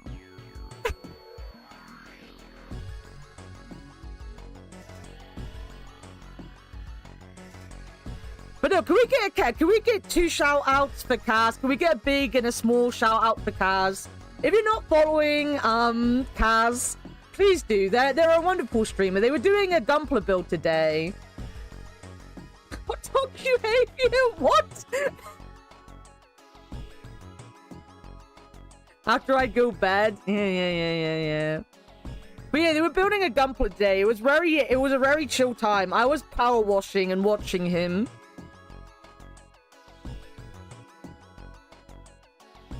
I get a lot of anxiety going into my streams these days, and I've just had a lot going on the last couple weeks. So, I got quiet very fast because I needed to, like, concentrate on Power Wash, not to... I was gonna cancel stream because I was very upset this morning. So I had to take some time, but genuinely, I love watching you, Kaz. You're a fantastic streamer. Yo, welcome back, Tiff. I hope the kitten has stopped giving you trouble. Alright, let's see if anything happens when I turn you.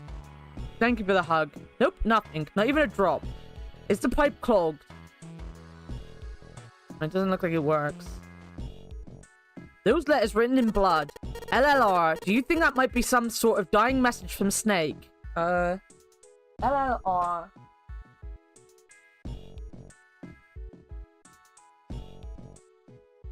Next.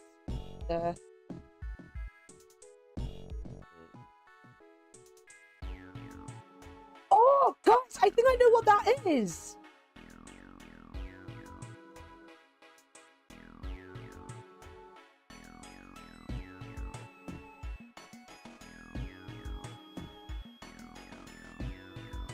Is that live, laugh, renovate?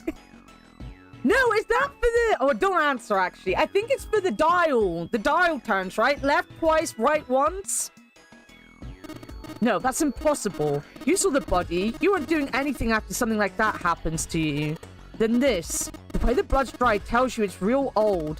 Whoever's blood this is, it ain't Snake's. Then you're saying this blood was put here a long time ago. Yeah. Alright, maybe not. Maybe, though. Lovely loin release? Someone banned fictional. Please ban fictional. That's where we came in. I guess it's not locked, but there ain't really any point. All that's out there is a numbered door. We can't go back through that the numbered door, even if we wanted to.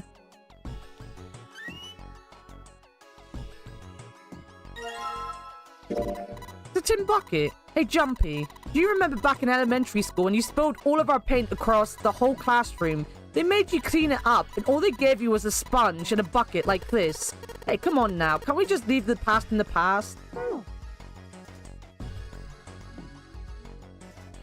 Junpei reached for the broom, and as he grabbed it, he heard a soft voice from behind him. It was June.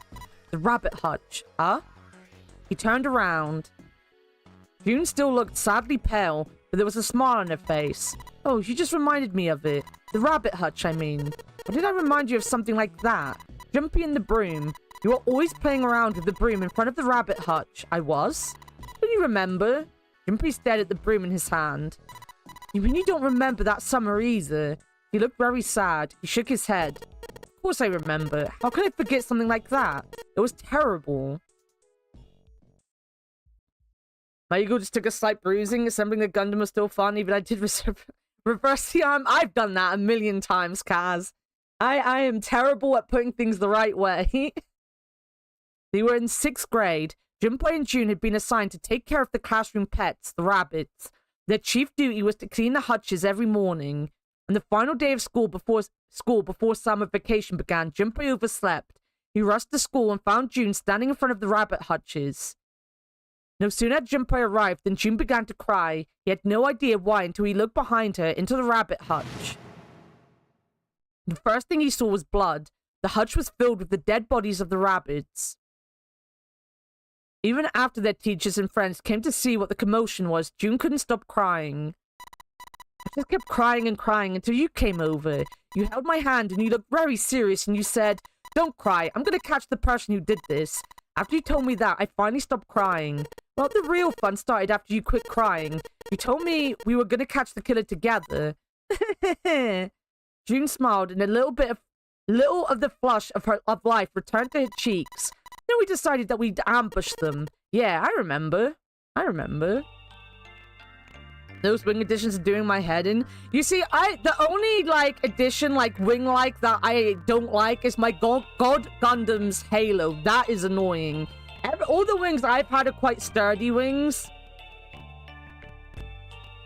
We never had that, pets in school, sadly. We did have, my marine biology group in secondary school had tadpoles one year, but that's about it. The school also kept roosters and guinea pigs. Junpei and June had decided the murderer would likely return to finish up the rest of the animals. They would ambush the killer at night.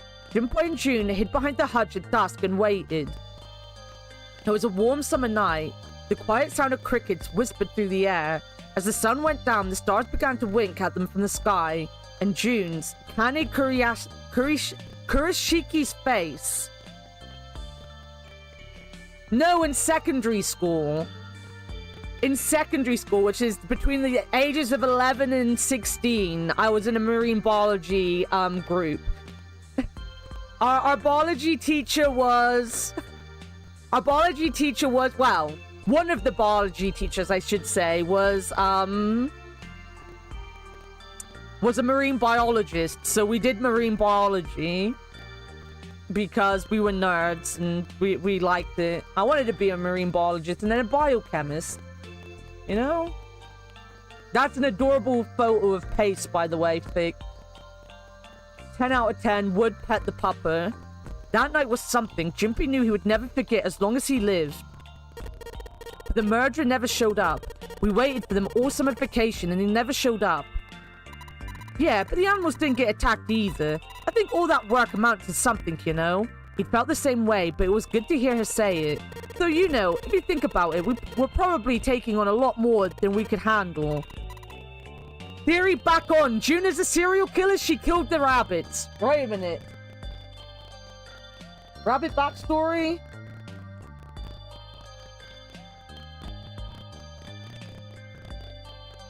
Equal. June's serial killer. Killer background.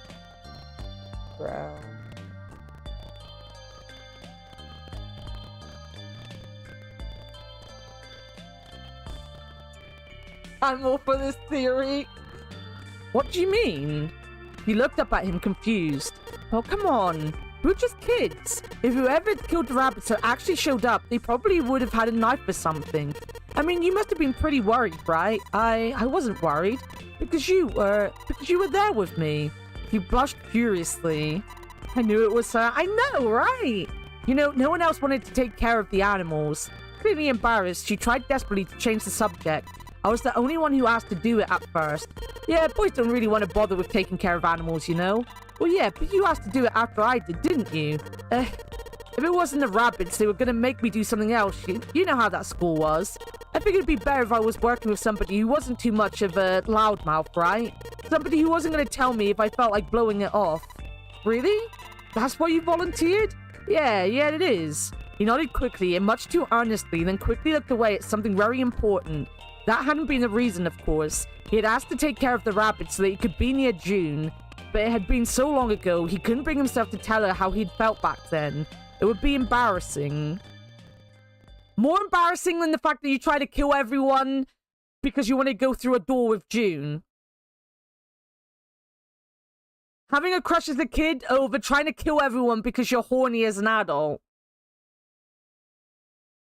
He took a quick breath to clear his head, tossed the broom up, and then snatched it out of the air. Well, we don't really have time to be walking down memory lane like this, you know. We're gonna figure out a way out of this room, otherwise, yes. June nodded curtly, then turned and walked away. Junpei turned around and looked at the room. A snake's body, chunks of flesh and organs still lay on the floor. The conversation he and June had been having scarcely fit their surroundings. But perhaps that was simple human nature.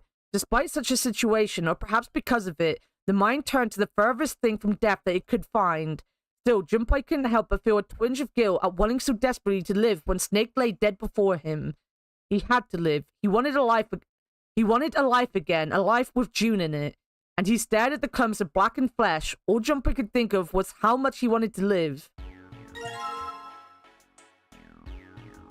No pat backward bending at elbows in this house? I mean, to be fair, I don't think Snake has to worry about that ever again, right?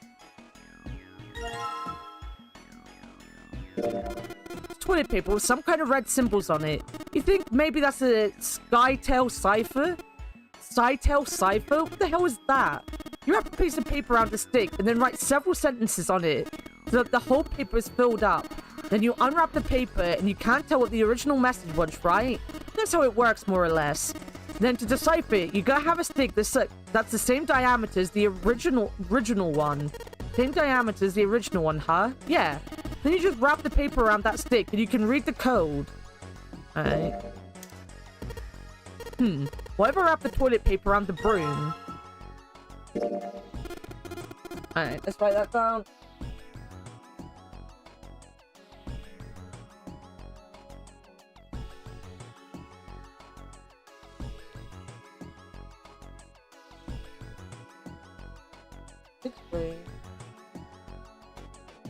Four plus.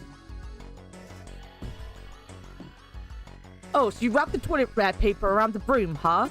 Looks like the symbols line up perfectly. It says 634 plus.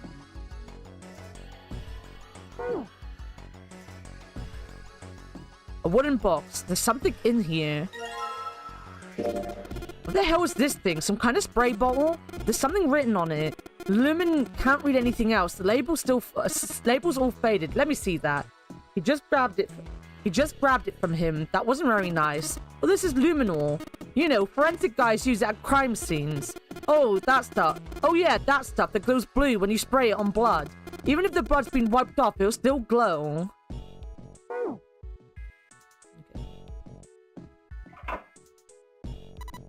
What do you think this is?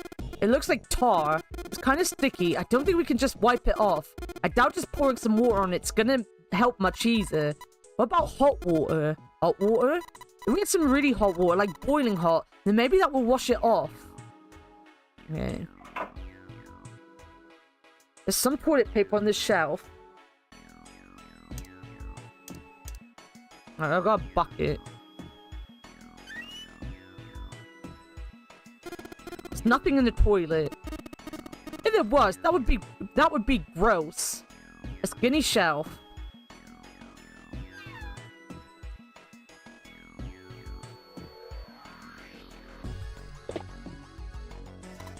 It looks like a card, like a key card.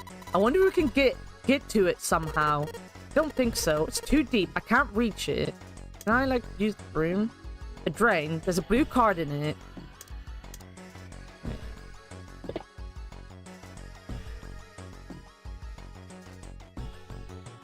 What did I write down?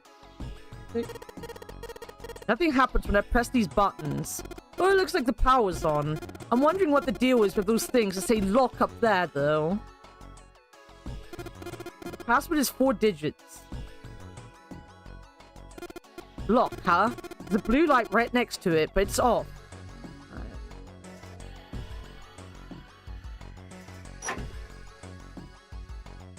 There's a piece of paper tied to this pipe with a wire. Notice, drainage valve operation. Please do not flush the water in these pipes. Doing so may cause the drain to overflow. The overflow of the water can be controlled with these handles. We can't put the water through the pipe on the right, though. If we do that, it'll start overflowing from the drain. No, I didn't want to do that again. After he forced them into the room? Yeah. It should be tying Junpei up. If this was Danganronpa, someone would already hit him over the head with a spanner, right?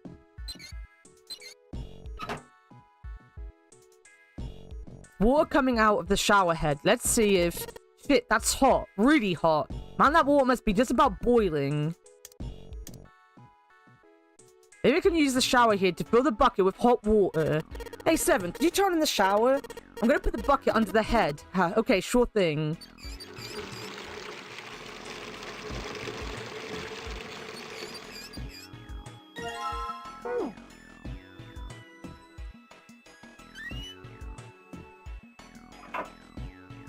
There's something that looks like tar inside the toilet bowl. If I flush the hot water from the bucket, that should clean it up. Okay. Something that looks like tar inside the toilet bowl.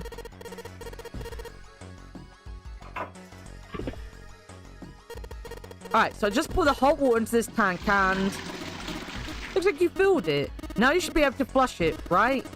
There's probably a handle somewhere on the tank that you can pull. You think so? Serious, yeah, I'm pretty sure. Oh, a screwdriver as well, guys. Alright, let's flush the hot water. Inside the toilet bowl candle log. Well, there it goes. Just like a toilet should work. Alright, 185.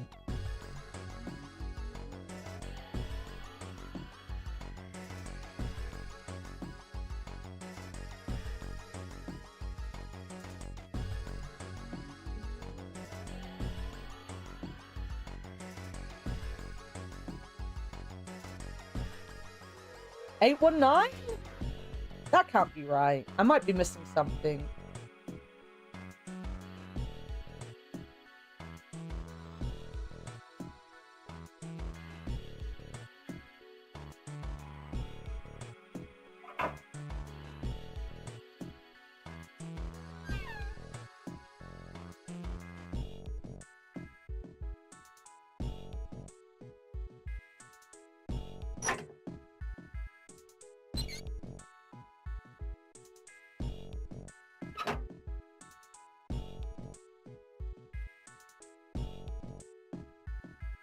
I'm a bit lost with what I'm doing here. Pipe on the right here must be connected to the drain in the middle of the room. If you turn on the water here, it will probably come up through the drain.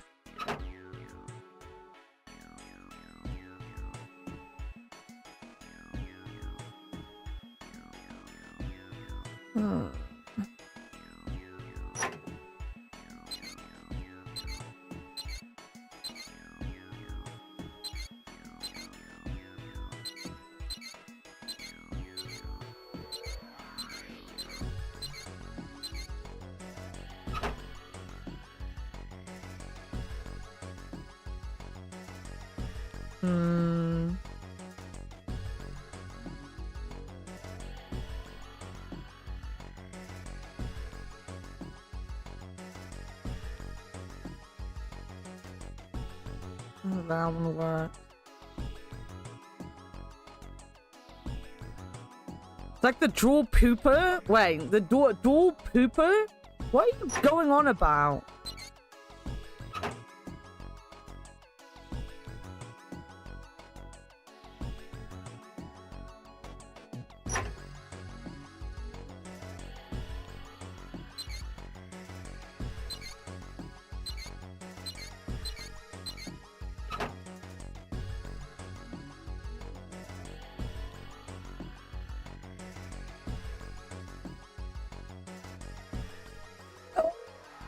Oh.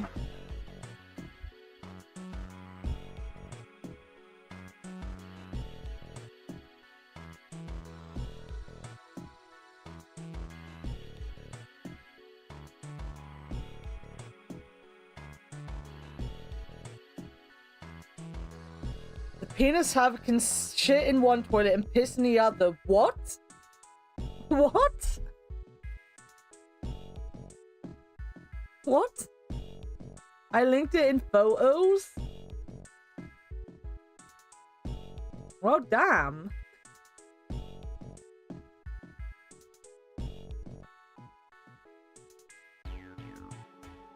Okay, okay.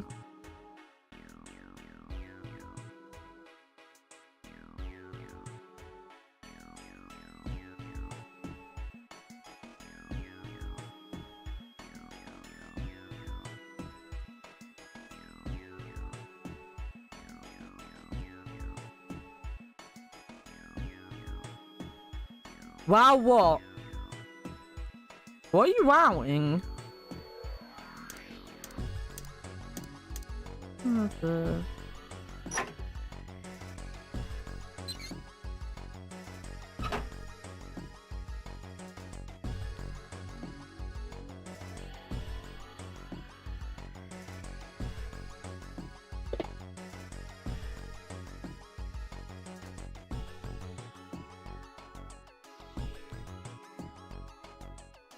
This is clean. Candle's word of the day. How were these set when I started? Doing so may cause the drain to overflow. Doing so make those... What isn't he wowing? I bet the toilet smell Jumentuous. Jumuntuous.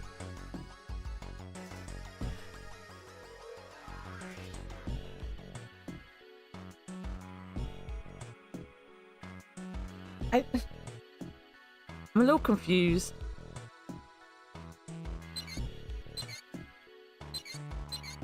Maybe I shouldn't have moved them.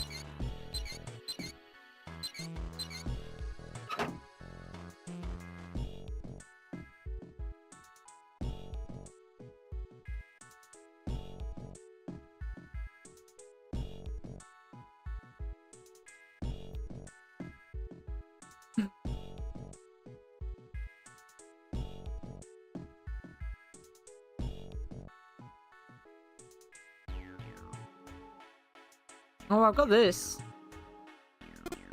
The thermometer. Can you get it off? No. It's screwed on the wall. Oh, well. Junpei's already doing that. Thank you. Thermometer screwed onto the wall. That meant that Junpei needed to take the screws out with the screwdriver. While he was still engaged, Santa suddenly spoke. Hey, Junpei. You know why the thermometers only go up to 107 degrees Fahrenheit or 75 degrees Celsius like this one? Junpei answered without taking his eyes off the screw. No, can't say I ever thought about that.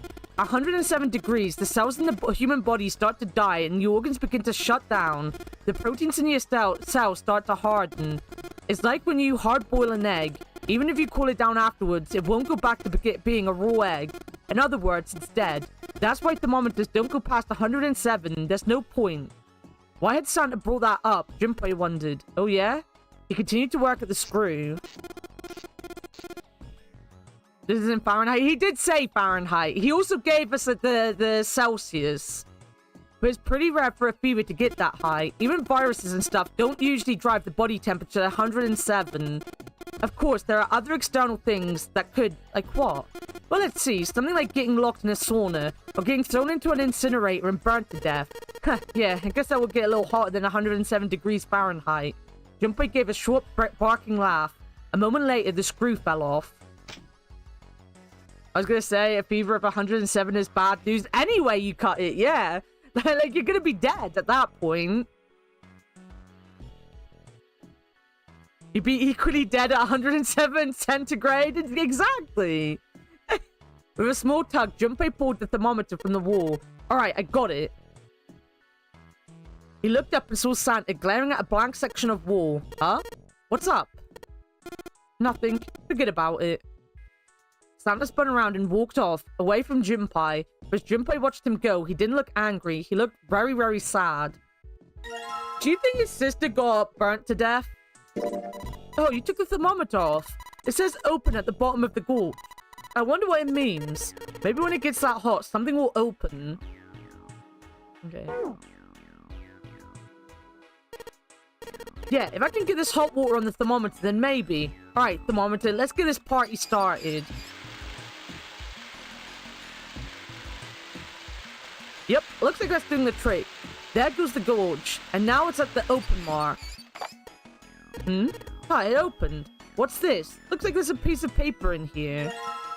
Ah, there we go. That's our third bit of the equation.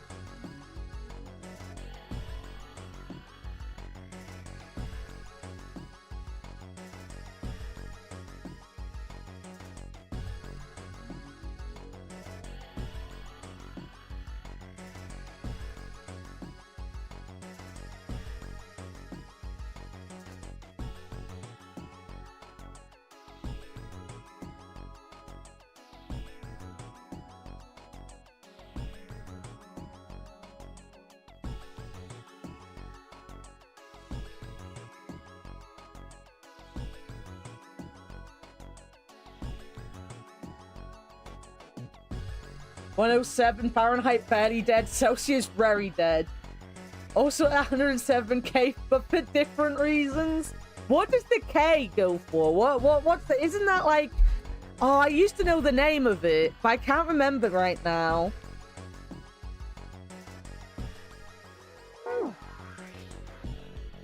Kelvin, that's it.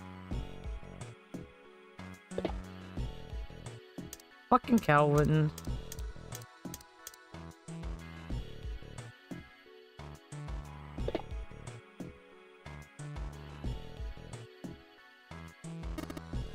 Wait, you don't really think we're supposed to use the luminol here, do you? Yeah, it does seem kind of weird to use it here, but maybe I should try it just in case.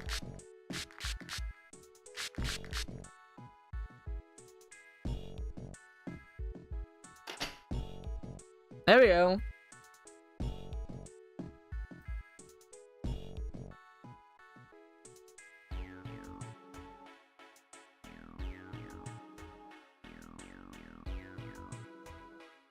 With fever 104? Jesus Christ. You are not dead until you're warm and dead? He didn't even check it. Which is the same scale as Celsius, but about 300 degrees cold, okay.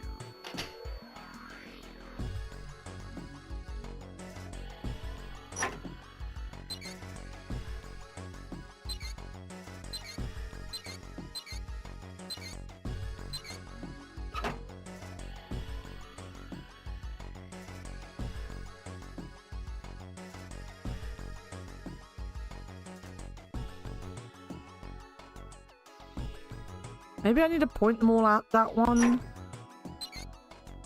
Have I done that yet?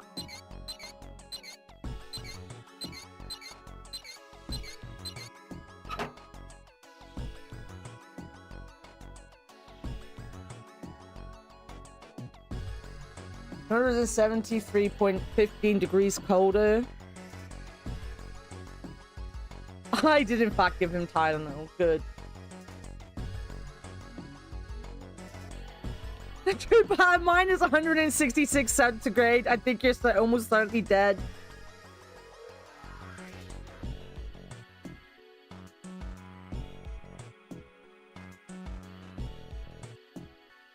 I don't really...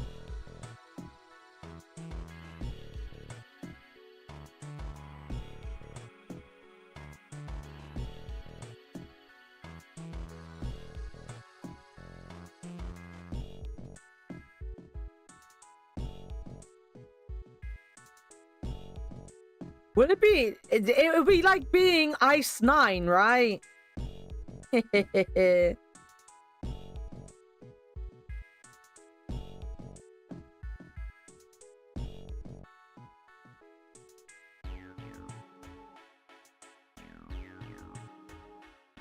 Sorry, I had a message. I had a message. Maybe they're not adding 4. Maybe I'm too excited. I mean...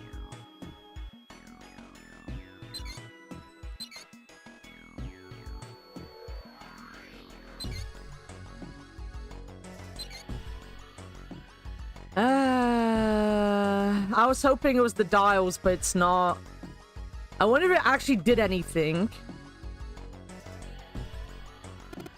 Hey, this train's acting up. What the hell did you do? I just messed with the valves a little, nothing big.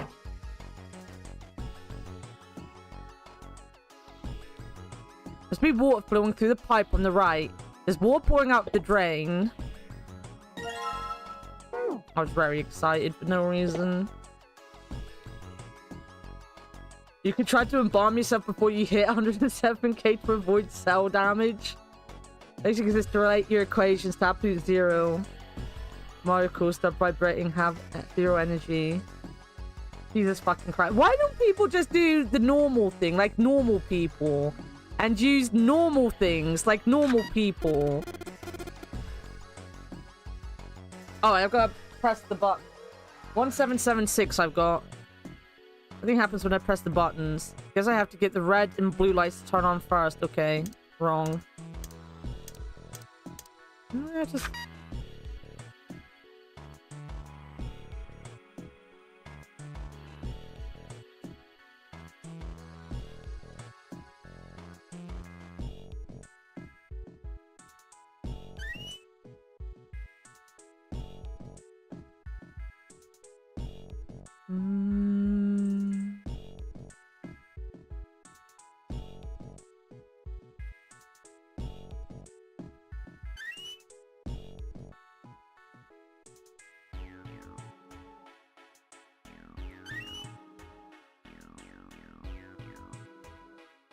I don't know what else. Maybe something in the tank, you know? Let's open that shit up. Oh, there we go. Okay. Simple.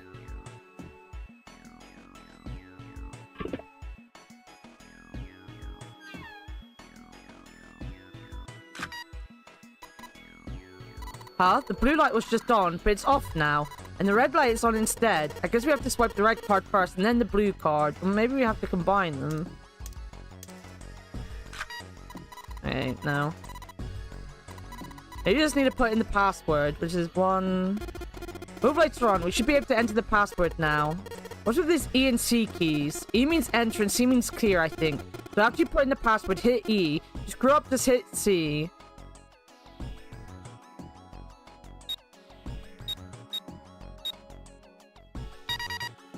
Oh, yeah.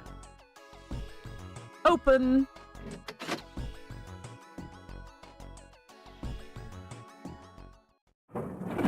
Did we find it? Have we found it? Oh!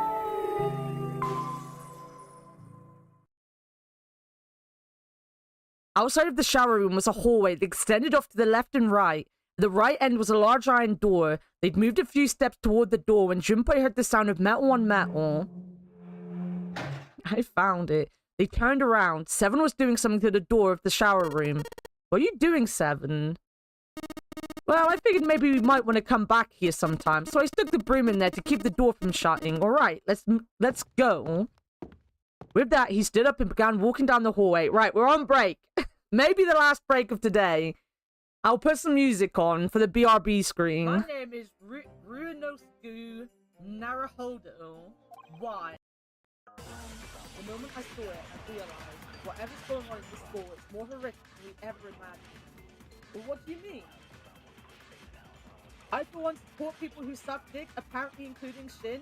I also support anyone that likes to suck a dick, including Shin. If that's what he wants in life, no one can stop him. So I can't Meow, motherfuckers, meow. Kid, if we don't have the key, we They can't made get into the a log subway. so big that it took 3 flushes to wash the...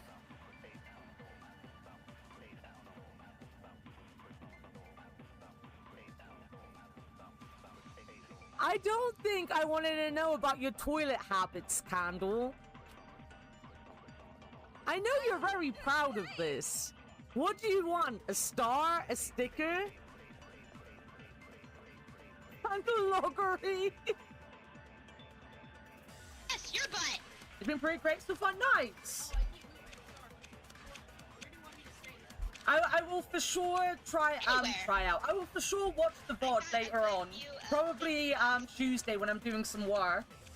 I do like watching your Sunday streams as a VOD when I'm doing work during the week. They're very fun to sit and watch. What am I doing? Stretches. Stretches. Beautiful. Oh no, Finn died again.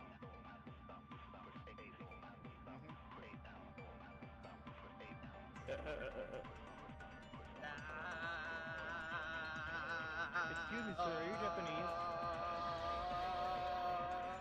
How are you guys not dying there? I don't know. Well, I was standing not even... We saw that, Anna. Oh my god, it's...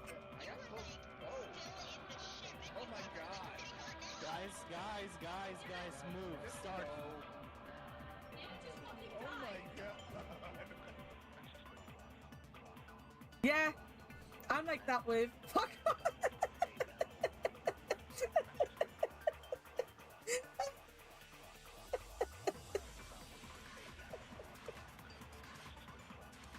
Yeah, you English fucker. Oh, it's gonna be Garfield all over again.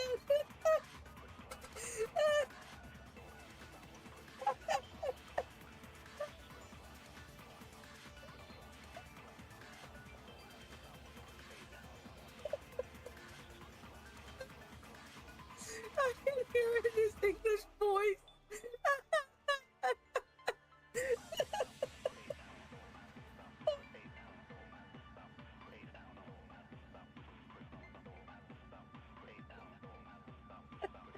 I'm happy that Candeloggery played as Candle was leaving, you know? With that, he stood up and began walking down the hallway. Oh, gotta turn off the music. Yeah. He brushed past Junpei and kept going. After a moment, the rest of them followed him. Before long, they found themselves at the large iron door. They had only been there for a moment when June spoke up. Junpei, look. He turned. There on the right side of the hallway was a piece of paper attached to the wall. Junpei ran over and peeled it off. It's a map of the ship's interior. We need to go and make another canned log. We need to finish before he comes back and tells us the size of this one. It said C deck in the upper left corner. From what he could tell, it was a map of the floor they were on. There would be time to look at it later. Junpei folded the map and stuffed it into his pocket. Back at the door, the four of them lined up in front of it. Santa stepped forward. He grabbed hold of the door and then turned to look back at the rest of them. Ready? I'm gonna open it. They nodded. Santa nodded back and threw the door open. All four of them leapt through. It took only a moment for them to realize where they were. They had been there only a short time ago. It was the large hospital room filled with countless beds. Lotus and Clover looked up as they entered. Ace was there as well, although he looked as though he had only just woken up. The moment they spotted Junpei, Lotus and Clover headed straight for him. As she neared him, Lotus drew back her hand. Good! And slapped him open-palmed across the face. Hell fucking yeah! Let's go, Lotus! How could you do this to us? Her face was furious. She grabbed Junpei by the collar and shook him violently. Clover didn't touch him, but the hate in her eyes was no less potent. It was Seven who stopped them. Knock it off. We've got bigger shit to worry about right now. His deep voice echoed across the massive room. Lotus glared at Seven, but let Junpei go after one last vicious shake. What? Go have a look. I stuck the screwdriver in the door. I thought he said he'd stuck the broom in the door. That door over there, the one without a number. Oh, he stuck it. Okay, never mind. Yeah, he does say this. So long as the screwdriver's there, it can't shut, so you could get in there. Seven also explained how they might find the shower room and how he'd used their broom to ensure that door remained open as well. Then you're saying we can go in there without passing through the numbered door? Yeah, that's about the size of it. What the hell is in there? You'll know when you see it. Lotus and Clover looked at one another for a moment, then nodded and stepped through the door. That is a kind of horrible way of sending Clover to see her dead brother. By then, Ace had made his way to them, moving with a stiff, shuffling step to someone who was only just awoken from a lengthy slumber. My goodness, I know I said I was sure you'd come back for me. I didn't think it would happen so soon, though. Ace shook his head weakly. Shall I go as well? Seven nodded. Very well. Ace followed Lotus and Clover with a stiff, tired gait.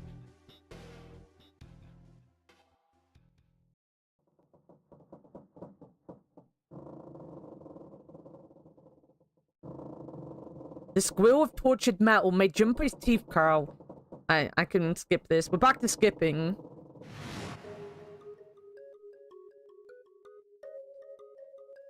If you hate Lotus, it's a real horrible thing to do to Clover, and it's still shitty to Lotus. Yeah, especially because, like, a lot of... Like when Lotus was... When Lotus was, talking about leaving someone behind, they judged him. They judged her, right? Some of them judged her. And it was only really because A stopped the conversation that, like, they were allowed to just, like, not worry about it. But they were literally judging her. They stood in front of the elevators next to the stairs that led to the casino and the kitchen. Between the two elevators was a card reader with the Mercury symbol engraved on it. Junpei stood in front of it with the Mercury key card. He'd found the card while investigating the shower room. He took a deep breath and slid the card through the reader. It made a small beep and the lights on the reader blinked to life. Now they were ready. 7 people, including Junpei, climbed onto the elevator. Oh, I see how this is gonna go. Because they're not going through the other doors because they don't need to. They're gonna go down. And we're gonna do the room with Lotus and 7. But there's not gonna be an extra ending because everyone's still gonna be dead when we get out of there. They just won't have gone through another room themselves. Alright. There were only 4 buttons they could push. The C and bottom buttons. The rest were destroyed or did nothing when pushed. Junpei hit the bottom button. Same. The door closed. Slowly they began to move downward. Sometime later, all 7 of them stepped off the elevator and into the bottom deck. They stepped off and saw that the hallway to the right ended somewhere between 20 and 20 feet from them. The hallway in front of them was a dead end, but not a regular dead end. This is a numbered door. Yeah, it's door 2. Immediately, they began to discuss who would go through it. Their earlier experiences had shown them that they would meet again regardless of which numbered doors they took. As a result, there was no arguments this time. Instead, they concerned themselves with who would be sent to investigate what was beyond the door. The first to volunteer was 7. Junpei followed suit, which meant Lotus was by default the 3rd member. Get your penises away from me! Exactly.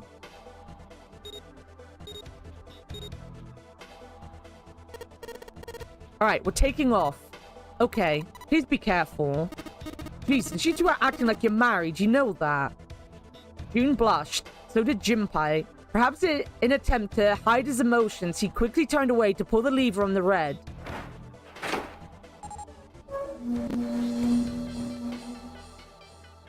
The door opened. As they come to expect, there appeared to be a short hallway on the other side. Alright, let's go. Lotus was the first through the door, 7 was next, and Junpei brought up the rear. And then we're back to normal, guys. We are back to normal.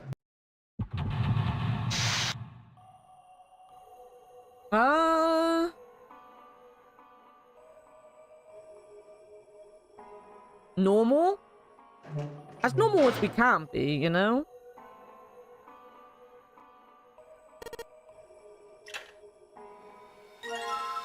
Can I just force this? No.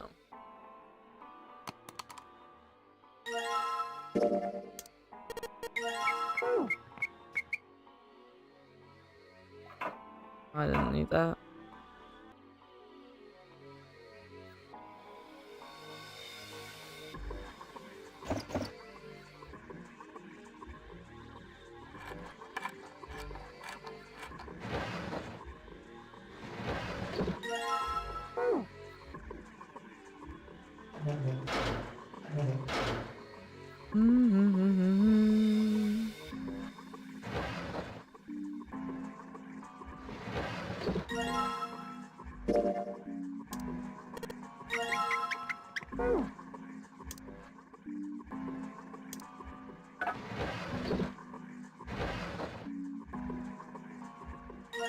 Like a scientist?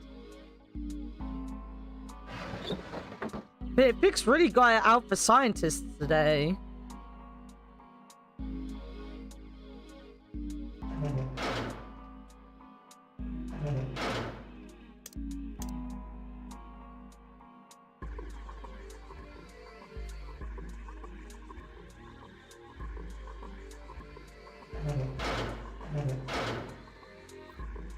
This was...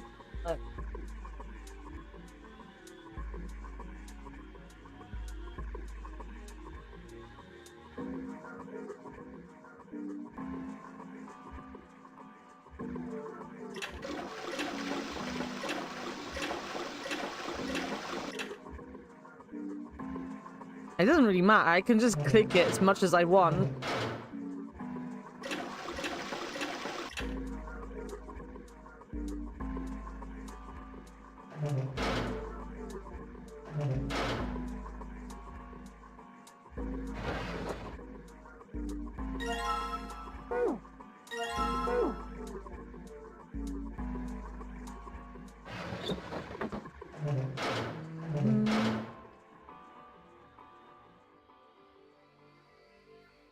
Oh, yeah, I need a knob. Oh, fuck. Ah!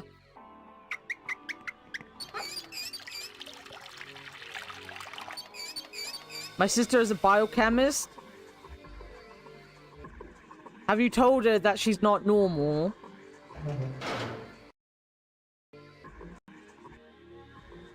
Oh, God. Oh, game.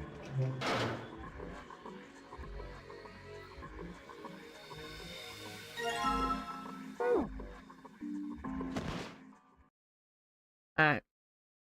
She's pretty normal. And she's related to you? How did that happen? How the fuck did that happen, fictional? So we're just gonna skip through to the end so that we can start in room 5 next week. I don't really know where we're going after this. I don't really know what changes we can do.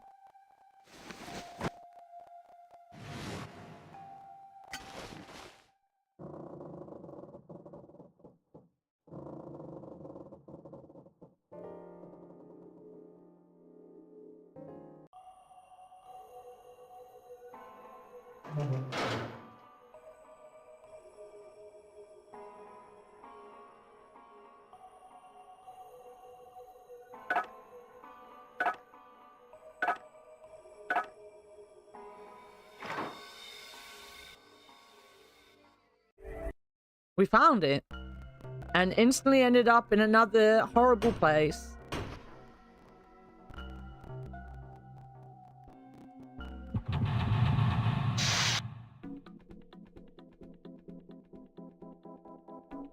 Yes, it does, Cyclo. It does. That's exactly what it is. I wanted to look very British. And the most British thing I could ever think of is gorillas. Cartoon-wise, I guess.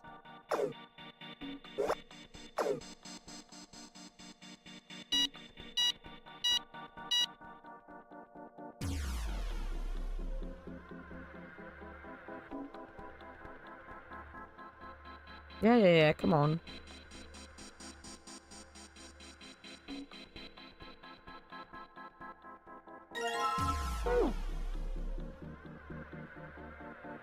That's fair.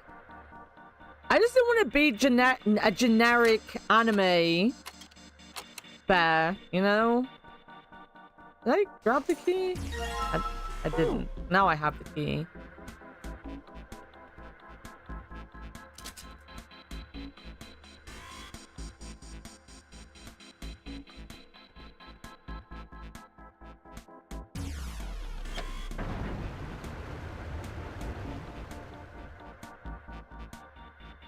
EDBF.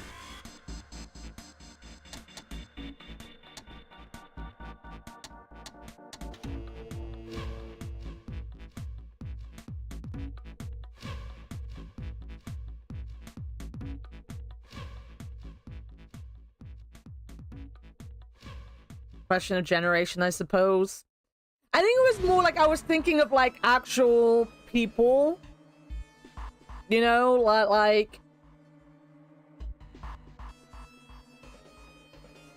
what would the British anime style be, kind of thing.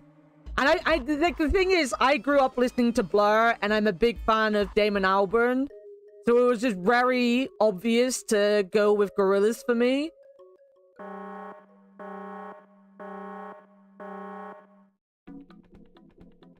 Most British thing of the noughties, yeah.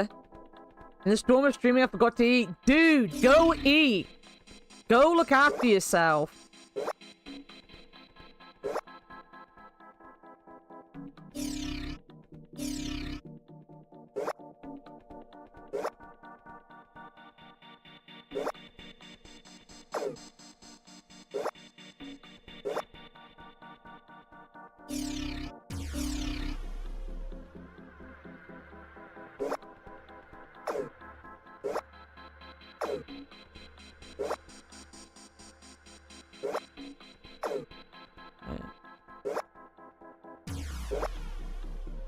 I don't need them.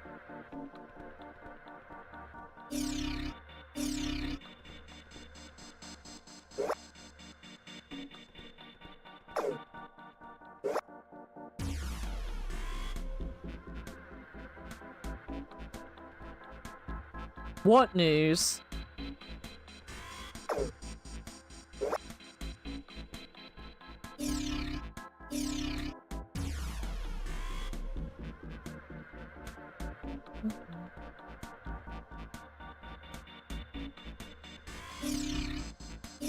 You're fucking joking.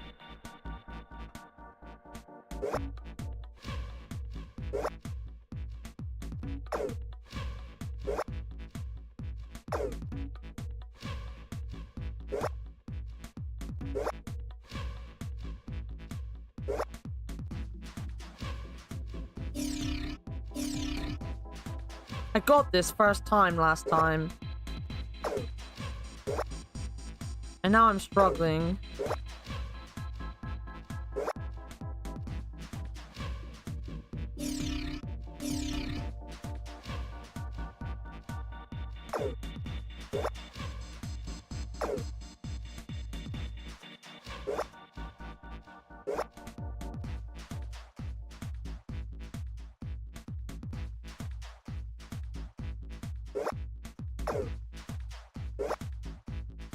I'm not gonna lie, I don't think Shin's too surprised it happened in Croatia either.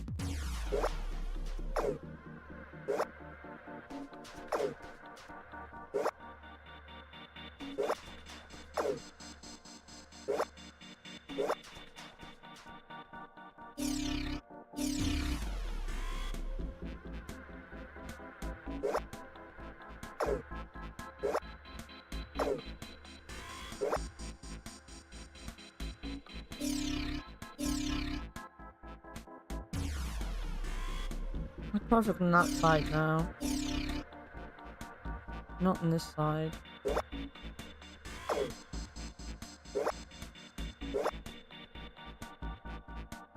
So close.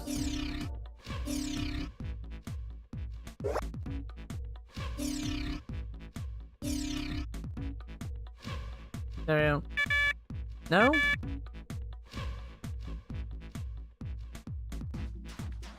Oh, I'm missing one there. There we go. No? Still no? That changed something over here. I got this perfect the first time around, and now I'm super struggling with it.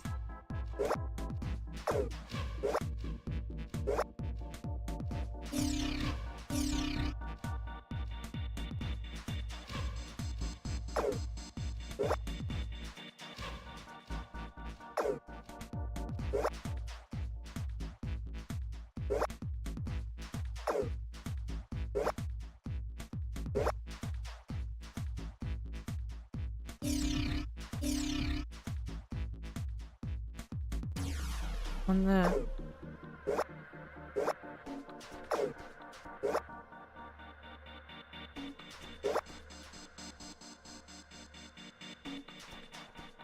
Oh god, I got myself all fucking flustered with that.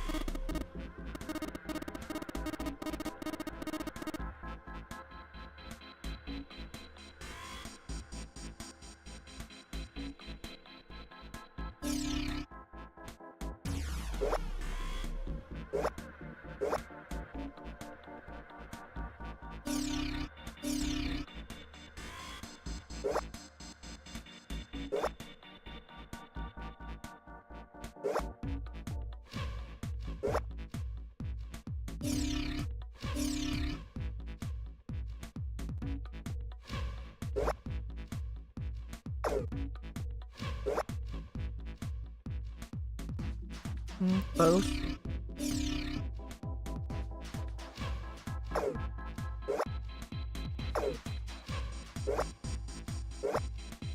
you know what? I just need to find...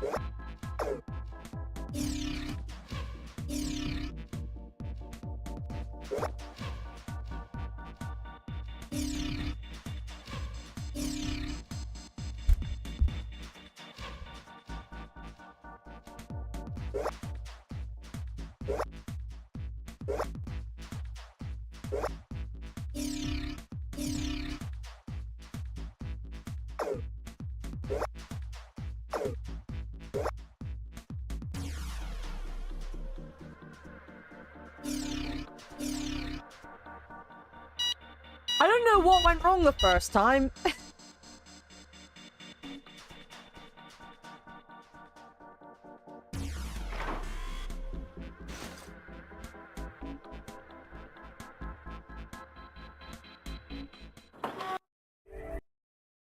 Just forget about it. Yeah, this is the problem when you don't hang out, you know? Or don't check Discord. The door opened and they stepped off. They'd expected to find 4 other people waiting for them. There were none. Where did they go? I have no idea. Lotus shrugged. Something in the pit of Junpei's stomach stirred. He tried to forget the feeling and took off down the long hallway before him. Seven and Lotus followed at a run. They ran and ran and ran. And... yeah. Can't read everything. Junpei stopped. He laid his hand on the doorknob, his breathing heavy. Seven laid a hand on his arm. Hold on a sec there. Huh? We don't have the key for this one yet, right? There is the Jupiter symbol engraved over the keyhole. Seven was right. They had no Jupiter key. Then we can't open this door. Unfortunately, no, we can't. Jeez, the sun door's gotta be just on the other side of this, you know? Frustrated, he twisted the doorknob. The door opened. Hey, it opened. What? Others must have found the Jupiter key. Well, what are we waiting for? As he spoke, he shoved the door the rest of the way open. Back scrolling. We don't talk that much in Discord, do we? In Soviet Russia, husband yells at you.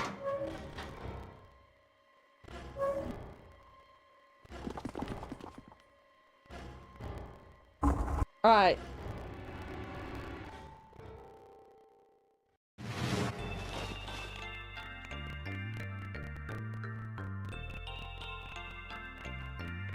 There's the yellow submarine, guys! Get ready to die on our yellow submarine!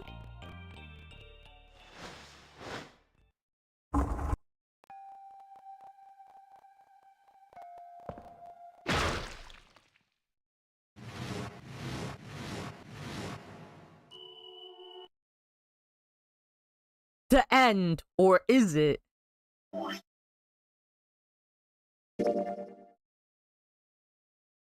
Would you kindly open the door?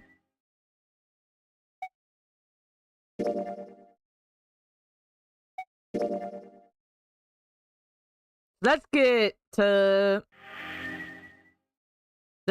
the prologue. Well, not the prologue, but just this beginning bit. Yeah.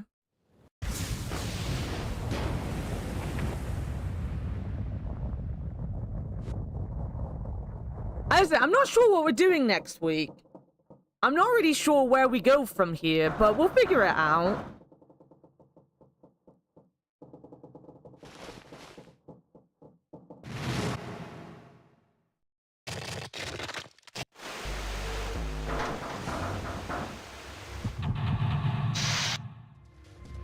Here we go. Right, let's do our save states.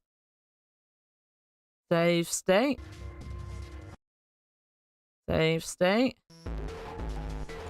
Then we'll do our savey save now that I fixed the saves. I'll quit out. Alright. Eight.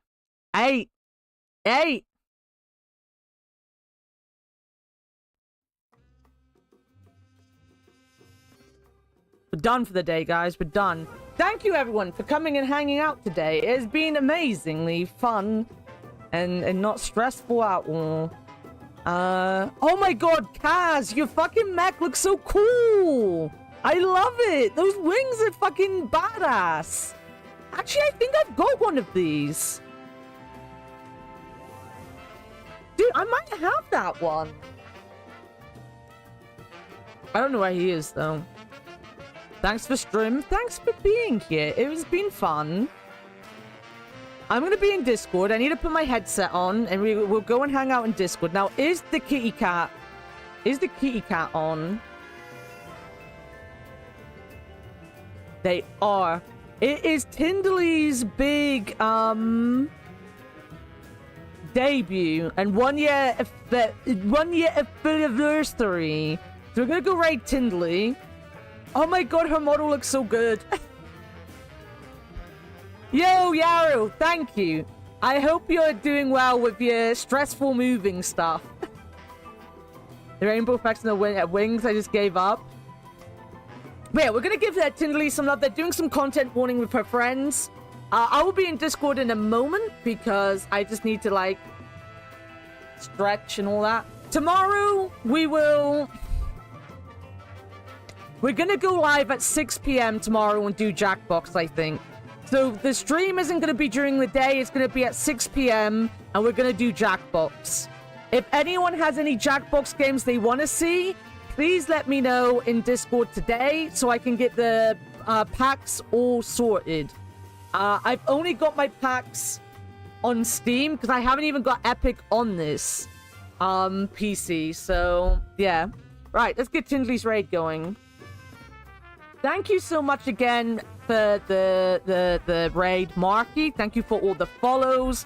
If you've been lurking and you don't know me and you want to support me, we have a 1K follower goal going on. So please feel free to follow. Tindley. I did not spell am correctly. I am Tindley. I am tired, guys. I'm tired. I've been up. I've been up. I'll have a look and see if any of the Jackbox packs are on offer. There might be some on offer, so we can pick some more up on Steam. You can just use the red. I don't have Stream Manager up, though. I just do it through OBS because I'm... Did you spell the I correctly? Fuck you. Fuck you. Fuck you. I hate you. Right, I'm going, because my mod team hate me, apparently.